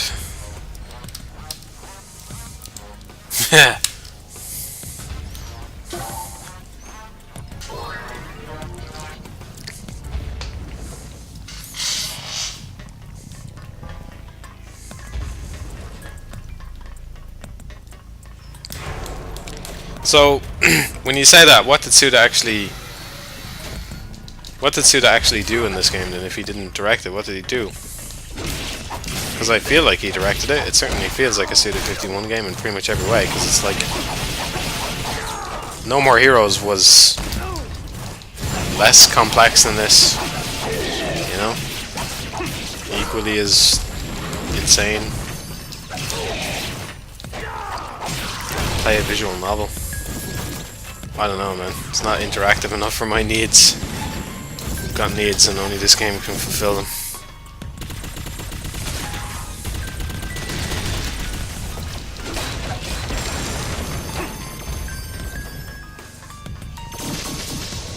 It's not true, there's lots of games that could fulfill it. Lots of like videos as well. There's like millions of videos that could fulfill my needs equally as well. Videos with tags like spanking, gloves, scarves and stuff. Just like those videos. You know the ones I mean? I don't even know what ones I mean. Those videos. I like the thrill of the trying to upskirt in a game. that's what I like the thrill of. Pushing the game's mechanics to the limits. Pushing the game's camera. I could have aimed the gun at the ass, but what I was trying to do, and you would notice if you were any good at upskirting people in games, is I was trying to move the camera so that it would collide with the wall and get super close. We get right into that crack there. See, it's kind of doing it on Mondo right now. See, it'll do it on him, but it won't do it on her. So you get super close into the wall, and then voila, you can get right in the Scarlet's crack. And that's what I was hoping to do, but it didn't work. And you would know that if you weren't such a casual.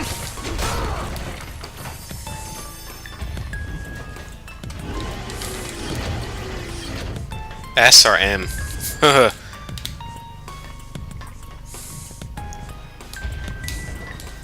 Which is the one where I tie you up for asking such a stupid question?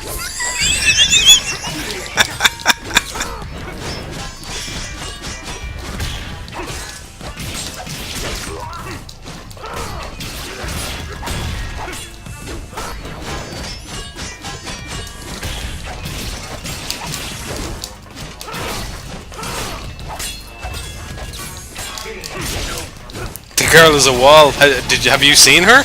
I would disagree, man.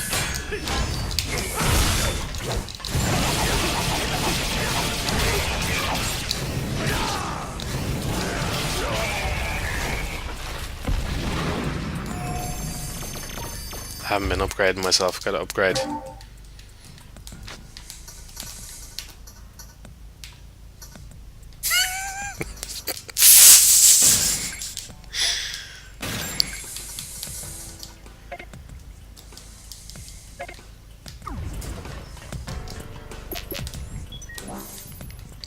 It looks like the researcher who turned into that giant had been working with clones. Cloning is banned by federal law. It's no wonder the state wants to keep this place under wraps. I think this secret will be worth a lot of money to the government, too. Let's take them for as much as we can. How unlike you. It's my policy to punish those who break the ultimate code of ethics. Say, do you think this game is... Say, hey, you're playing a computer game, aren't you? Oh, I suppose I am. Suda 51, gotta mention a computer game. Feels like he just was phoning it in. It's like they had a big whiteboard and on it was, you know, mad story shit, unicorns and stuff like that. And that's the first thing that he did. And then it was 1 week before the game's release and the other things on the whiteboard were gameplay mechanics and meta references to your own fucking fact that you're playing a game. He was like, well, we can get that done in a week, no bother. You guys play Bayonetta? Yeah, which time? Put that in, job done. Meta references? You're playing a game, right? Yeah. Yeah, you're playing a game, man. just ignore it and look at the ass. Actually, no, he didn't even put fucking asses in this game. That would be too fucking hard, wouldn't it? Garbage, man. Asses got left on the fucking cutting board. It's no good.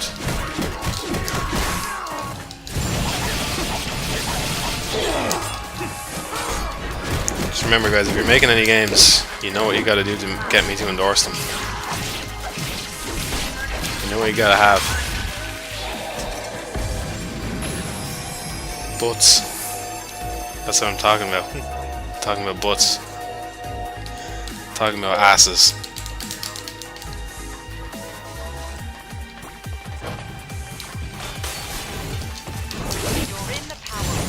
You know, it started out as a joke, but the more I'm talking about it, the more I'm insanely disappointed that it has that, you know, gigolo mode in it, and it just doesn't have anything that I'm interested in, because it just doesn't. It's a kimono.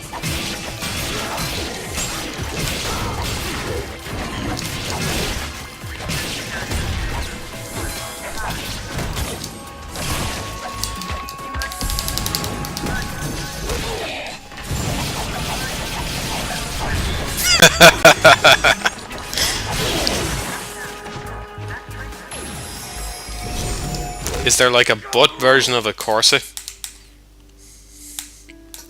I suppose that's what high heels are, kind of. So that's what they should have put in Bioshock Infinite. They should have had her walking around in high heels. It would have been my game of the year then. Fuck the Wonderful 101. Jesus. My god, high heels. 101 out of 10. I kid, of course, obviously, guys. I kid. I'm totally impervious to such.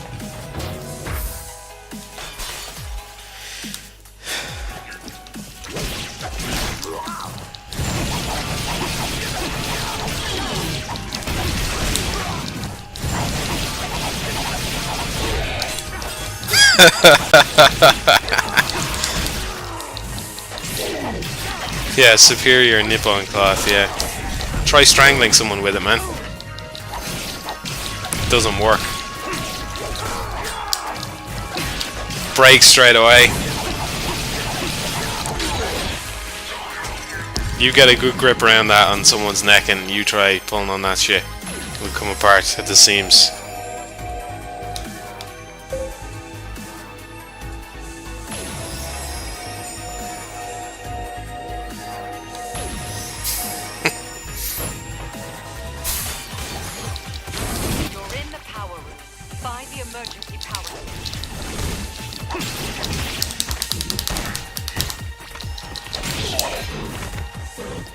I haven't played that, no.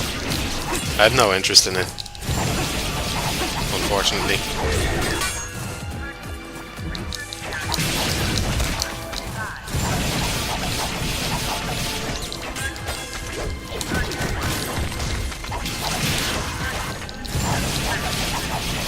I like to imagine every time someone does play it, though, that Ken Levine sheds a single tear. And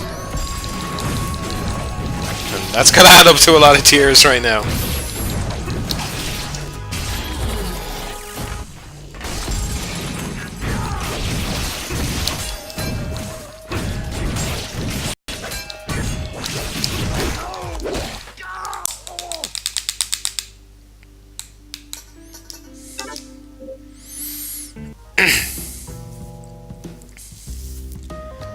League of Legends, ugh. I haven't really played it, but the character designs in that game suck. I actually generally don't like fan servicey stuff, you know. Giant Head's going crazy. He's smashing the building. Roger that. You know, gratuitous female form like League of Legends. It's just too stupid.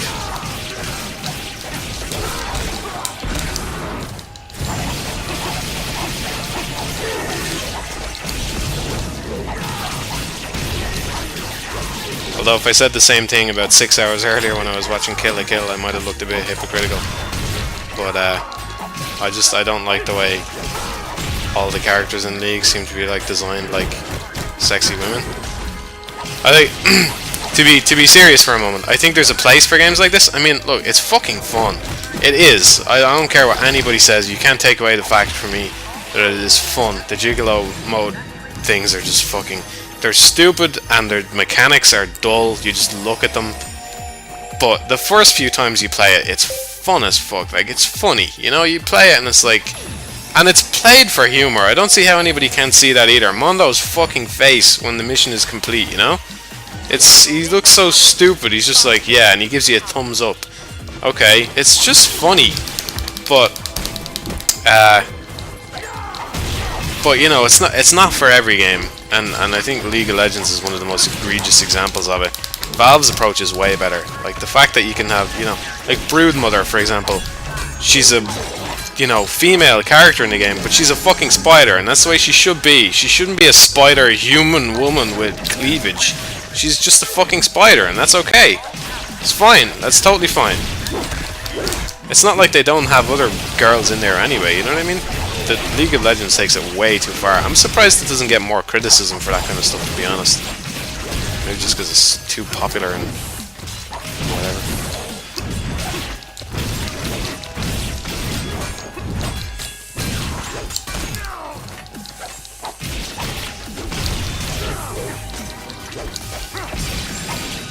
Here we go, I went on another rant. Oh my god, I keep dying. Oh my god. The naked torso thing was pretty tasteless as well.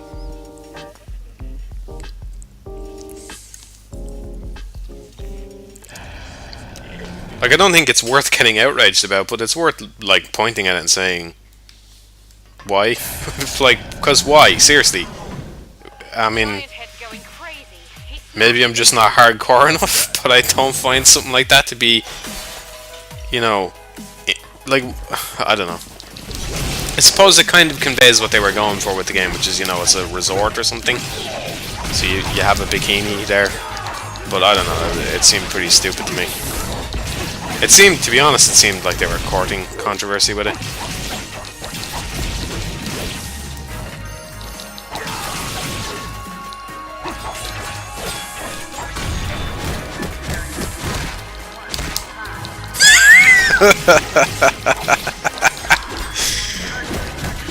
I'm laughing at the Dragon's Crown comment.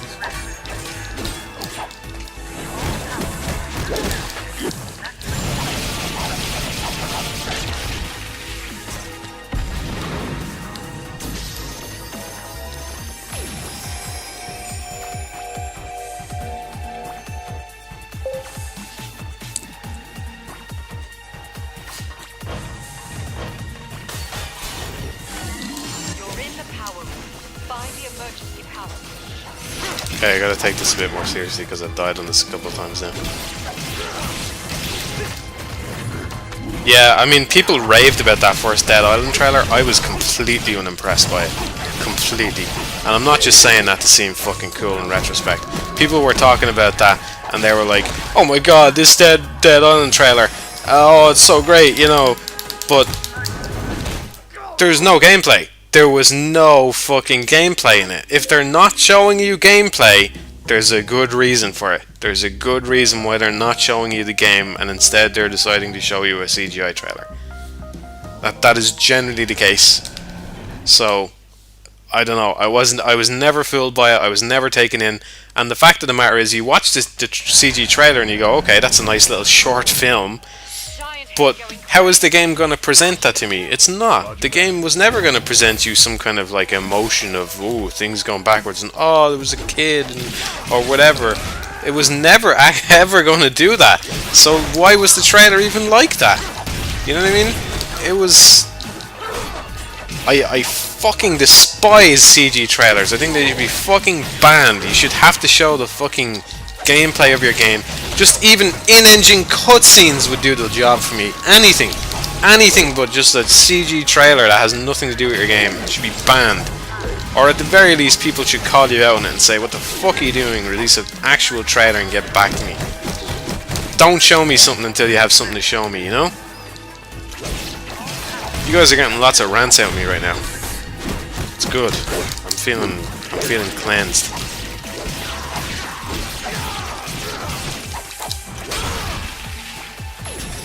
Right, the 5th or 7th time or something is the charm. Here we go. Yeah, nothing that was in that trailer was in the game, and it was never gonna be. It was never gonna be. You're in the power room. Find the emergency power switch.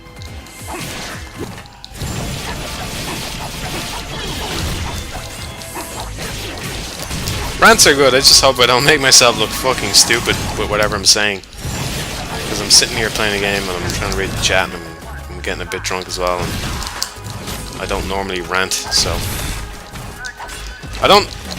you know one thing?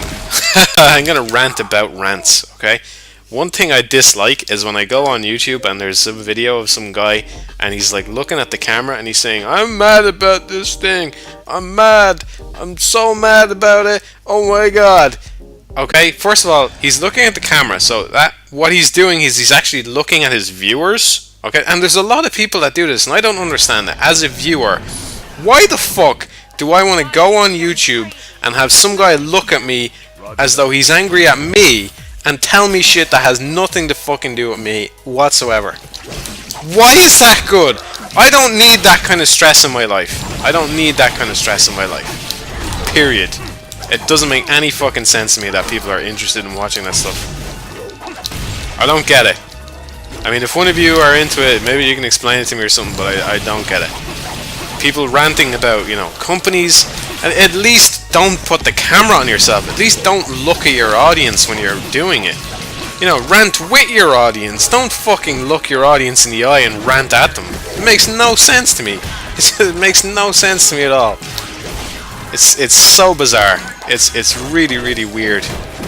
It doesn't bug me that these people do it. What bugs me is there's loads of people that watch it and comment on it and give it thumbs up. Oh, I feel so sorry for you. Don't feel sorry for him. He's looking at you and ranting at you as though you're the fucking problem. You're not the problem. Some fucking publisher is the problem. Some fucking thing is the problem, not you. Like, surely people have better things to do than go on YouTube and have someone look at them and fucking complain.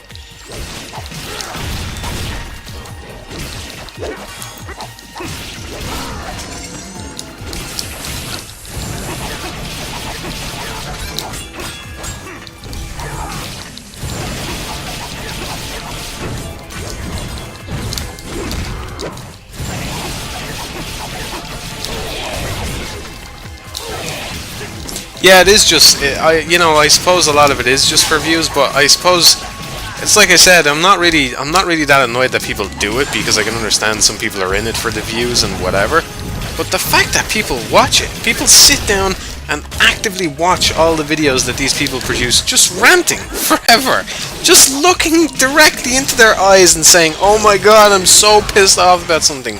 When I watch those videos, it just seems like people are just ranting to me. And I don't understand it. I don't understand why I would want to put myself through that when I could be watching something else. There is tons of good stuff you can watch. Don't do that. Turn that shit off and go watch the fucking Wire or something. You know what I mean? Just put something good on.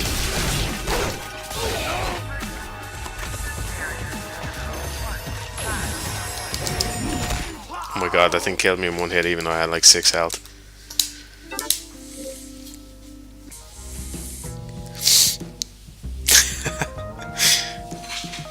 I don't mind people getting angry about stuff, obviously, Mecca, but it's when people do a video and they get super into it and like, oh my god. It's okay, guys, just don't watch that. Just listen to me rant about shit instead. At least I don't look you in the eye while I do it. Roger that. I have the courtesy to look away while I... I don't know, I'm not even going to finish that thought.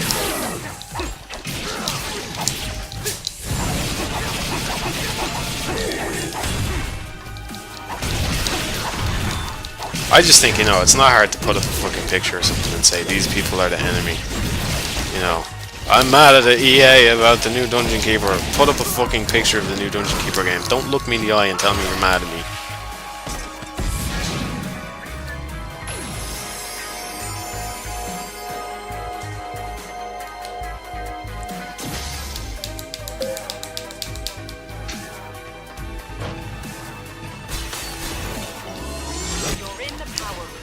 Find the emergency power switch. Do you really want a friend in your life that just complains? You know what I mean? Is that the guy you want to keep around? I don't think so. There's lots of other people on YouTube willing to be your friend. Let them in.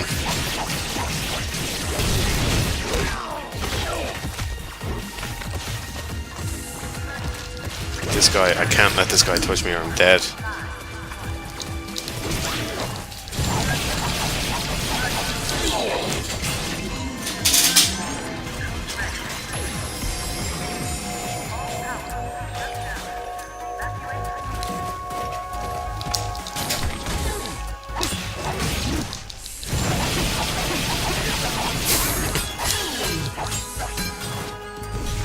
Yeah, I feel more or less the same way. I give Angry Video Game Nerd a pass on that though.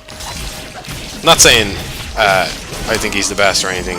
Just, you know, he was certainly at the front of that wave, so he deserves a pass on the angry section of his name.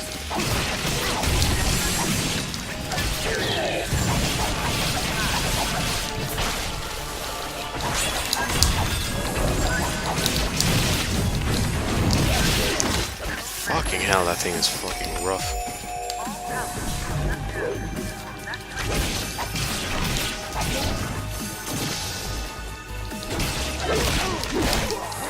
What was that in? You're twice the they ever... Oh, it's Futurama.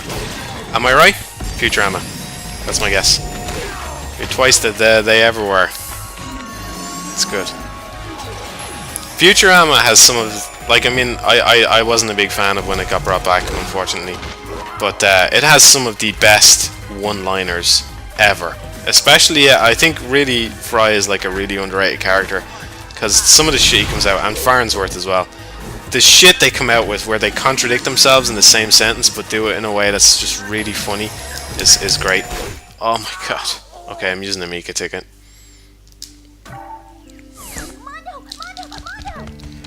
Oh, I wish I had some Fry quotes right now. Also, the Future Stock episode is the best episode, and it is the most quotable 20 minutes of television probably ever made.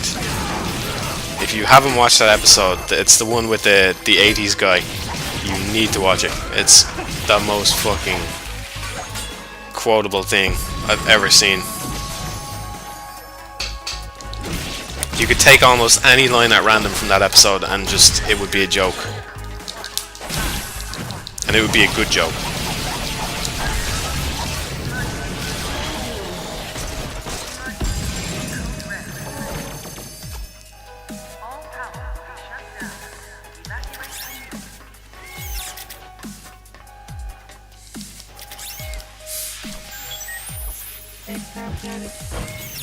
Oh yeah, one of my favorite Fry lines is he eats they're in the beehive and he eats the honey and he says, how come nothing humans make tastes good? And I just love the implication of that line, it's so good.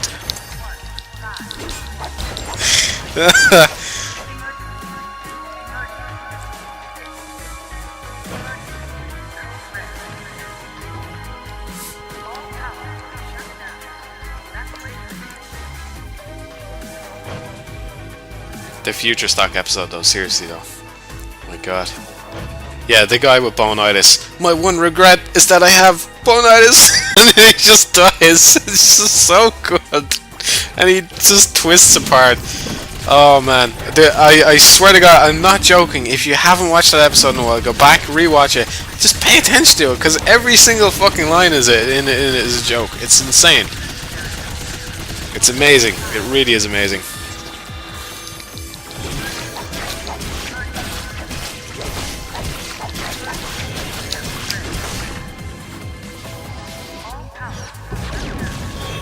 I've never watched the Critic, but I feel like I should. I do feel...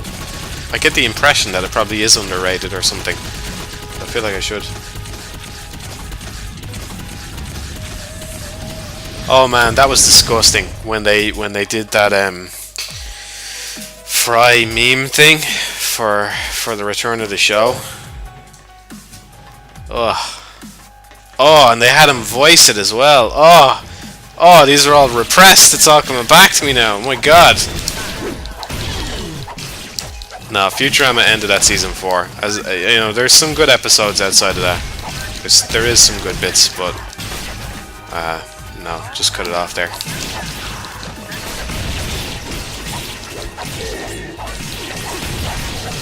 It's just a good case that nothing should ever really be revived once it's gone. Although I do have hope that Arrested Development can get back to its previous level. I think the new season was a bit weak, but it was certainly a better revival than any other thing I've ever seen. Especially considering the restrictions they had on it. Like, can't really blame them because the actors were all busy with stuff because they've all been super famous because they were on Arrested Development. So.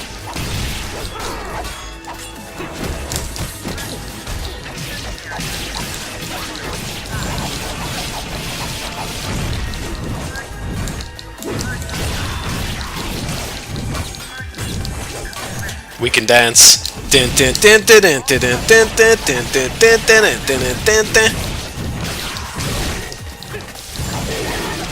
That dance wasn't as safe as they said it was.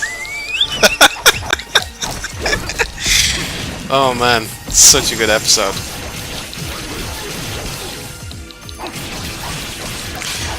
The episode that I really hated the most out of the new ones that I saw was the one where and it was a cool idea. It was a really cool idea. The one where they invent a time machine that only goes forward, and then they realized the only way to get back to where they were was to keep time going forward until the Big Bang and all that. That's cool. But what it implies then, of course, is that the Leela that we've been seeing for like 5 fucking seasons died alone, waiting for Fry to come back, and then we're just in a new universe and we're just supposed to accept that. And it's like, yeah, it's a sci-fi show and you can play with these concepts as much as you like, but the reality is we're in a different cycle of the universe now, and that Leela is dead, and that seems like that was kind of nuts to me, the fact that they would do that. And they're smart. They are fucking smart writers. Oh, is it? They're smart writers, and like, you know, the concept for that episode was great, but I just didn't like the resolution. I just don't see how they think that was okay, because the character was just, if you stop and think about it, you know, they're in a different universe from here on out, and they'd done some mad shit up until that point. But I suppose I care about the continuity of it more than most people did. But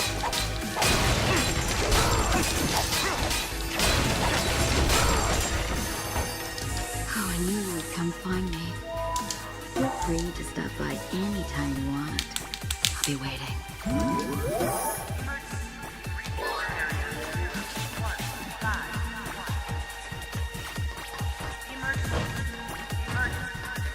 the whole Fry and Leela thing got dragged out way too much as well.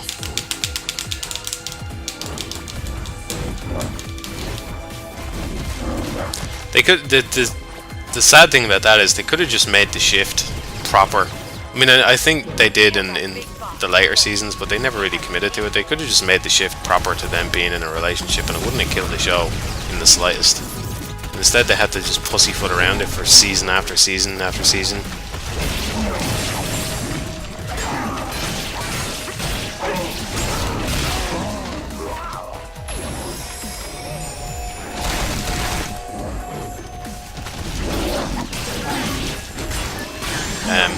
I love the fact that they did that thing. I don't know if anybody saw this, but they did that thing. The episode where they switch... They switch heads, or no, they switch bodies. They're all in different bodies and stuff. And one of the writers did a mathematical proof to show that if they kept switching bodies, they would eventually switch back to their original forms. Like that it was possible for them to get back to their original forms just by keeping switching or something like that. And he did a mathematical proof to prove that the episode was possible if they just kept it up. So there's like a paper on it or something. It's really fucking cool that they did that.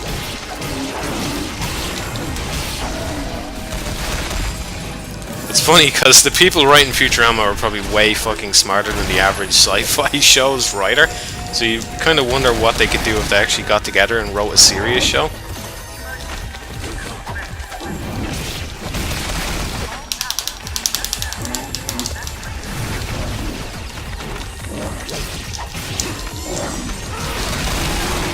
Did anybody, you know the joke they did? Because I did this, and it was years ago, so I was a kid, so if it's stupid, you can blame it on the fact that I was a kid.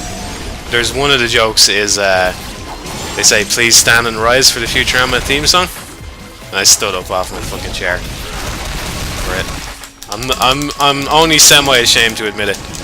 I gotta go to the toilet. Be back in a sec. Take a piss.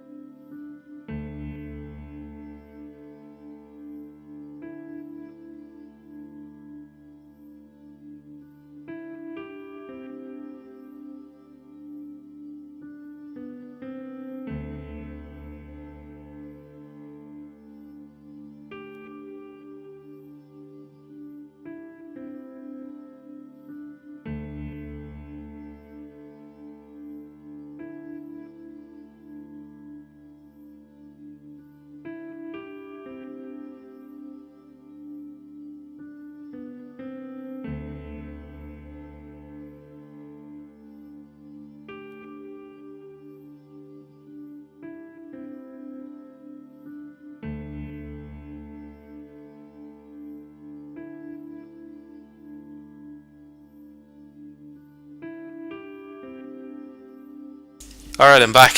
I'm gonna use a Mika ticket. Why not?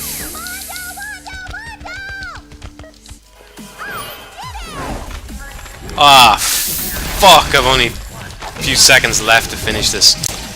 Oh man. And that ticket's permanently gone now, I'm pretty sure. Right, let's see if we can get this done.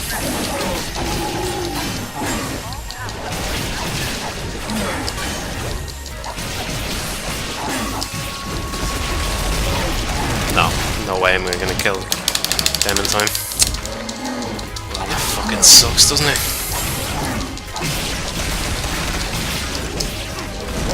Guessing I could shoot that thing and stun him. Don't bother though.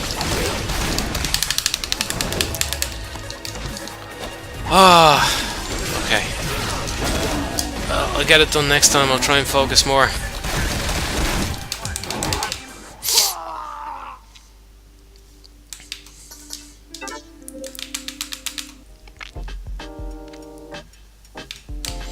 I'm not even a big Star Trek fan. I mean, I watched it when I was growing up. I watched The Next Generation a good bit. But, I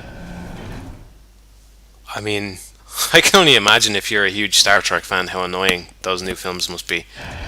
I know, there's a friend of mine who's a big Trekkie and he doesn't mind them, but I think he's a bit more open-minded than most people. And, it seems like they have a lot of problems. Also, yeah, I don't know much about the thing. I don't know much about the Wrath of Khan, but like it really seems to me that Benedict Cumberbatch was elected as the new Khan just because he's Flavor of the Month. Because like, it doesn't seem to me like he suits that role at all, based on what I know about it. And that's just the least of those fucking things problems. The other one being, hey, it's Leonard Nimoy. Don't you like seeing the old Spock for no reason in the new Star Trek reboot? And we'll write him in for you. Swear to God, we'll do it for you, man. Just please like the film.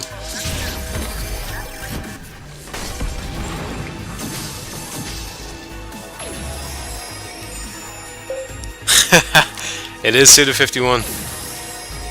Only a Suda51 game would have fucking gems for health. It's probably not true. There's probably loads of other games with gems for health or something. Someone will point it out.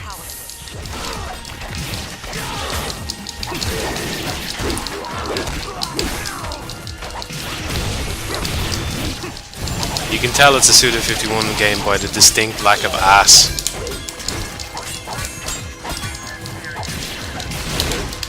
Believe me.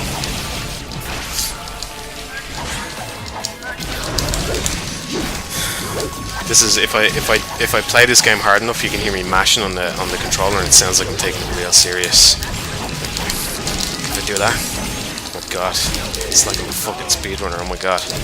Oh man. Oh yeah. Come on. Get in there. Come on. There we go. Yeah. Can you hear those buttons, guys? Hear them. Let them in. It's your ear canals.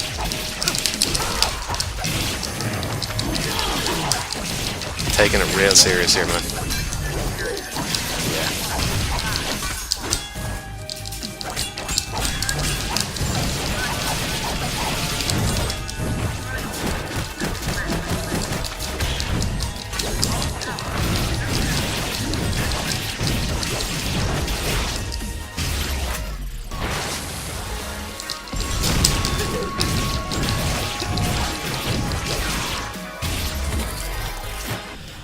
There we go. I actually did really well that time. Or moderately well, anyway. Oh fuck, there's no more. Oh, I'm on full health now.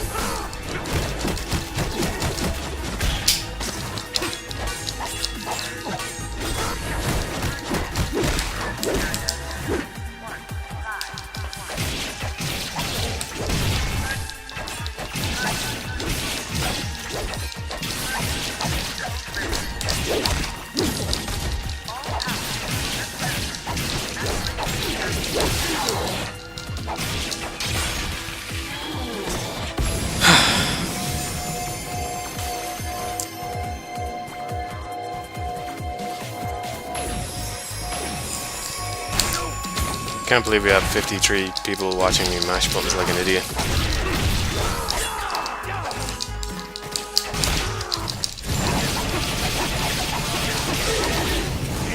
In circles, okay? This plan. Oh my fucking god! Oh my god, no! I just died straight away.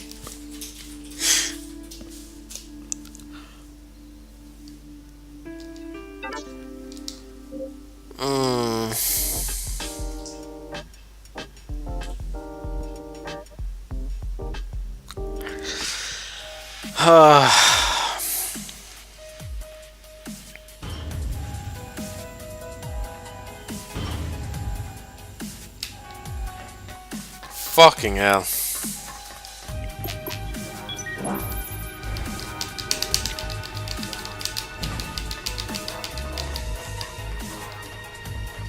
Yeah, thank you, shitposter. At least you can see it wasn't fucking... Didn't feel fair to me either, man.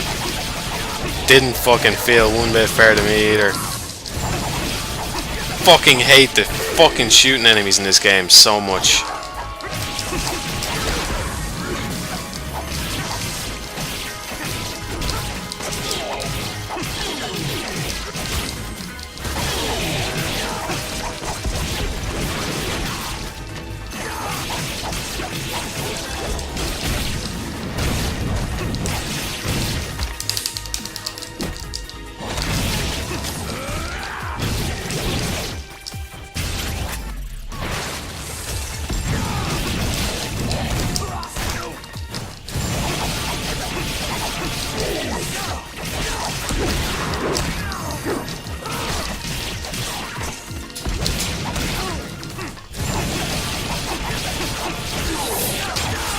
I'm sorry it came through that loud, guys, but you know, it's tuned to for when I'm talking, and if I go into hyena mode, it's just gonna do that. It's a cheapo headset. This probably wasn't that cheap, actually.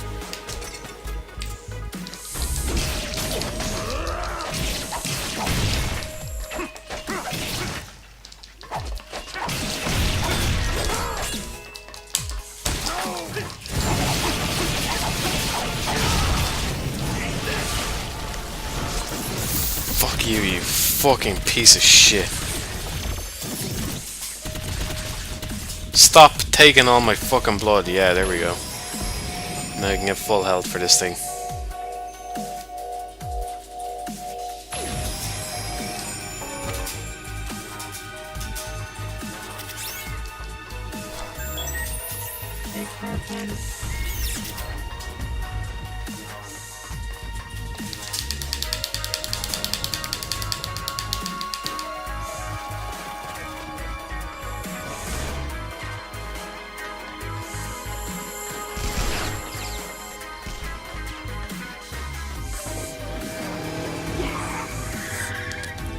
Telling me to get good, man? Well, I got news for you, man. You might think you're not a skeleton, but there's a fucking skeleton right inside you right now waiting to jump out. It's waiting to get out, man. So fuck you. Hope you have nightmares about your fucking skeleton leaping out of your body. I'll personally, I'll be dreaming about hanging about with Camilla again, and you'll be dreaming about having fucking skeleton body. Skeleton something. So get fucked. There. Who got good now, man? Was it you? No, it was me. Don't say shit about the fucking gun lady. Fuck off. She doesn't exist. My pure iron will destroyed those things.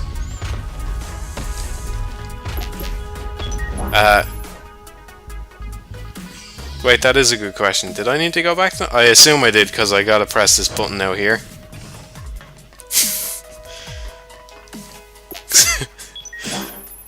So if I had tried to press that, I would have got wrecked.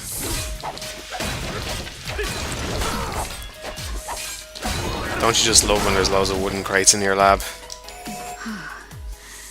And I thought I hid myself pretty well. Color me impressed. Feel free to stop by anytime you want. I'll be waiting. Oh, she vanished. Whatever. Okay, where am I going? Over here. Over the bridge. Let's do it. Get over there. What the fuck? Where did those things go? Let's try to drill. I fucking hate the sub-weapons. Oh god. There we go.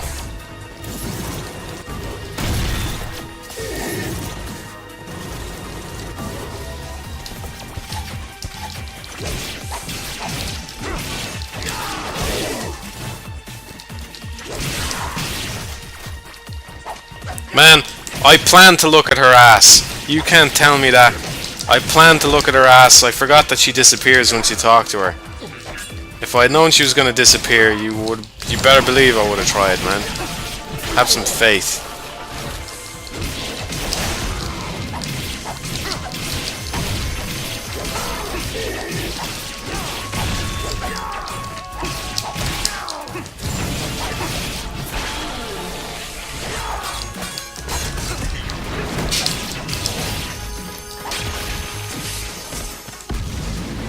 How long have I been on this level? The time that comes up at the end of this level is going to be so fucking embarrassing. Hey, wait, if Natalia is ringing me again, I assume that means there's another mission for her. Which I assume means we get to see more detailed cunnilingus, maybe. There's Giant Head. Go after him. Copy that. I'm definitely dropping this to normal after this mission. I think I've had enough.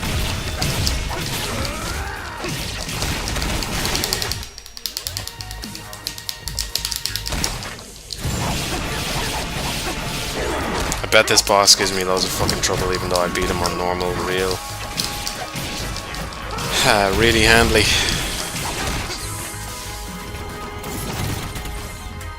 Fucking flying enemies seriously do my nut in.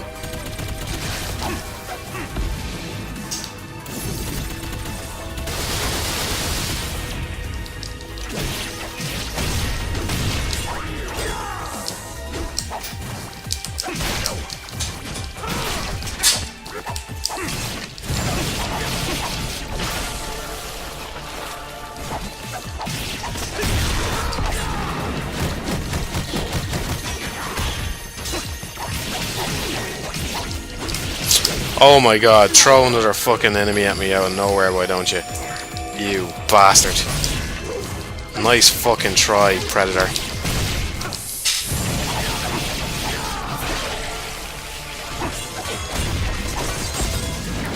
Yeah, to be honest, the HP bumping on the enemies in this game has been bullshit on the hard mode.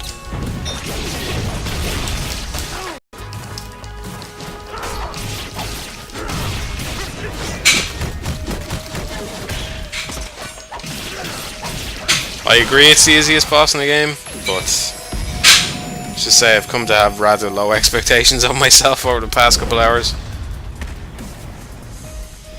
Thanks for the help, big guy.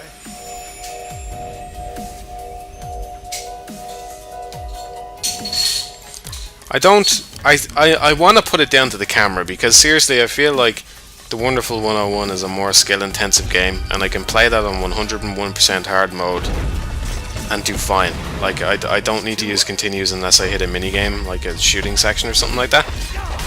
So I have that mastered, and yet I just cannot fucking seem to grasp pressing square and then occasionally pressing circle. I don't understand it. And I want to blame the camera for it, personally.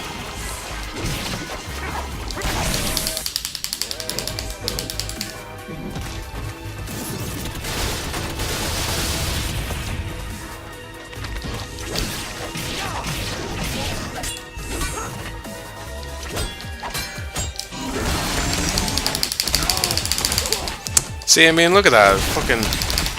Oh my god. I suppose I can't really hear the audio because I have to have it turned down, otherwise you get loads of echo on the stream, so...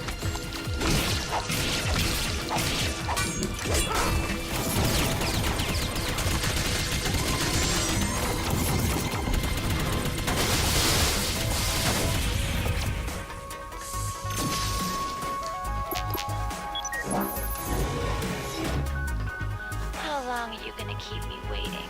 It's well past our meeting time.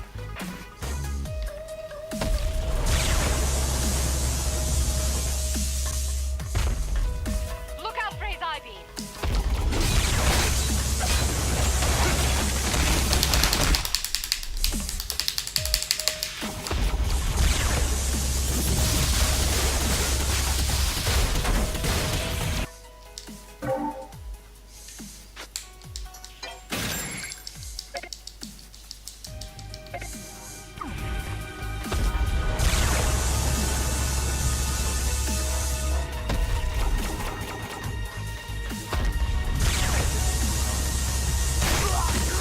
Man, I didn't think that would extend over there.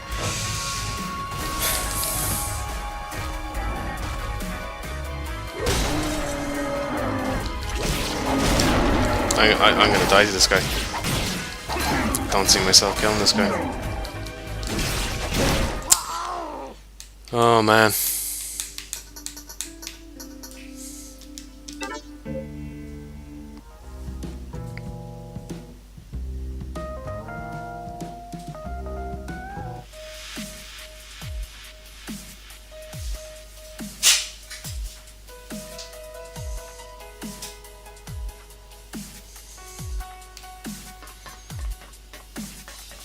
Okay, this isn't a bad restart point. I was nearly about to quit and just drop it to normal, but Look out for his eye beam.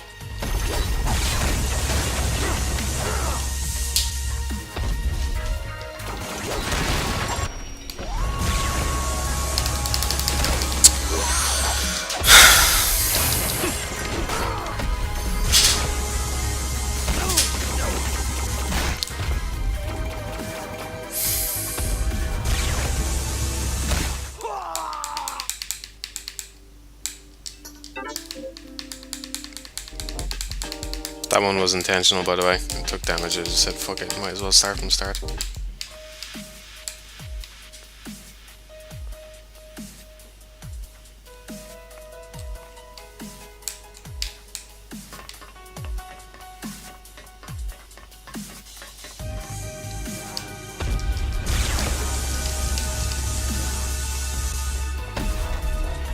out for his eye beam.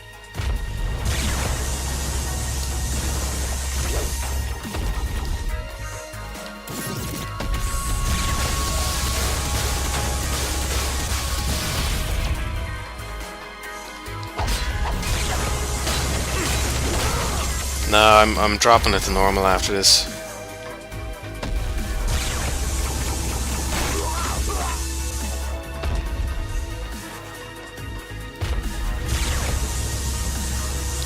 Fucked for this fight again though already. Fucking 5 things. I get hit like twice and I'm dead.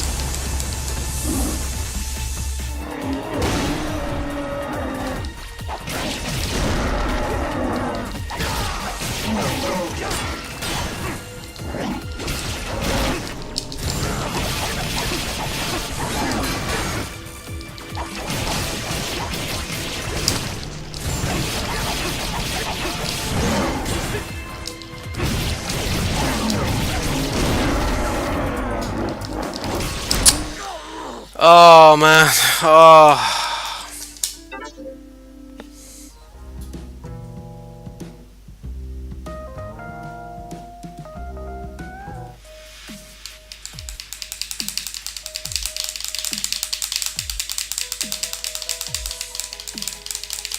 Come on, what is that? Pretty sure the blood drop is a save thing.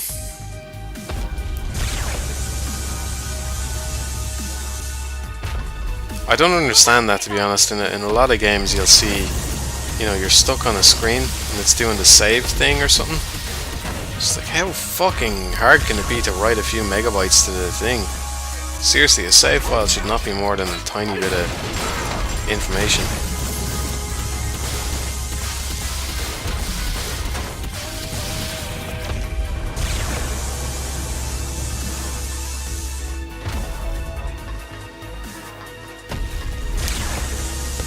Should be able to get it this time if I can dodge it as many times as I did last time.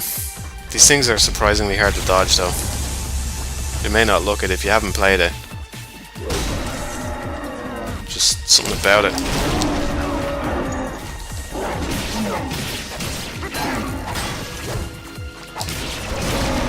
Yeah, look at that. I had a feeling I had the timing right on that one, but just because I was next to a wall, it didn't work.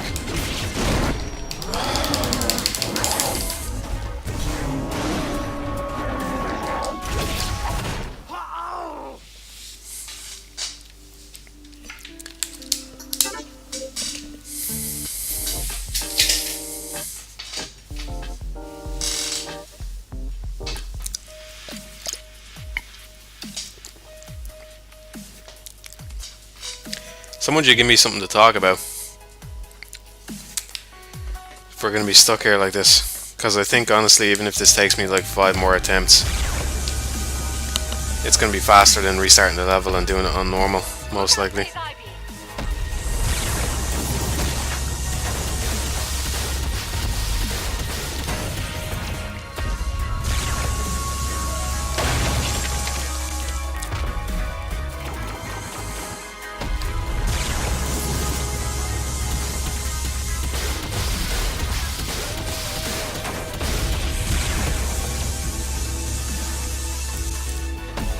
My next video is probably going to be Uplink, which not many people have played, but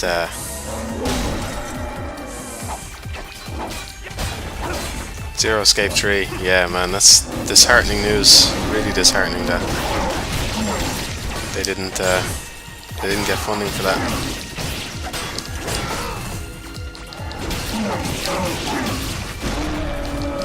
Excuse me.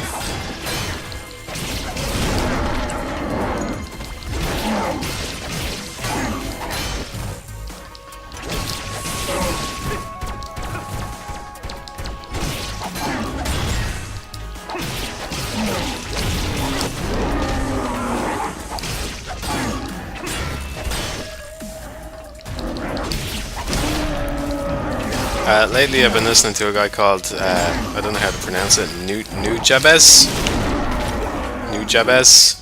It's,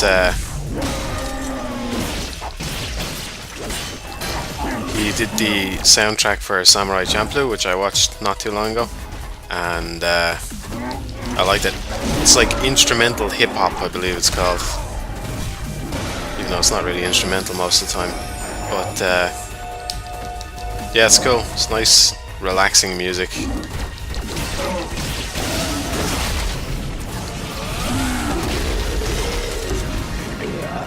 Zero escape tree. Yeah, it's a shame that he's dead.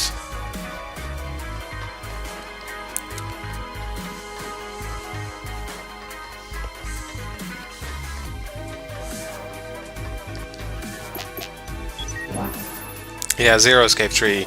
It wasn't even cancelled. It just never got funding in the first place.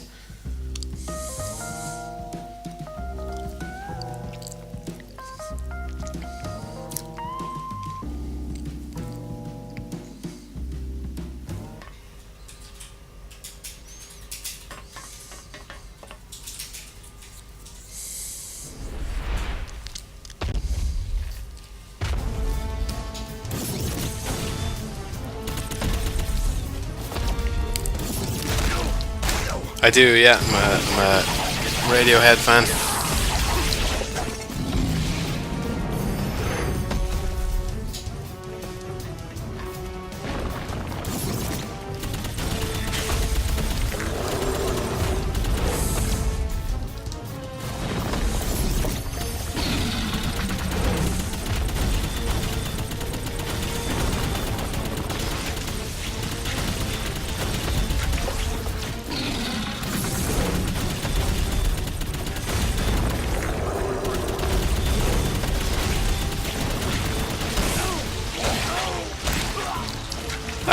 You mean Amok? Oh yeah, I like Portishead. I've been listening to a lot of them lately, actually, because I only got into them not so long ago.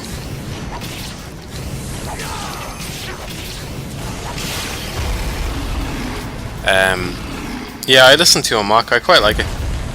At first, I didn't like it as much as the Eraser, and not many people like the Eraser all that much. But I'd say I probably like Amok more than the Eraser now at this point.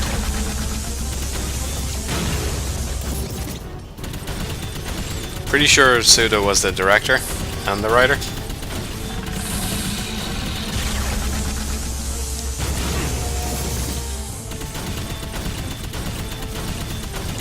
Yeah, I like listening to game soundtracks as well.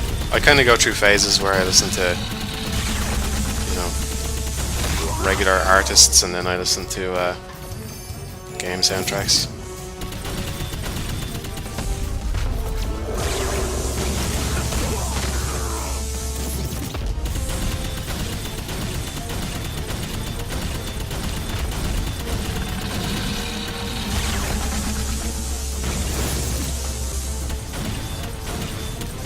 I would say Chrono Trigger or Shadow of the Colossus, probably the best game soundtracks I've heard.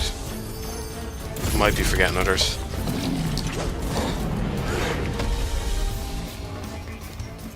Ghost Trick, Phoenix Wright.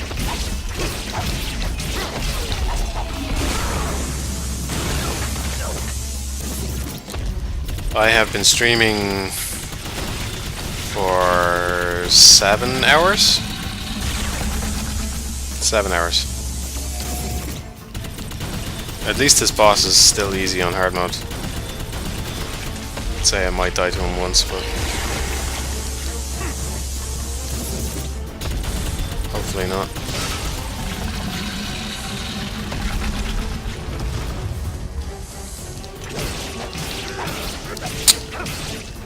Okay. Yeah, Mikami produced Killer 7. I don't really have a favourite genre of music. I suppose I like kind of electronic-y stuff. Like semi-ambient or something, I don't know, I really don't know how to describe it.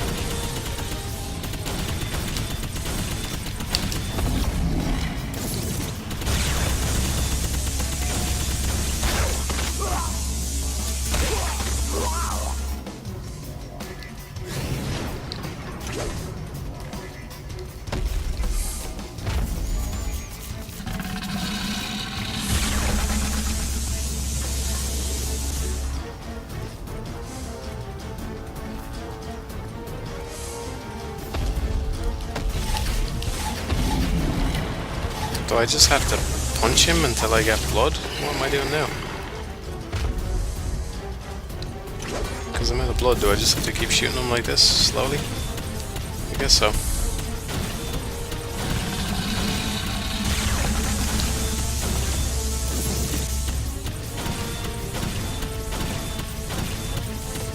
Yeah, it's a pretty boring fight. Especially because the boss is introduced right at the start. It's like, hey, here's this big giant boss. I haven't heard Tycho, no.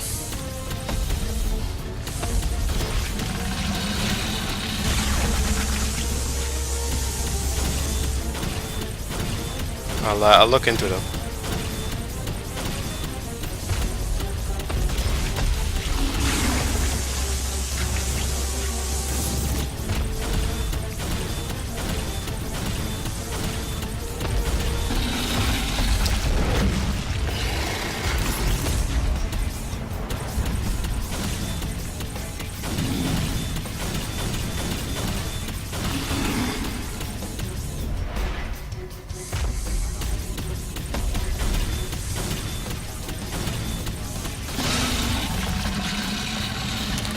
No, never listened to Bonobo either. I tend not to listen to that much music. I tend to kind of latch on to a new artist and just Killer is dead. listen to their stuff a bunch.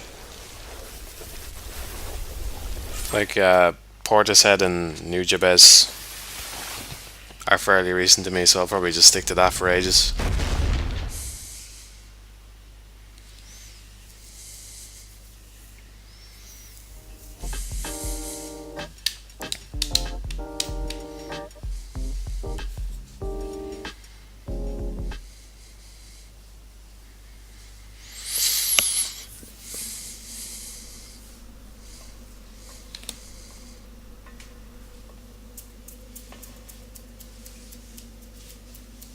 I see. So this is it.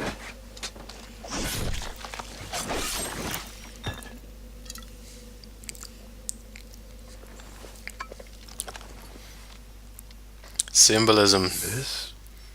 Or something. Stolen? Oh yeah, this bit. I remember this bit being surprisingly weird, even though the game is already weird.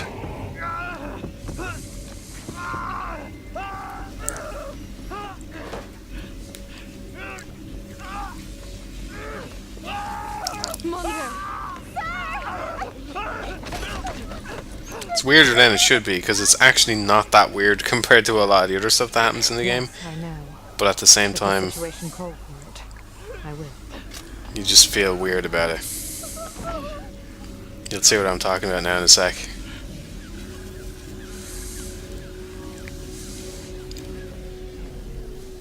I'm okay.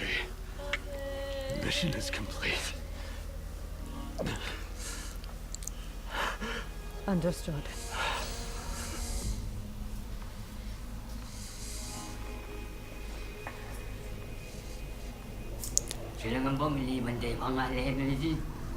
Huh?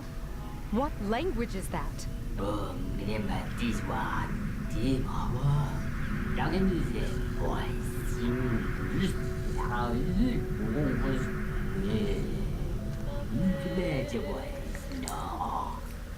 Yep, Colonel Sanders was an alien the whole time.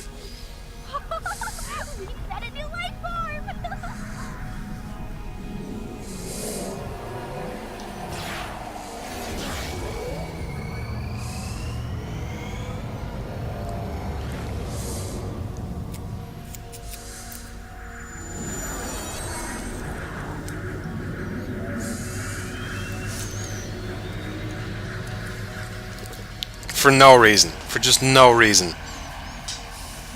And it's over. And you never see him again. There's no more aliens in the game. I mean, unless you count the wires or whatever. And that miniature sun, right there, you see that there? See a small sun? Huh. That's their payment. Okay. And she thinks that's good for nothing. Okay, first of all, that's a fusion reactor. Okay? Put some solar cells around it, do something with it, and suddenly you've got like tons of power. And then even if not that, okay, even if it's just like a hologram or something, it's fucking weird. And you will never see that sun again. It's gone. Because you know why? Because there's shit going down in Russia. You know what's going down? There's a train. There's an evil train in Russia. And we're going to go stop the evil train. And me saying evil train is not even spoiling how funny and weird the next bit is.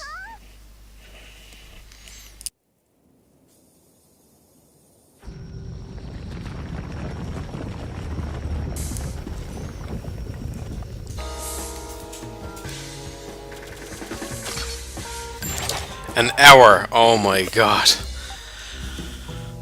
Oh my god.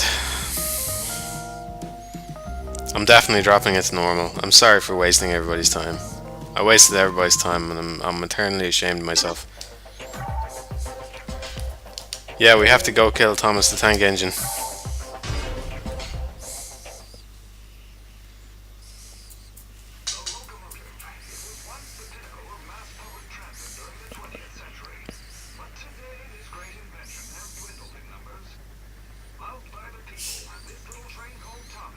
Oh, you thought I was joking? No, it's actually called Tommy.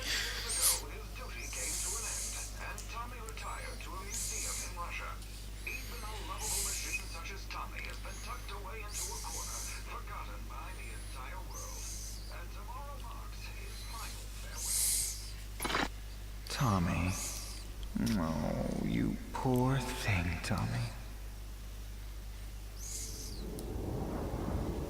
How do you feel? A new surge of power? Yes, it's time for the evil train. But that's not even it. That's not my favorite part of this chapter, not the evil train. It's Mondo and your man, Chief, I forget his name. Their fucking dialogue in this chapter is just gold. It's fucking gold.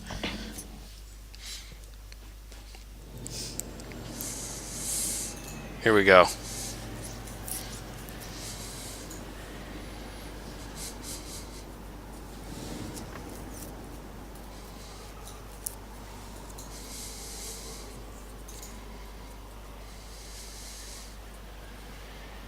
Take a look. There's our target. Ah, now I understand why you so quickly took the initiative on this mission. All right, you can take point on this one. What does she mean? Men have always had a romance with steam engines. All that power, a mechanical form. That mechanical form. Women and children. Ain't that right, Mondo? That's right. Railways are a man's passion. Railways are a man's passion. Railways are a man's passion. That phallic form. Oh my god. Those tunnels. That high-speed metal.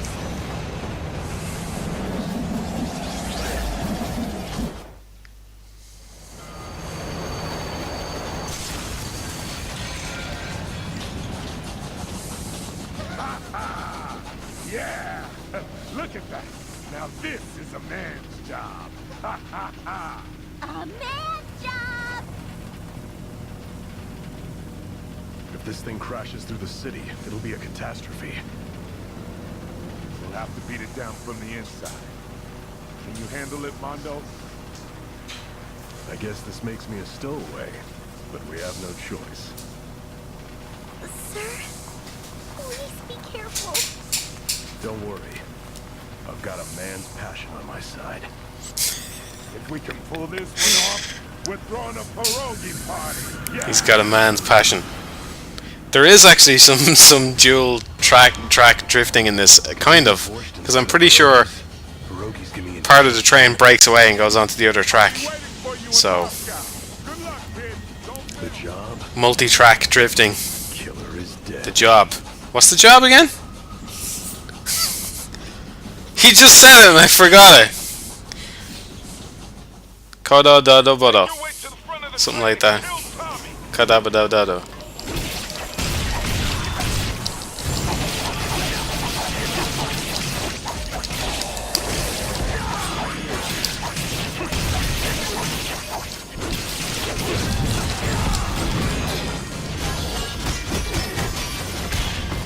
The dialogue is actually amazing. I don't normally go for stupid, cheesy stuff, but my god, I've got a man's passion on my side. How can you not love that? Railways are a man's passion. This is a man's job. Fuck yeah, it is, man. Get on the train. Just get on the train, man. Do the job. I love how the girl agrees with them as well, and she's like trying to join in. Yeah, it's a man's job. Yeah, it is. Killer is man's passion.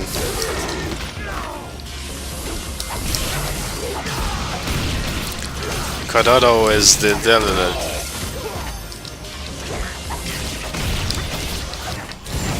What's the job again?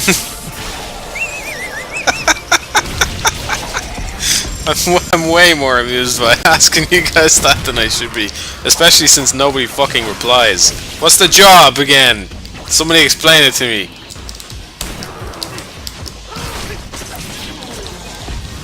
Kill la la la la la la la.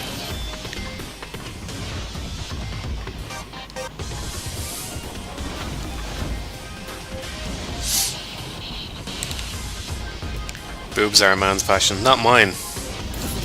I have other interests at heart. Oh, this bit. They're shooting enemies here. Kill this dude!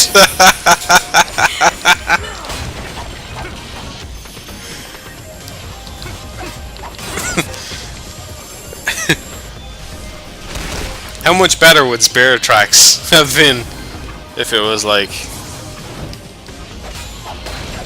no, Zelda, you can't come on the train. Trains are a man's passion.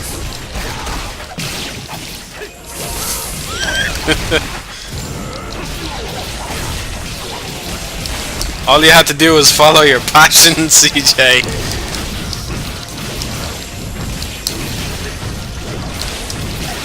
Seriously though, sitting in a sweaty compartment, pushing and pulling levers around. Come on, who can tell me they're not aroused by the cockpit of a train in motion?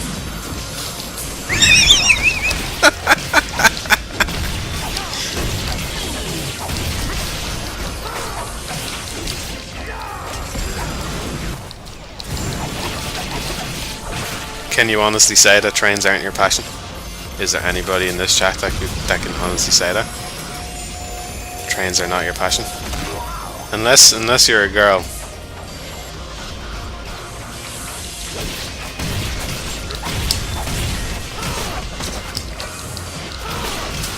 In which case, trains can't be your passion because it's a man's job.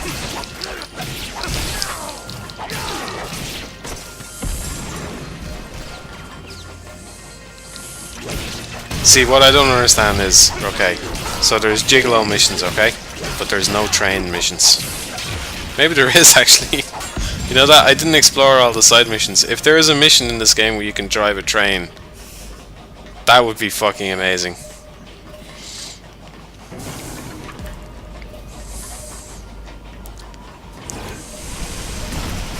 I don't know what to do with my life. Yeah, man, get on a train.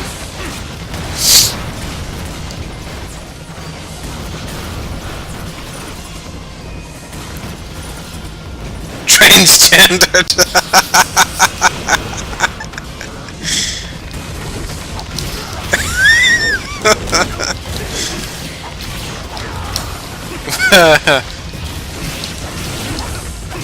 Tunnels are a woman's passion.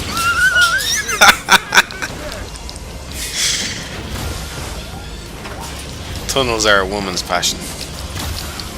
Aqueducts. Who can say that they're not aroused by a slippery aqueduct?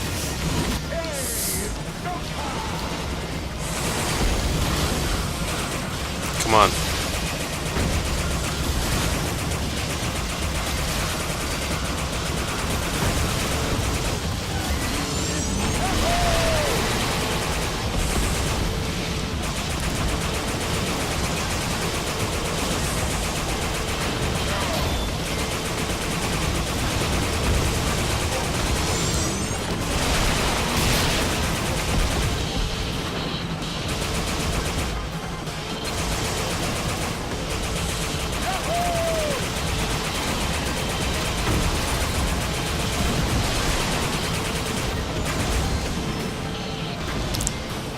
Multi-track drifting.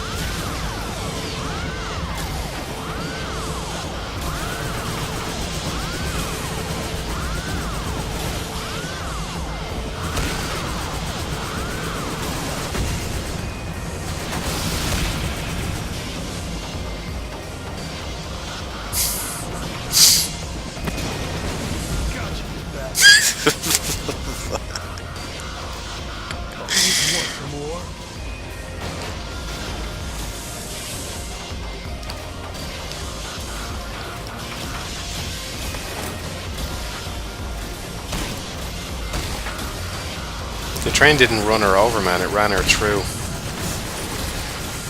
It ran a train on her.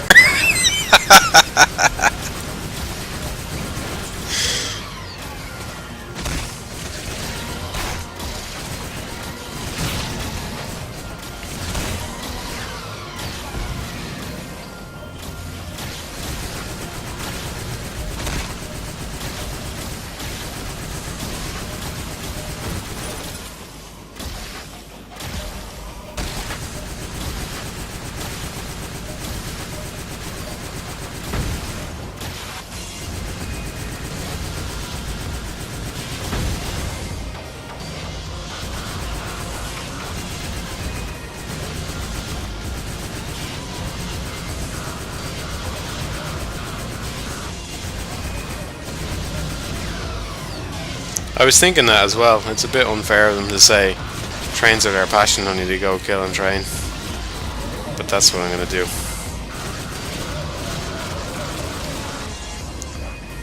Sometimes one must put a train out of its misery.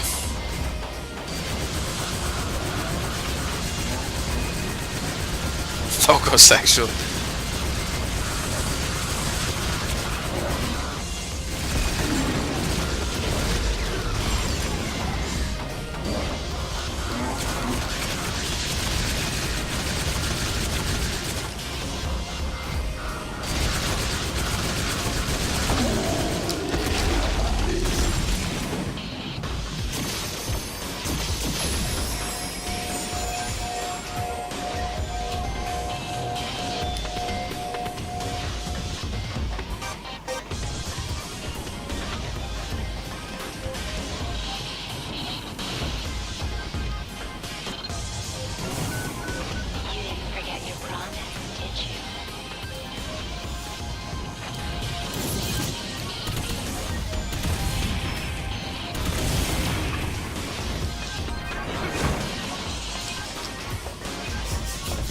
Oh, I bet you're real clever for that one, or whoever you stole it off thinks they're real clever for that one.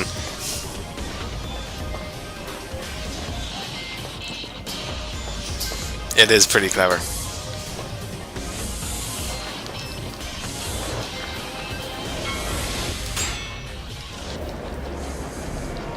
I hear that joke put Ogdenville on the map.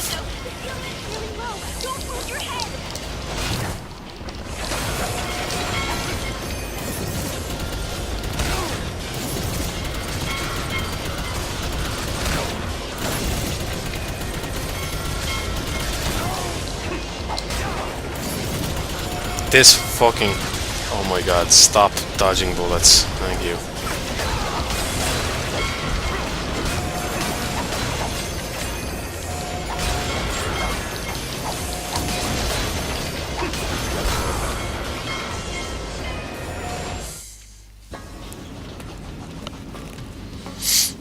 Well, what do you think? Can you do it? I'm almost at the front car. We're only 50 kilometers away from Moscow.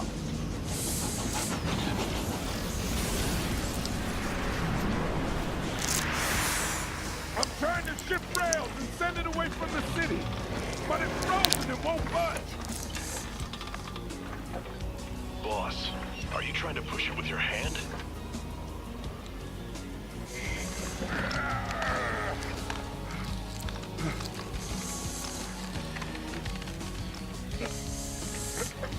If he's got a mad robo hand, he should be able to do that. Yeah, and the damn thing's all frozen now, too. Can't wait to warm it up. Get it together, Suda. Seriously. I'm sick of your shit, man. Why don't you stop pushing it by hand and use your motorcycle in a chain? Yeah. I was just about to... What the... Ah! That's the best you got! No!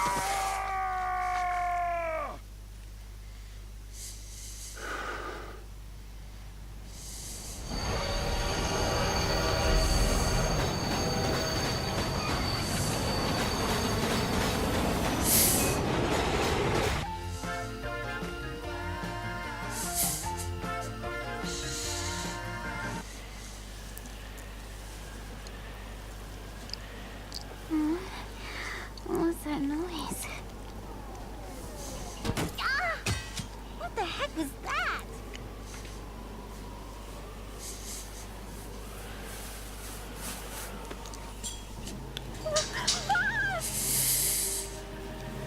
Boss, what happened?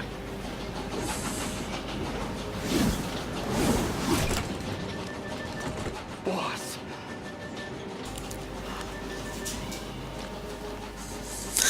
I will not let your death be in vain. Sometimes a man's passion gets the better of him.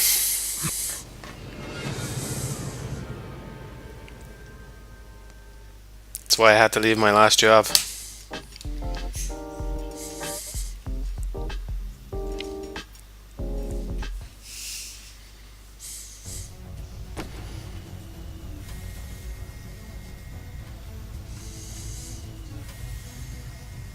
Why are you here?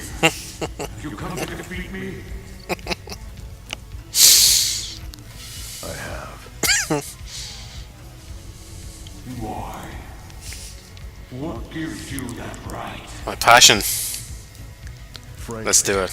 It pains me to destroy you. Steam engines are a man's passion. A job's a job. It's just so good. Steam engines are a man's passion. They just keep it up for the whole... It's only a short chapter, but they keep it up for the whole chapter. Steam engines are a man's passion. That's my passion. They took it away from me. Like carving the heart out of a living creature. This is my revenge. My vengeance!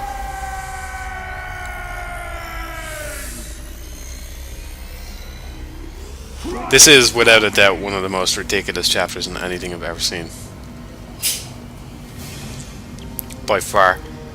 I mean, who does this, you know? An ounce of romance in you. You've lost what you once had. And I'm pretty sure this is the second or third last chapter. So there's only like... This is one of the penultimate bosses in the entire fucking game. It's just a sentient train that comes out of nowhere, is not explained, kills your man.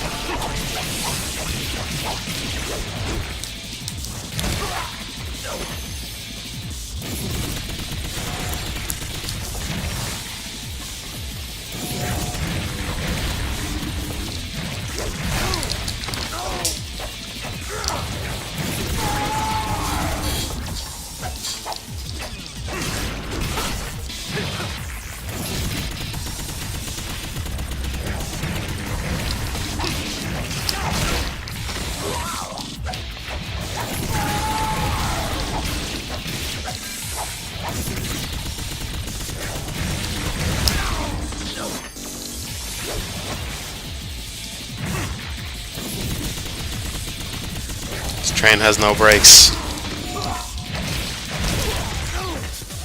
Oh man, I should be doing better. I turned it down to normal, by the way, in case anybody didn't catch that.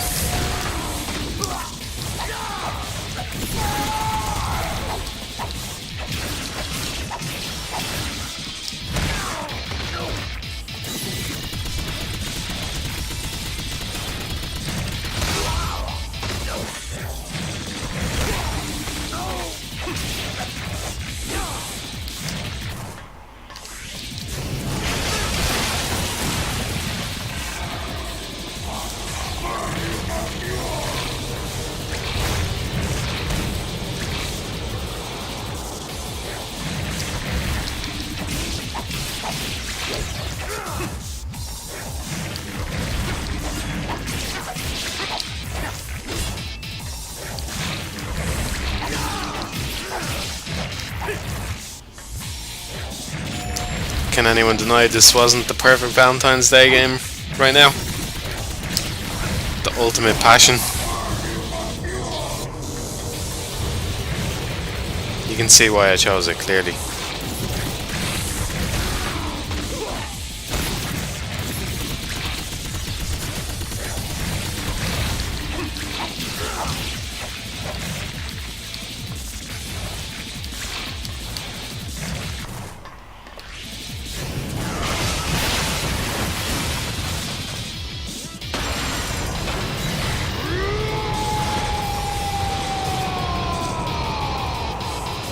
That phallic form. Oh my god.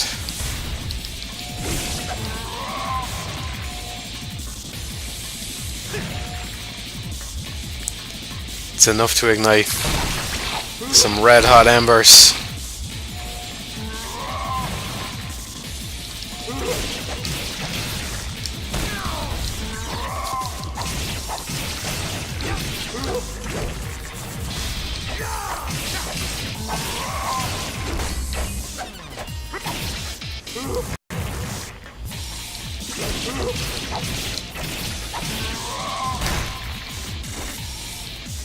I don't think the last boss tops this, not by a long shot. This is just too ridiculous, you know? Just like... I mean, I knew it looked vaguely like a dick the first time I played it, but now that I'm actually paying attention to it... Come on.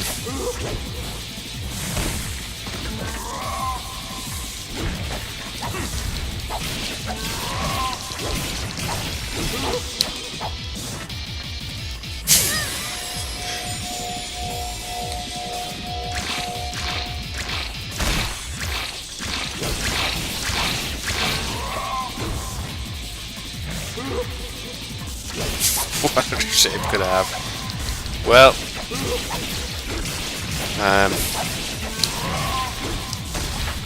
yeah, I don't know.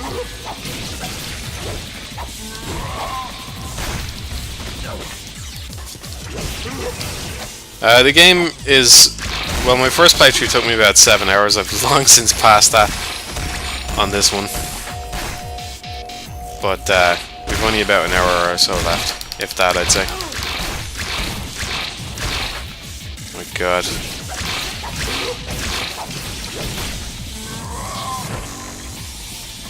Yeah, he might need to get that checked.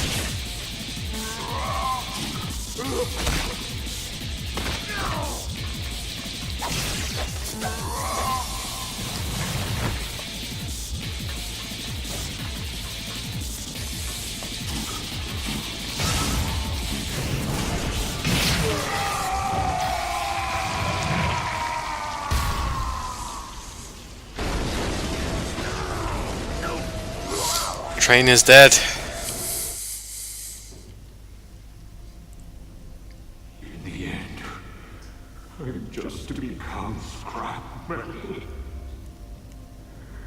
Even though... Favorite game of 2013 is The Wonderful 101 by far. If you own a Wii U, you have no excuse for not playing it. Seriously. It's not like the Wii U is overflowing with amazing games for you to ignore The Wonderful 101 with. Just buy it and play it. No need to rush. The time will come sooner. What do you mean? I could tell You belong on the dark side. Tell me, who is it? How is he related to me? You don't know? Well... This train will live on forever in our hearts. And our dicks. And our balls. Don't forget. It's a man's passion.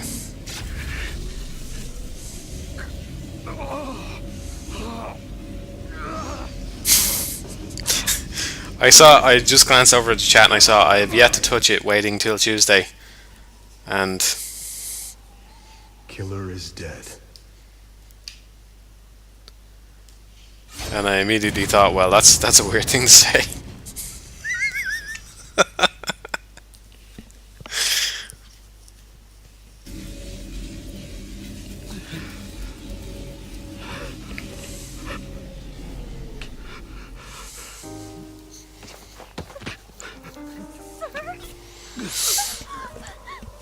Yeah, Space Kim is great. I think Space Kim is the kind of game where even if you don't enjoy it all that much, you can still, if you give it a chance and get a few missions in, you can appreciate it, even if it's not your thing.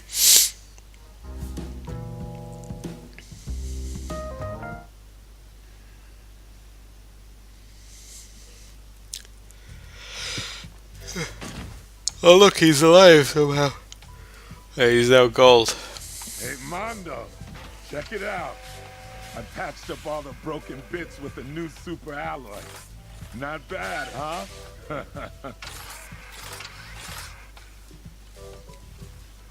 He spent all our money from this job on his stupid modifications. Unbelievable. Machines are a man's romance. Ain't that right?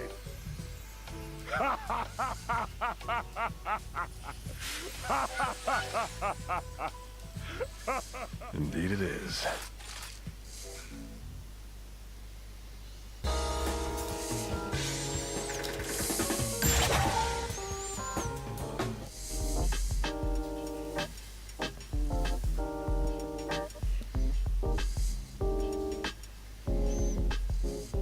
think more games need some smooth jazz in the loading screens.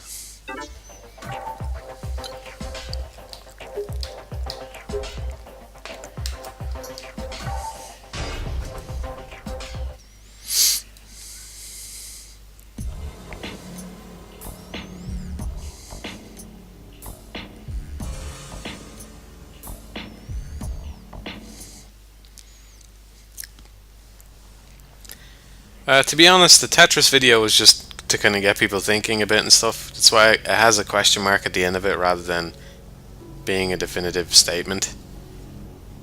Instead of saying, because, you know, it really depends on how you define perfect, and, you know, why should we consider Tetris perfect and not something that's even simpler or something like that, I don't know. But, I don't know. I wouldn't say I've thought about Dr. Mario anywhere near enough.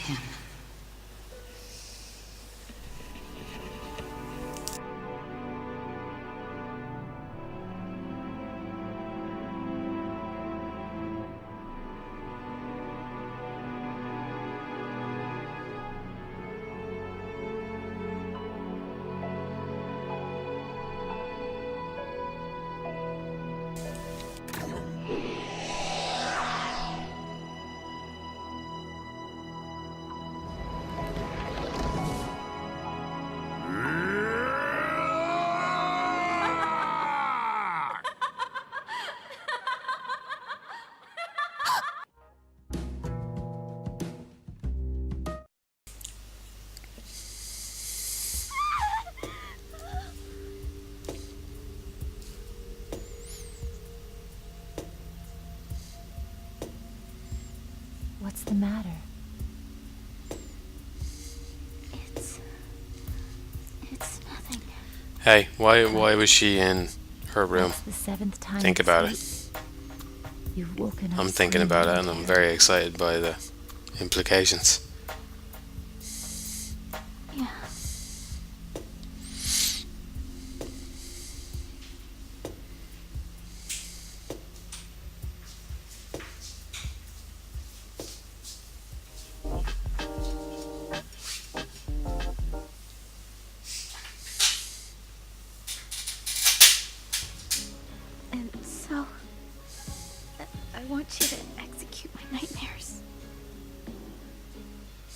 Execute a nightmare?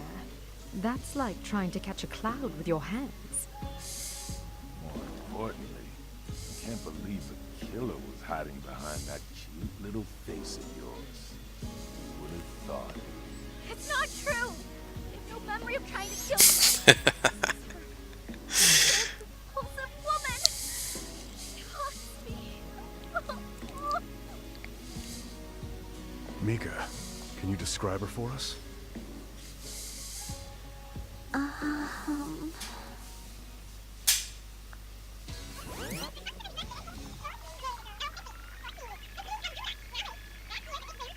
Chief, that woman appears in my nightmares as well, and I have no idea. There's a bit exactly like that in No More Heroes. I think it's the second last boss, and she's about to tell her backstory, and Travis is like uninterested probably. I don't remember it all that well. I should probably just stop saying the details. But basically she goes to tell her backstory and it just fast forwards through the whole thing. And it turns out if you slow it down and play it back, you can actually hear her backstory, and she has some like incredibly tragic past or something, where she was like molested by her father or something, and killed him, and that set her on the path to becoming an assassin, and or something like that. Well, our extremely competent employees have spoken. Chief Vivian, what should we do? Yeah, the No More Heroes one is way better than that one. I feel like almost that one's just almost like a little throwback to the No More Heroes one rather than, I don't know. Did they die? I can't remember exactly what it was, but it was pretty dark, yeah. It was just cool to think something like that was hidden in there. They did the same thing in the Wonderful 101 with one of the failure QuickTime events.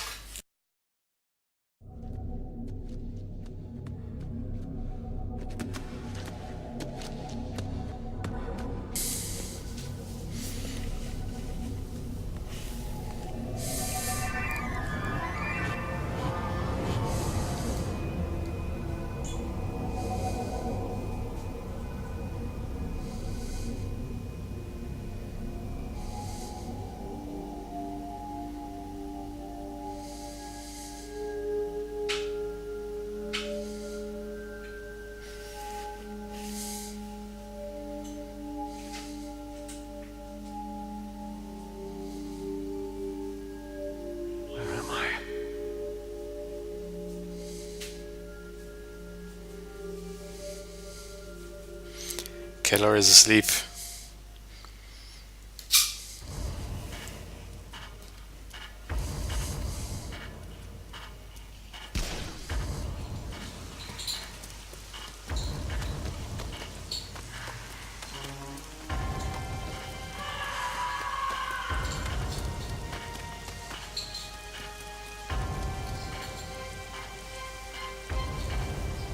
Yeah, I agree with that one person, but to be fair, you know, it is unlikely that somebody would do that by themselves in the Wonderful 101 without, because it's an easy QuickTime event. The idea that you would fail it 10 times in a row is pretty ridiculous.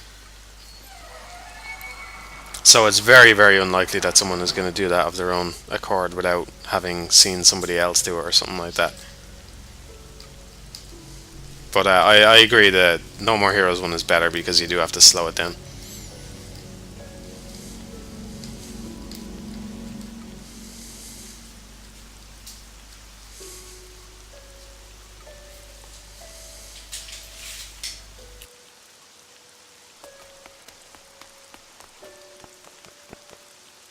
Mika!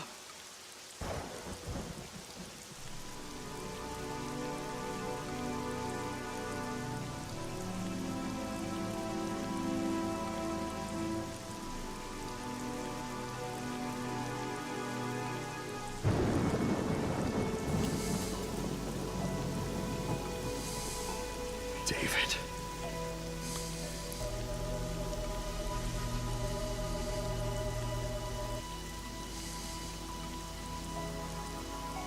I saw the whole thing. how you fell into darkness. Sir! I remembered everything. I'm so sorry. I'm actually...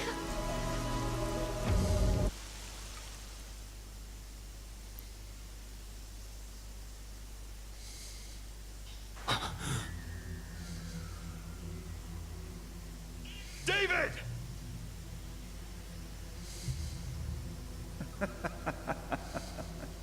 Hurry up and come over here.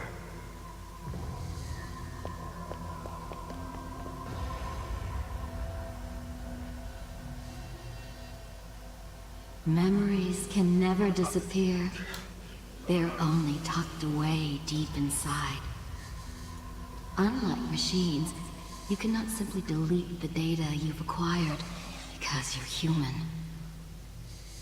But do you know why memories are tucked away? If you constantly remember what's painful, it will eventually enshroud your heart in darkness. So don't try to recall the bad things that you've conveniently forgotten. Isn't it painful?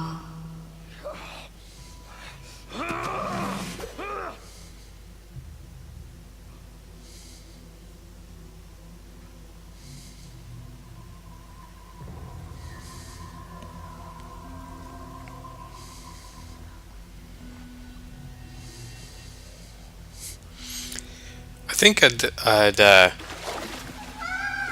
No.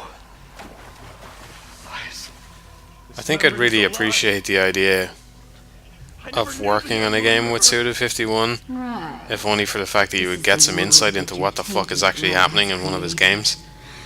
Because There's nothing as easily affected as the human it's pretty hard to tell without being inside his brain. Get out of my head!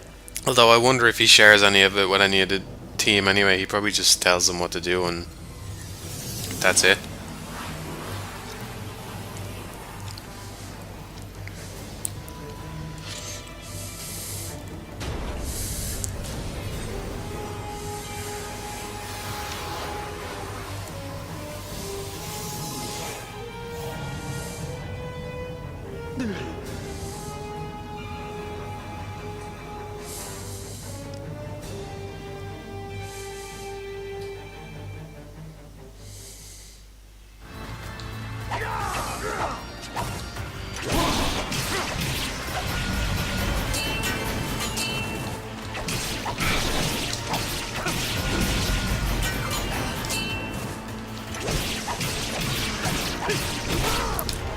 I honestly don't know. I don't know if there is subtext to all this shit or not. I really have no idea. And you know, you could argue that's kind of the intriguing thing about his games, is how much is just totally up in the air about whether or not it actually means anything at all. I would love to find out for sure though. I would. I'd be willing to ruin the games myself just to find out for sure what the hell is going on.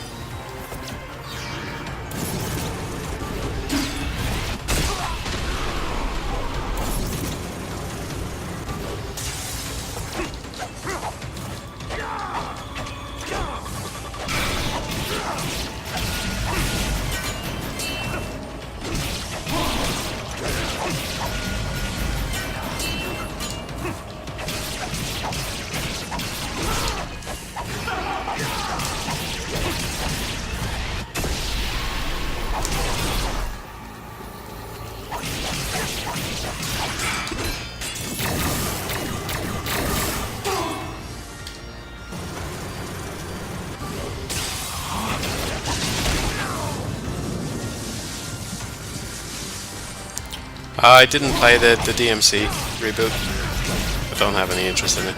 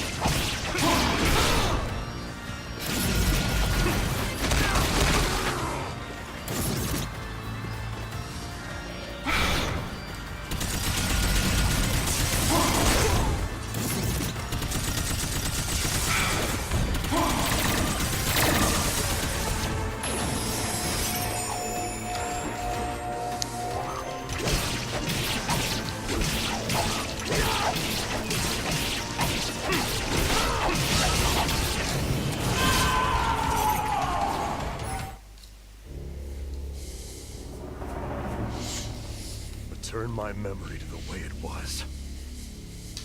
What are you talking about? Everything you've dreamed about is closer to the truth than you think. What? Now that we've come to the end, let me open Pandora's box for you.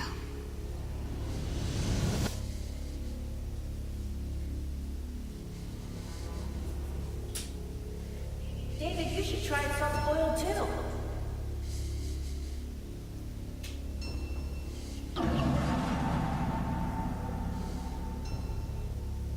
David? You gotta be kidding me. This is the truth. No. Let us fall together. Killer is dead. Lies!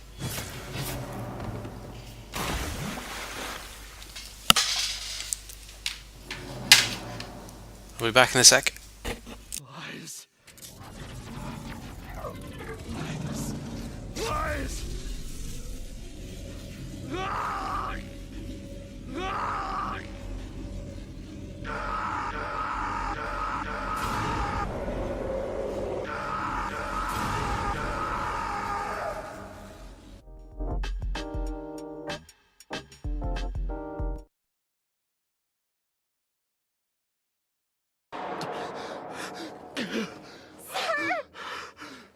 Nika has told me everything about her kidnapping and how she was brainwashed by David. Boss, was I brought to you by a unicorn? My left arm. Did you? Mondo, did you get your memories back? Give me a copy of the contract. Contract? I want to execute David.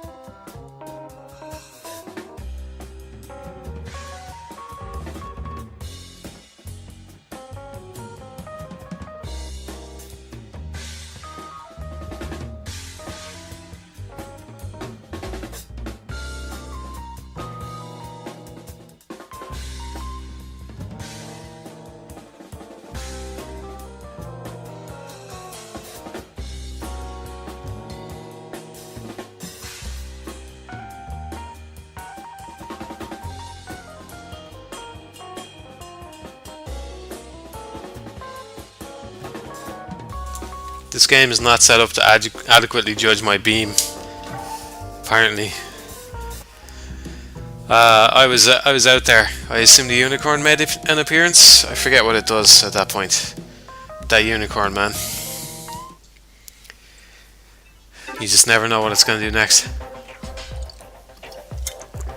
Right. I want... Oh, hang on. Seems like there's... Oh, I should have been doing this mission, because there's another level to this from the looks of things. Gotta do one more before the end. Okay. What options have we got? Yeah, whatever.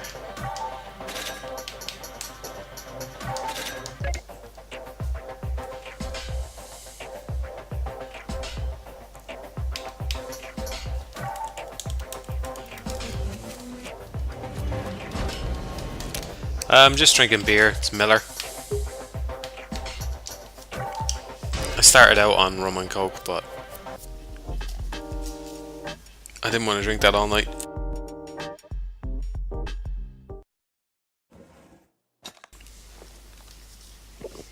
Here we go again. What a romantic. Every date starts out the same way, with him looking lonely, drinking a beer, and her glancing over. I think you could use a little break from work.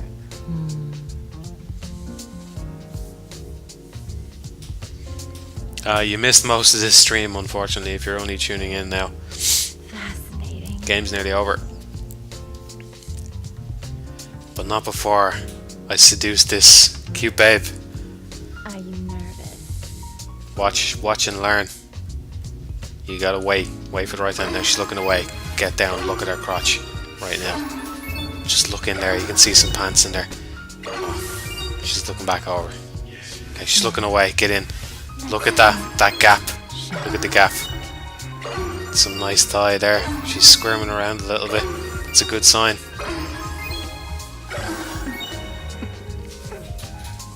Fascinating. Now what we gotta do is give her a mix CD. This is for you. A present? For me? Oh, you make me so happy.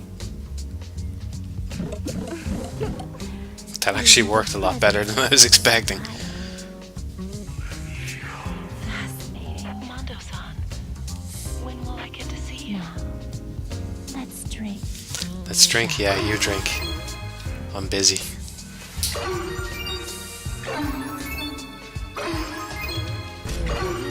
Oh no, I got caught. No.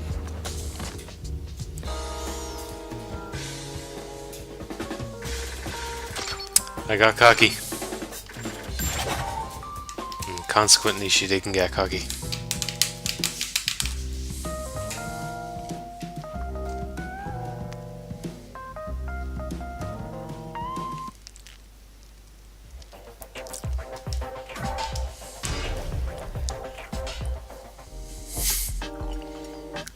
Love is over.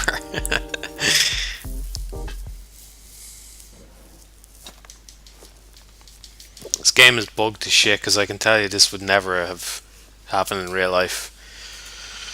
In real life, I'd just walk up and I'd say, "Hey, listen, baby, I'm internet famous.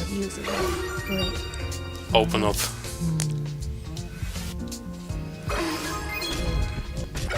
Don't stare at me so much. You're making me blush. Fascinating. Let's drink, shall we?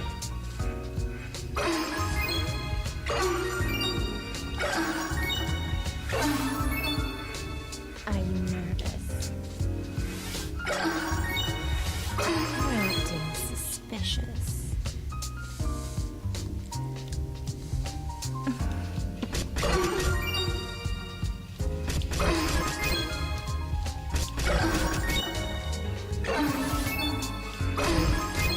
Don't stare at me so much. You're making me blush. There is no better Valentine's Day simulator than this minigame. A present. giving out fucking presents. Oh, you make me so happy. And receiving nothing in return. You even give presents with such style. I'm nervous. Now, That's all I'm interested in is her wonderful personality. Look at it there. Squirming around. Obviously very excited.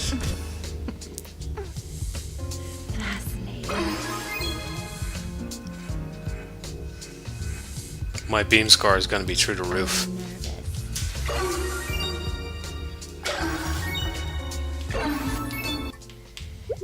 Give her the perfume. It's my way of saying you smell. Put on perfume before I start nailing you. So that I don't get sick. everything. To be fair, she does have some nice legs. Magnifico!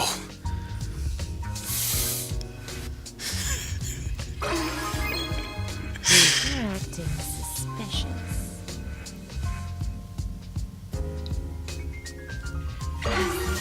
This girl has a lot of depth.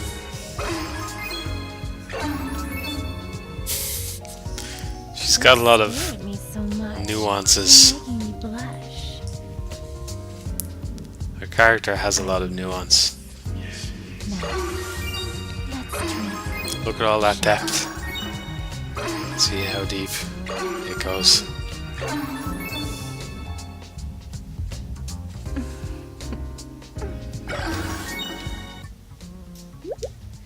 This is for you.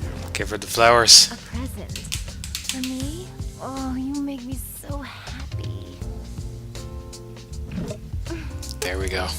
You even give presents. It's time. with such Are you guys ready? style. Everybody keep the Twitch admins away from here. Magnifico. Okay. If only she had a train. She's about to get one.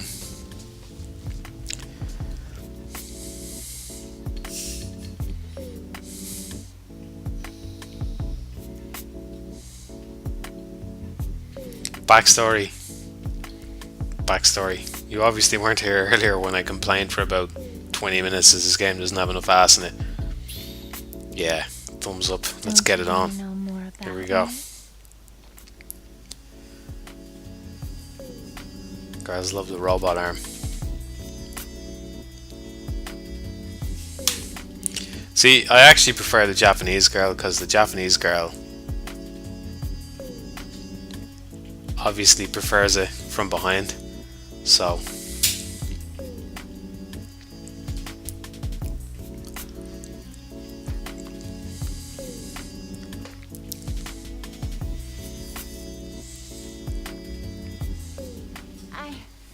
I can't contain.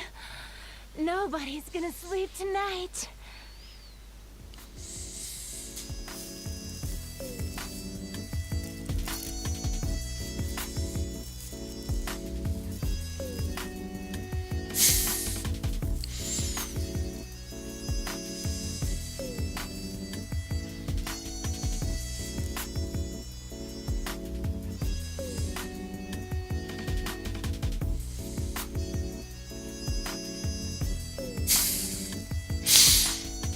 another satisfied customer.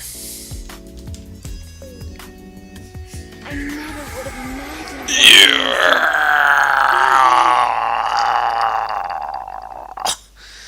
I can't stand being away from you. Come see me right away. That's it? It doesn't have any more to it?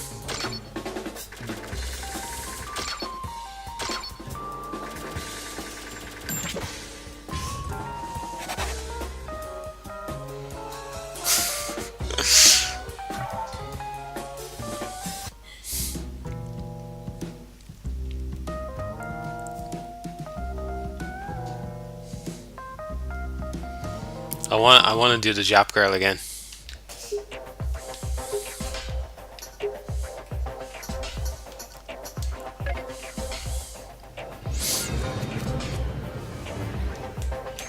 Okay, gift shop.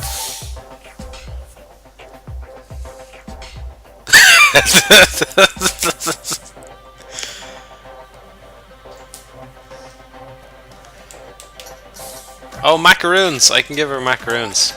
Chicks love macaroons, guys. Seriously. Seriously. Get the chick a macaroon. It's too late now because it's Valentine's Day already, but you have 365 days to procure some macaroons. And you should actually probably leave it until the last month or so, because they'll probably go off. I don't know how time works on macaroons, but...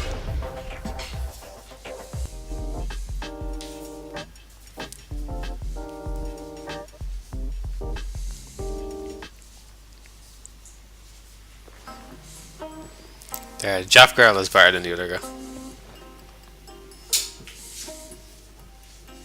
Mondo-san, thank you for coming. See, look, she's cute, she's innocent, she's nice. The other girl, slut, tramp, tramp. See, look at that. How can you ignore them eyes? Look, and that kimono, that cute expression. That stitching.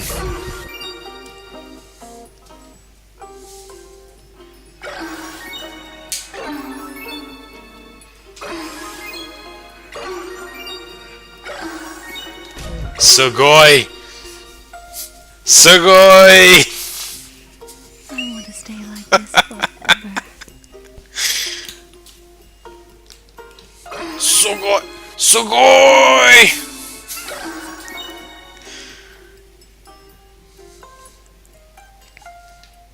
Have a present, my dear. Have some macaroons. This is for you. For me, You better love them.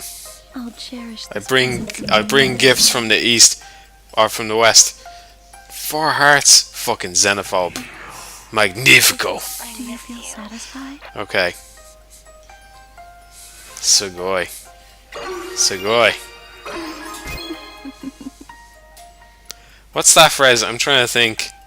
Because it's said all the fucking time on... Was it atta or something? Your man, Cacho. Game Center means danger. That's basically what I'm thinking when I'm looking at her boobs. Atta! Danger. Cute babe looking my way. Shot through the heart. That kimono. This is great. This is great, isn't it? Oh, it is. Let's get it on. Let's get it on.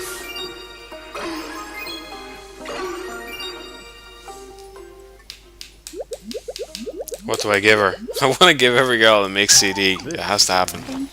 She must know my superior taste in music. Yes, bow to my superior to bow to your senpai. Magnifico.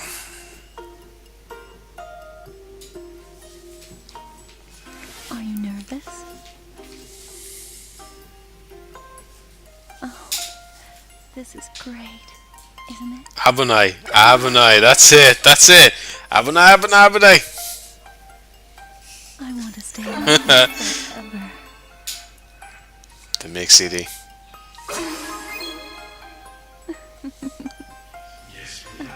Sugoi! Abunai. There we go. I did it. Yosh! This is great, isn't it? Yosh.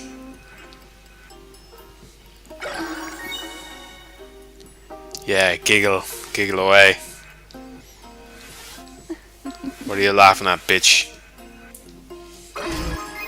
I'm just gonna stare at you. Here we go. Oh, I'm running out of time. You can run out of time. I didn't know that.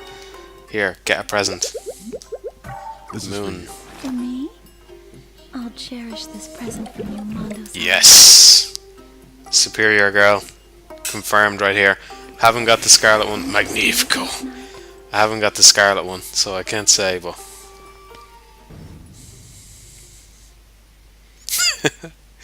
Yeah, I know, my Japanese is insane. It's sugoi.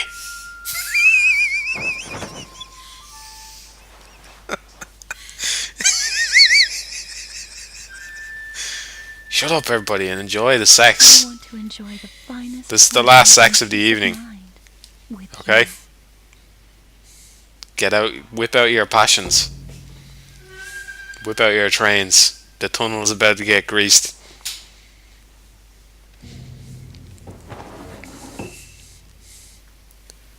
I've already done the greasing.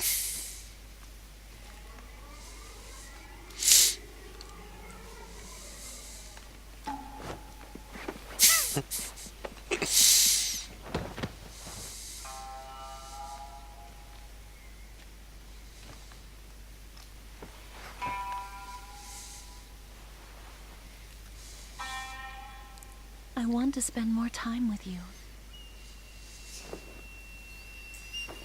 Choo choo. Oh yeah.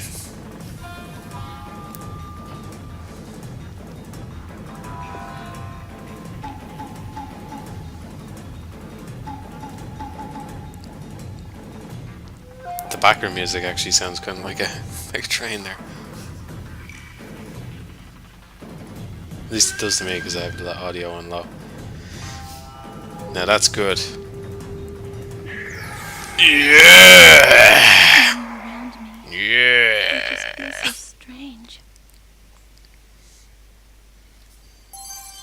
You have this grace that I see in nobody else. I don't think I can let you out of my sights.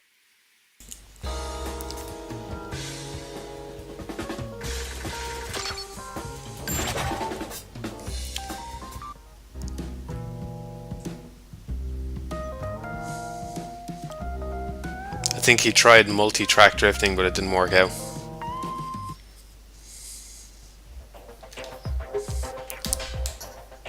Okay, time to finish this action side game thing. Yeah, that's what the CD was for.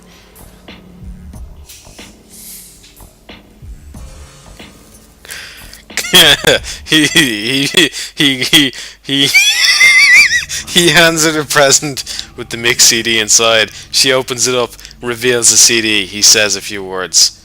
Call me doctor.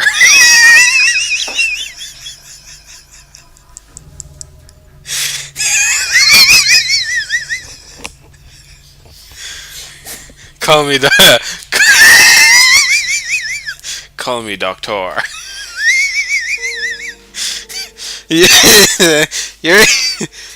Your operating system needs an update. David. Get it in. Hey, Mom. Why can't you come in like a normal person? The door's over there. You know how we used to play chess? In chess, the player who makes the first move has the advantage. Which is why the other player should be happy when there's a stalemate. A tie. I don't have time for your games. Did the boss finally take care of his hernia? Yeah, when he turned himself into a machine. I see. Then that's good news. How's work been treating you? Busy. No thanks to you. Don't forget that you had the option of conquering the world with me. I'll run that idea by the boss and give you an answer once we've had some time to think it through. Don't you understand yet? Your so-called boss has been taking advantage of you all along. What are you talking about? You throw the sun at a black hole and all that'll happen is the sun gets sucked into oblivion. Which is why I've prepared an even stronger black hole. Checkmate.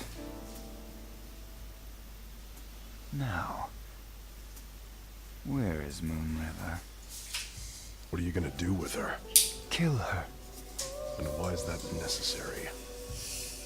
So that you can become ruler of the moon.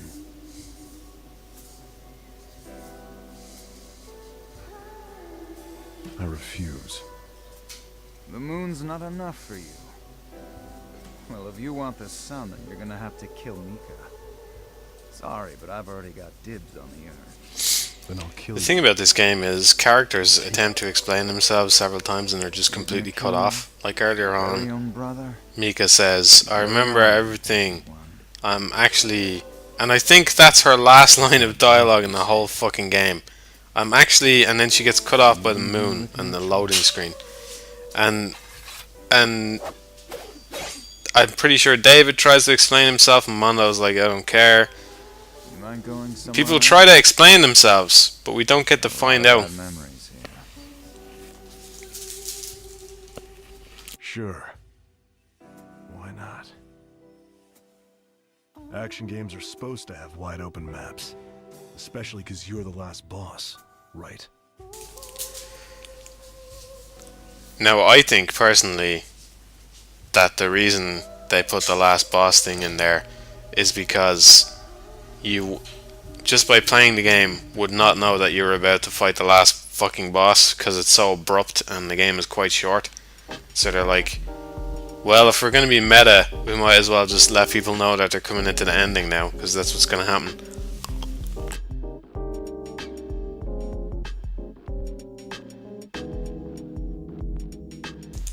I mean, before I went into this mission, I had absolutely no fucking idea whatsoever that the game was about to end. None whatsoever. Just one mission prior to this, I was fighting a sentient train in Russia for no reason. And now the game is about to end.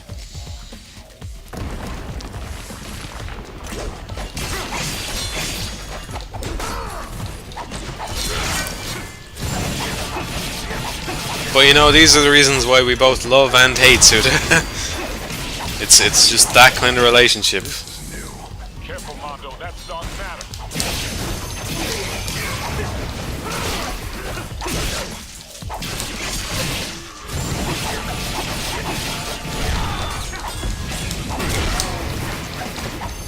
There is no following this story. I sat down and paid attention to every cutscene that came along. There's just... I'm sure if you played it like 3 times, you might start to figure stuff out. I mean, there's some stuff that's become a little bit more clear in the second playthrough, even though I'm pissed and talking to you guys. But even so, there's just... It's kind of like with... It's a lot like Killer 7. I mean, No More Heroes was a lot more understandable than this, or Killer 7. With Killer 7, it's just like... And with this, there's just stuff put in there that there's just no hope of explaining, in a conventional sense at least anyway. There's just no hope.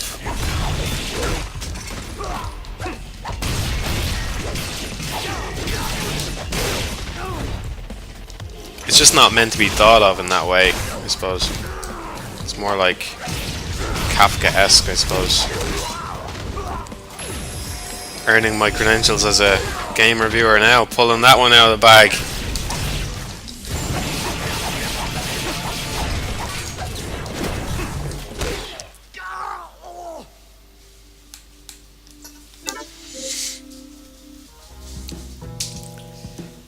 The Magnifico is set in game, but I said it as well. I said it like every time, just because it's fun. Magnifico.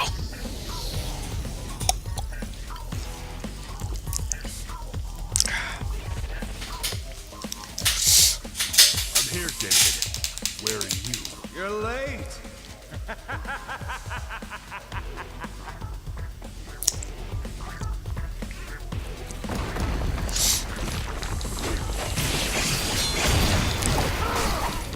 You know, for all its like near incomprehensibility, and in many ways total incomprehensibility, I really do love the story of Killer 7. But you'd have to admit it, even if it's better than the story in this game, that there's some shit in it that's just never going to be explained. Just never. You just have to interpret it or take it in a non-literal sense or something like that, you know? The thing about Killer 7 is the things you are doing in game and the political kind of backstory, the political kind of subplot, seem to have like zero fucking relevance to each other at all until you get to a boss fight in each place. It's like, what are the heaven smiles? Why is nobody else seeing the world the way you are? Presumably, anyway. It's just so fucked up. So Killer 7 almost has like two parallel plots. You being just totally fucking mental and having 7 personalities or something. And then this political subplot which runs in parallel, and you're supposed to like take both of them at face value and combine them together somehow.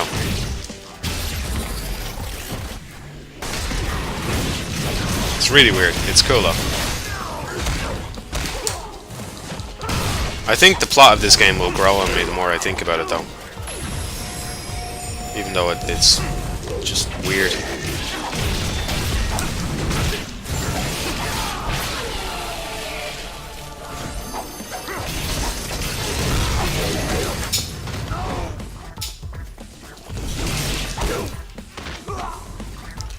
Yeah, that's the thing. In Killer 7, it really is up to how much attention you can pay to the story, and how much you're willing to put into it will determine how much you're gonna get back out of it in some, you know, to some extent. Whereas with this one, like I said a minute ago, characters attempt to explain themselves and are just completely cut off for no reason.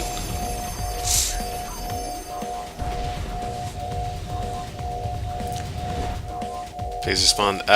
No, I haven't played Nier. Is that one that's only on Xbox, is it? Or is it on the PS3? Because I'll play it if it's on the PS3, but I don't own an Xbox and I'm not buying one. As far as I'm aware, I think it's only on Xbox. It might not have ever even released in Europe anyway. I've heard enough about it to get me interested.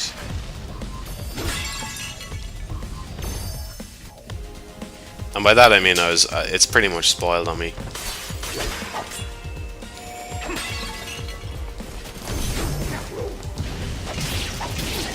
It's on the PS3 as well, I didn't know that.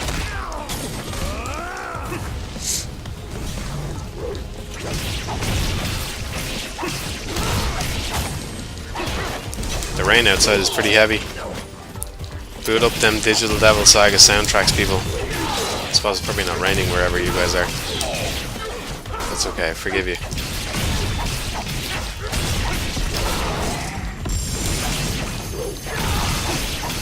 Well, I will order Nier. I'm not promising to play it, but I'll have a look and probably order it in my next batch of games that I get.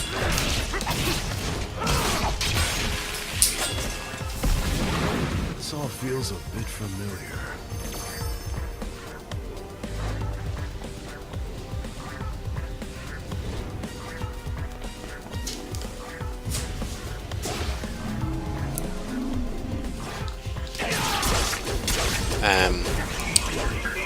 What was I thinking? Killer 7 is the most cohesive game Suda has made so far as I'm concerned anyway.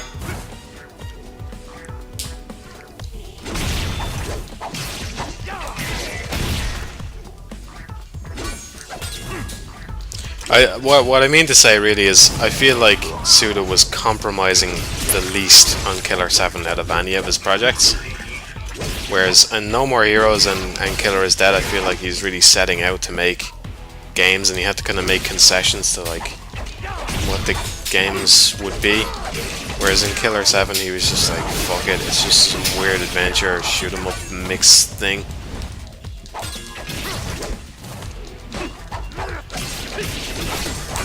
And he just crammed it full of character conversations as well. Yeah.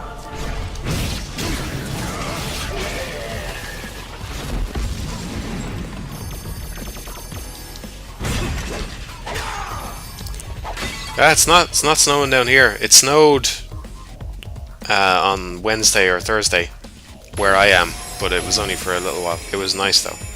It was nice when it happened. But now it's just pissing rain. I have played Heavy Rain and I did not like it at all. And the more I think about it, the less I like it. When I first played it, I was kind of like meh. But then I played it again and I actually just laughed at how bad it was for a lot of it. Seriously, I just like burst into laughter. It's a shame. It is a shame because I played it and some of the shit that was happening and just the things that I was saying out loud, it would have made for a great stream, but I couldn't replicate it now because I've already gone through it all. I forget what it was. Even just at the very start, your man walking around his house. Maybe if I leave it in the year and go back to it, I'll find it funny again. But I just...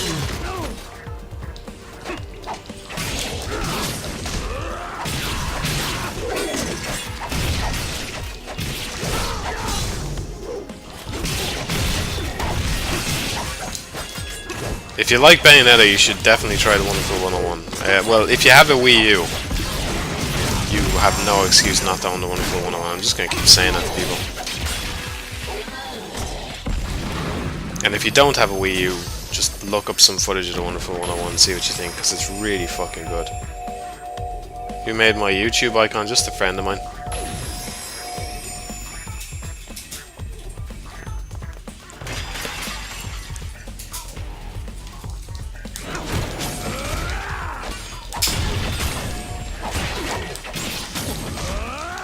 Yeah, I have the PS3 version of Bayonetta because I don't have a 360, and there is some pretty horrible frame rate drops in it at times. Although I can't compare it to the 360 version, so for all I know, the 360 version is almost as bad. Because I've heard the PS3 version is close to being on par after the patch, and I was playing the patch version.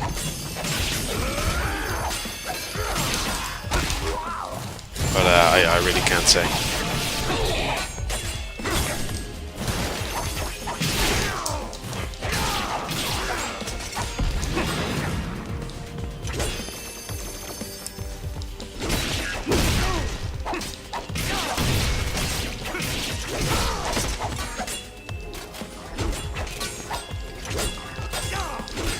Do I look like my YouTube icon?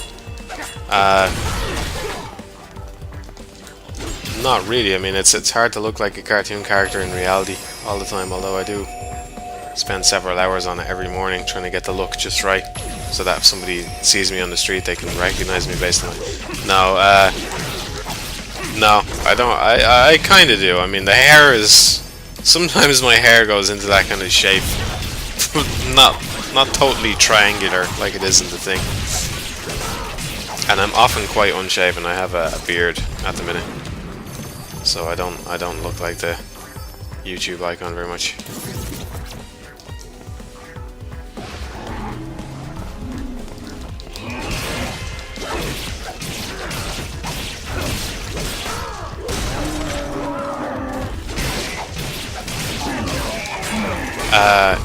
I do want to do it. Well, I want to do a Dark Souls commentary first, let alone Dark Souls 2. That would be a long way off. But I hope to do a Dark Souls video in the same style as the Demon Souls video at some point.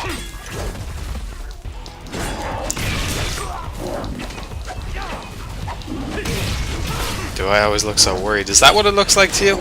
To me, it looks like slightly angry and disappointed. I think it's one of those expressions that can be read several different ways, which is what I like about it.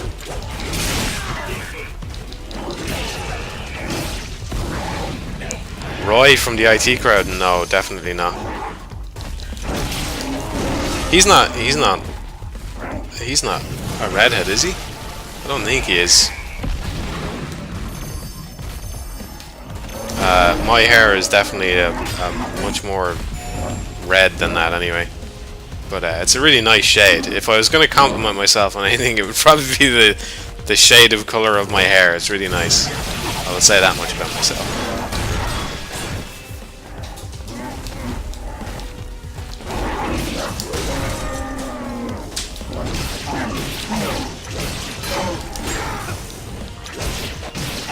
The angry Irish gamer, yeah. He's the angriest Irish gamer you've ever heard. He's the only Irish gamer you've ever heard. Except for Mecha Gamezilla, yeah. But apart from him, he's the only Irish angry dude ever. You didn't forget your promise, did you? Yeah, mine is kind of brownish. It looks brown a lot of the time.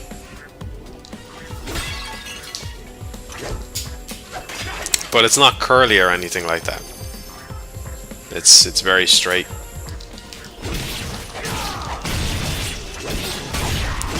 Yeah, I have no plans to go on video anytime soon.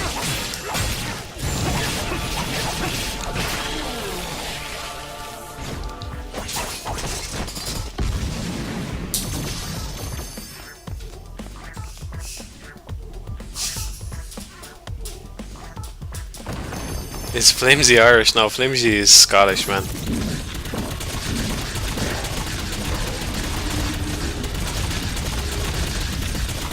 Although at least you were on the right track. There's a lot of people who think I'm like English or something based on my voice, which is, I don't know. I mean, obviously everybody comes from a different part of the world, and you will have less exposure to Ireland than I would, you know, having lived here my entire fucking life. But even so, I know the difference.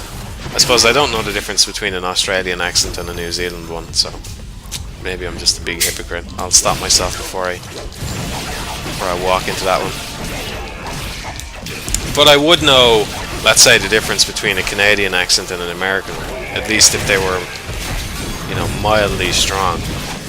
And the kind of English accents you'd be hearing online are often stronger. So you should be able to tell an Irish one when you hear it, I think.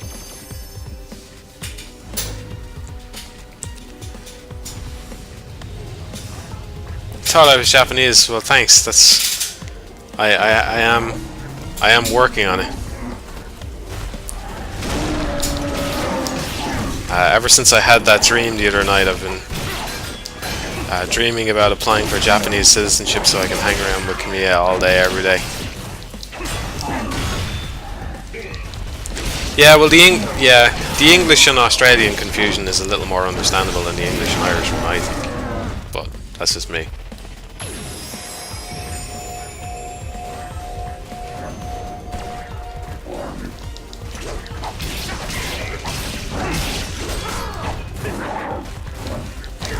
Hotel room shenanigans.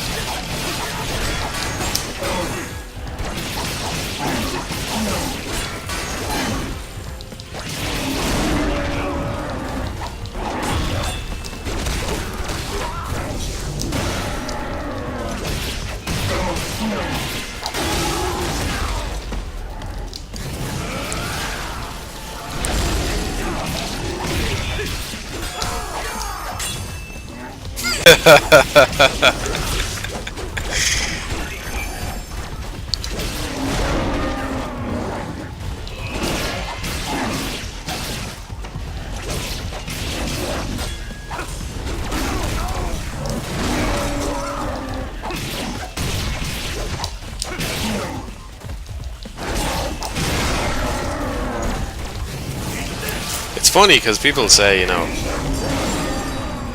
you have a nice accent, or where's that accent from, or whatever, but I really don't think I have a strong one.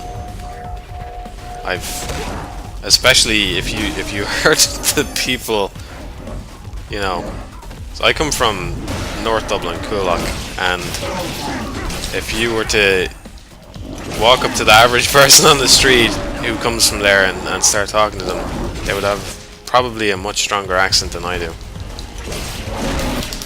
Because I spent most of my life just watching TV or playing games, so.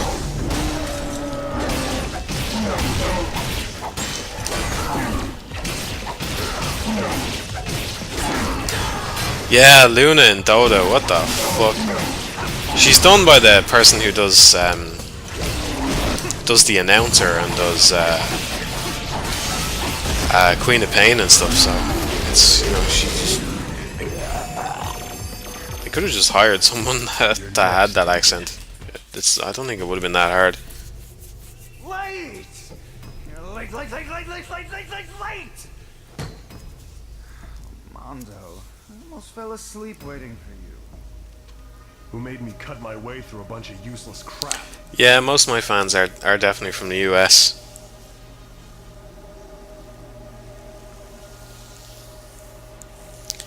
Yeah, I would have said the same thing about you, Mecha, so I guess that proves the point.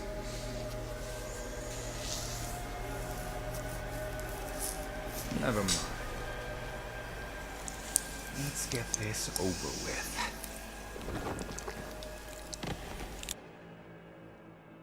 I agree.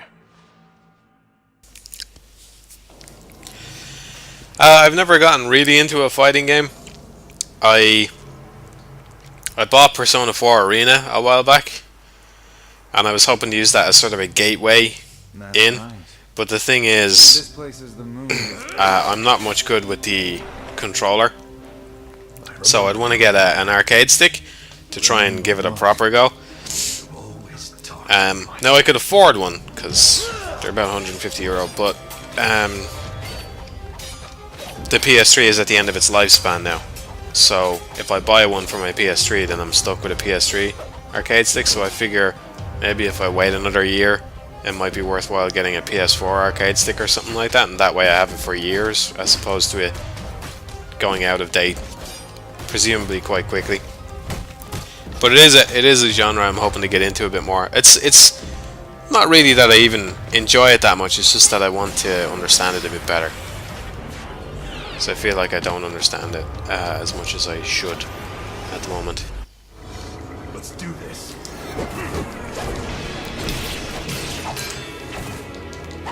It's time to kill Moon Akihiko.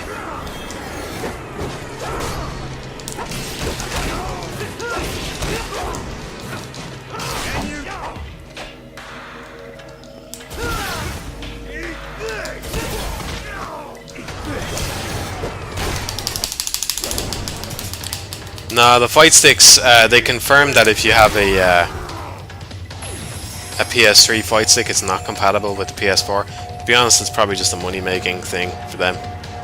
But it's been said that that's going to be the case, so I don't want to invest in the PS3 one right now.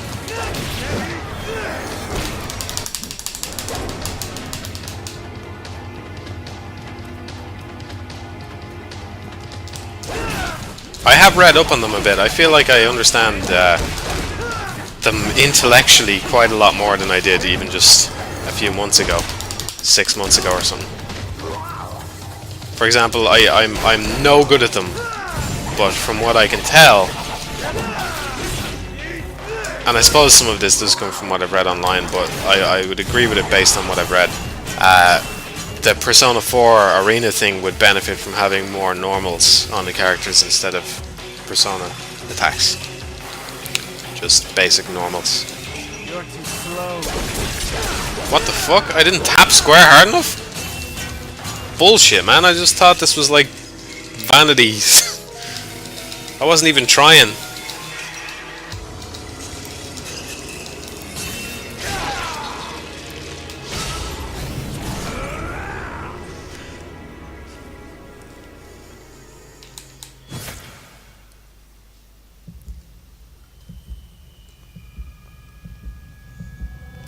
I really want to like Ultimate Marvel vs. Capcom 3, but I'm mostly limited to the spectator side of things at the moment, and it's a bit of a clusterfuck for a spectator, and the same characters get used all the time and stuff.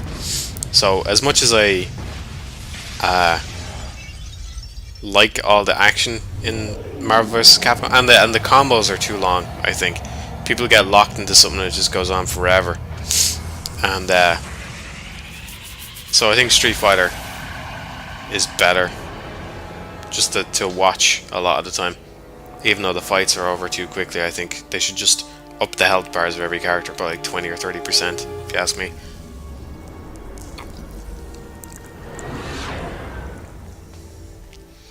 Here we go.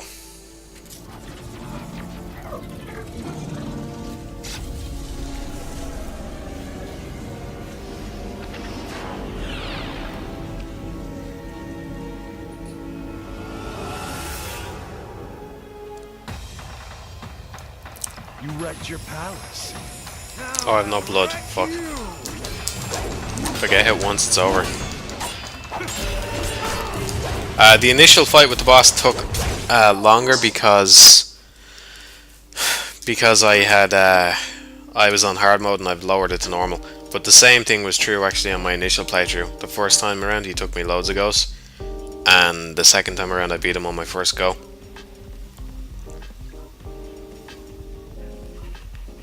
You're next, David. Fuck, I gotta do this again. Late! Late. Let's do this.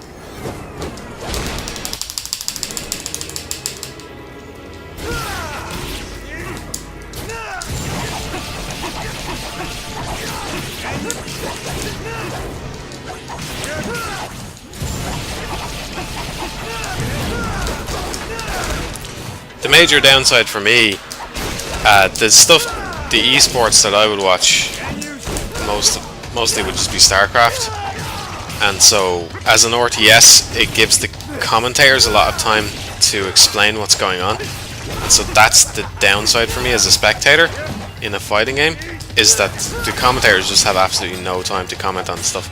By the time they've commented on it, it's happened. It's long since over. And there's so much jargon as well. There's just tons of jargon.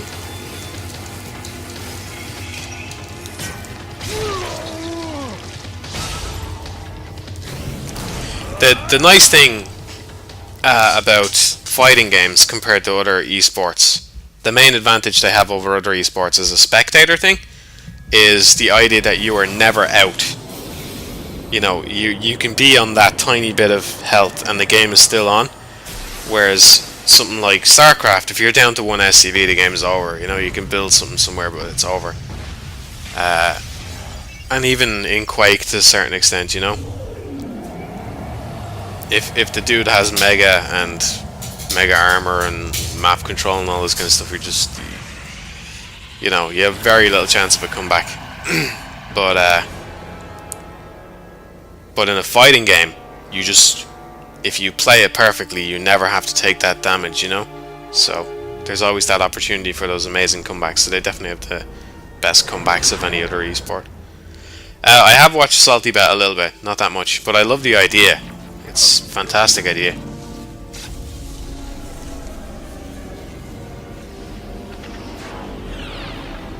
I should skip this.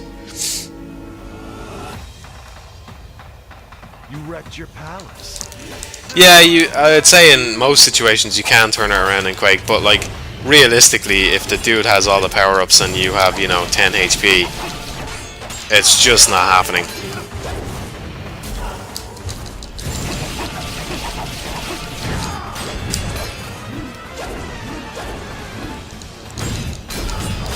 And as well, the way a Quake match works is it's based on kills, so someone gets ahead by 10 kills and you're looking at, you know, you have to get 10 kills back in order to make that comeback, whereas in a fighting game each round is reset like that, so.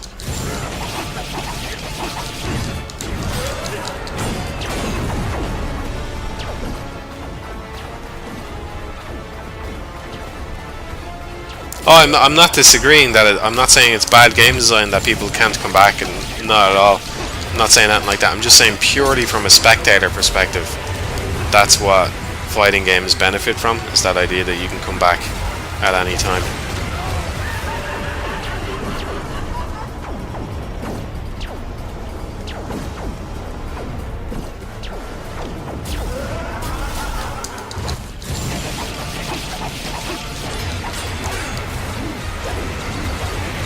See, this happened to me when I fought him earlier today. He got down to no health, and I just kept attacking, and I don't know if I actually needed to attack or what. So he punches you over to another platform at some point, and I don't know why he's not doing that, because it seems like he should do that because he's lost some health. But he's not doing it.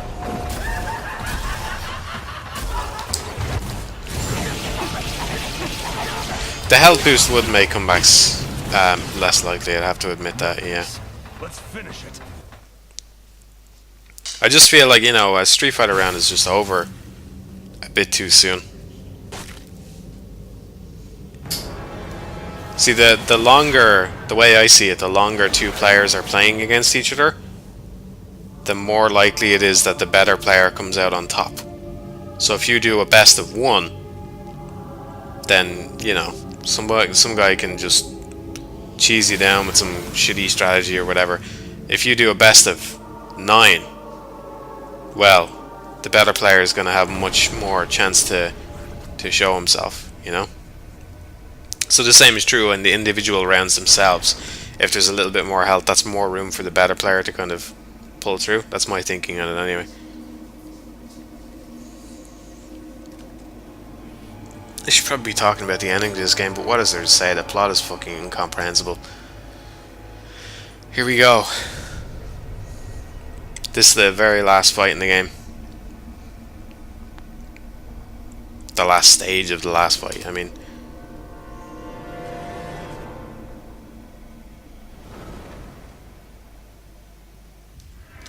Enter the final chapter.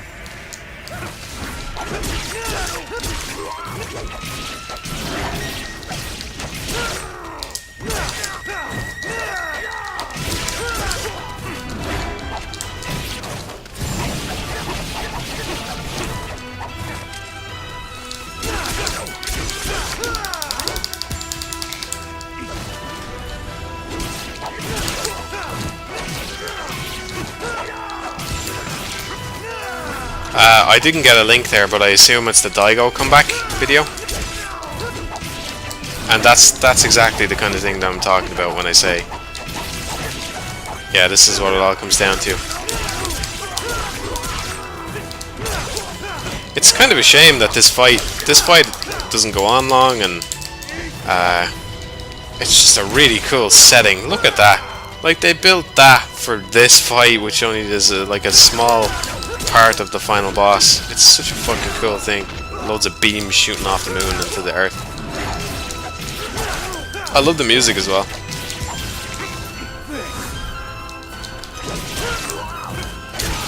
I wouldn't say it's the weakest game, especially not if we're counting Lollipop Chainsaw. Although, to be fair, I didn't play it. I just watched loads of it.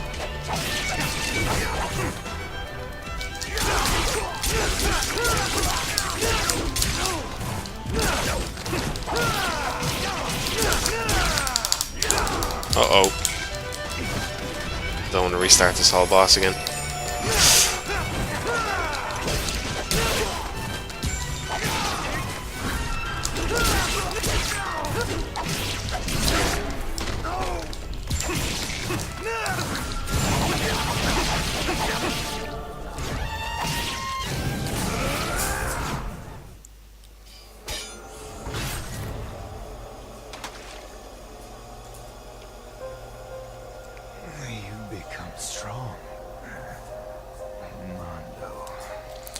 There we go, that's it. I think you just got weaker. It only took me 2 extra hours. Mondo, you really think you've won this battle? You've lost. Accept your death like a man.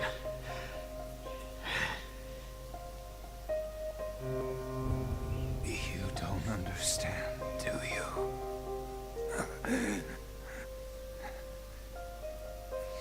Yeah, I definitely like that about it, Larendor. It does change, you know? And that's good. 3 different stages. They're very distinct, even though they're very similar. It's just like a one-on-one battle, and that's good.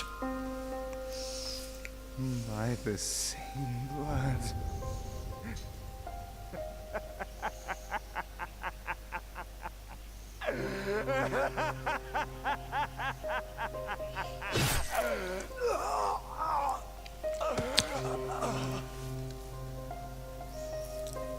Don't make me repeat myself.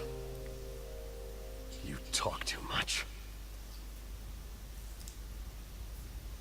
Killer is dead.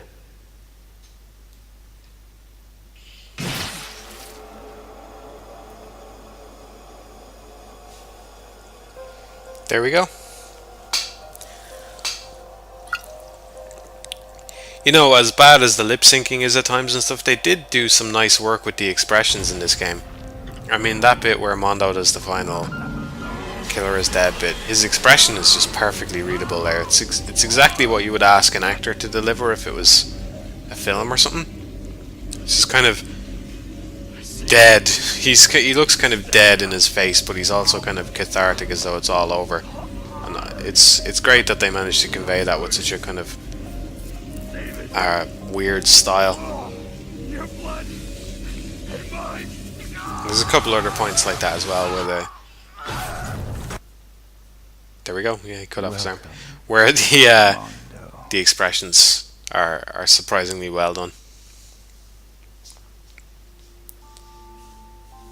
So that's Killer is Dead. Killer is Dead is dead.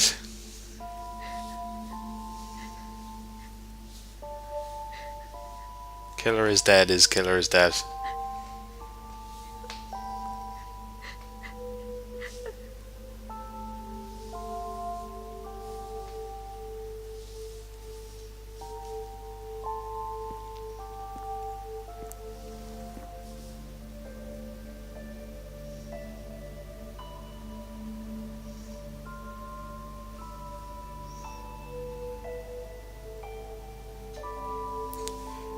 Twitch should make the VOD available in the next couple of days. It takes them a while to process it, but I will hopefully have it up in the next couple of days.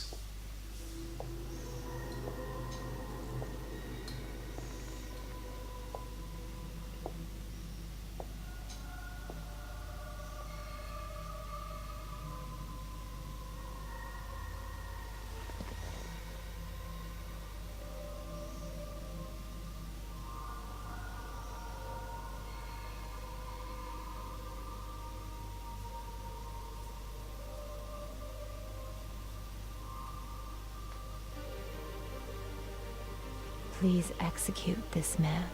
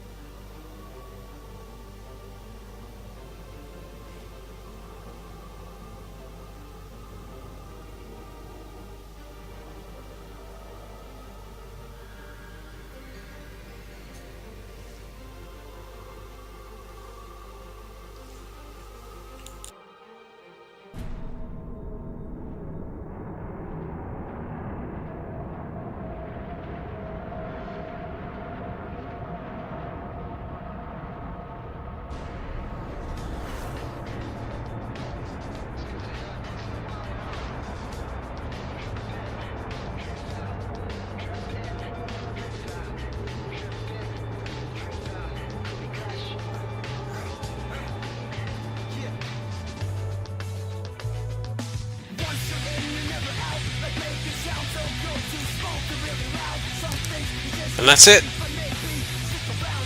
So even if you only tuned in about halfway, you still understand the story about as much as the rest of us. So I have nothing left to say. I'm tired. I'm going to go to bed. I hope you had a great time, everybody. Thanks for tuning in, everyone. But it's time for me to go. So keep your passions flaring until next time. I don't know what I'm going to stream next or when it's going to be. To be honest, I'm still playing the Wonderful 101 a bit, so I might just, next time I'm playing that, I might just stream it, just for the hell of it.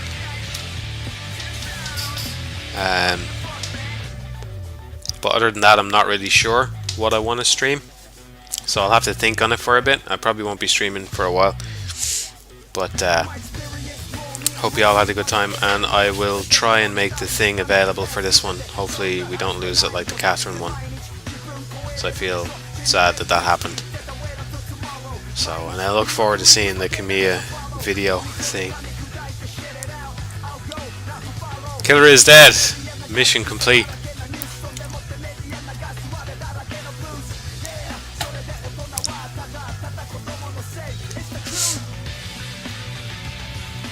Yeah, I'll probably stream, if you guys are interested in that, I'll stream some Wonderful 101, and I won't show the last mission. That's a good idea. You guys are welcome. It's my pleasure. I enjoy doing it. I'm not just saying that. It's nice to be able to talk to you guys like this and kind of chill out like this. So thanks for tuning in, and I'm going to leave it at that. See you guys later.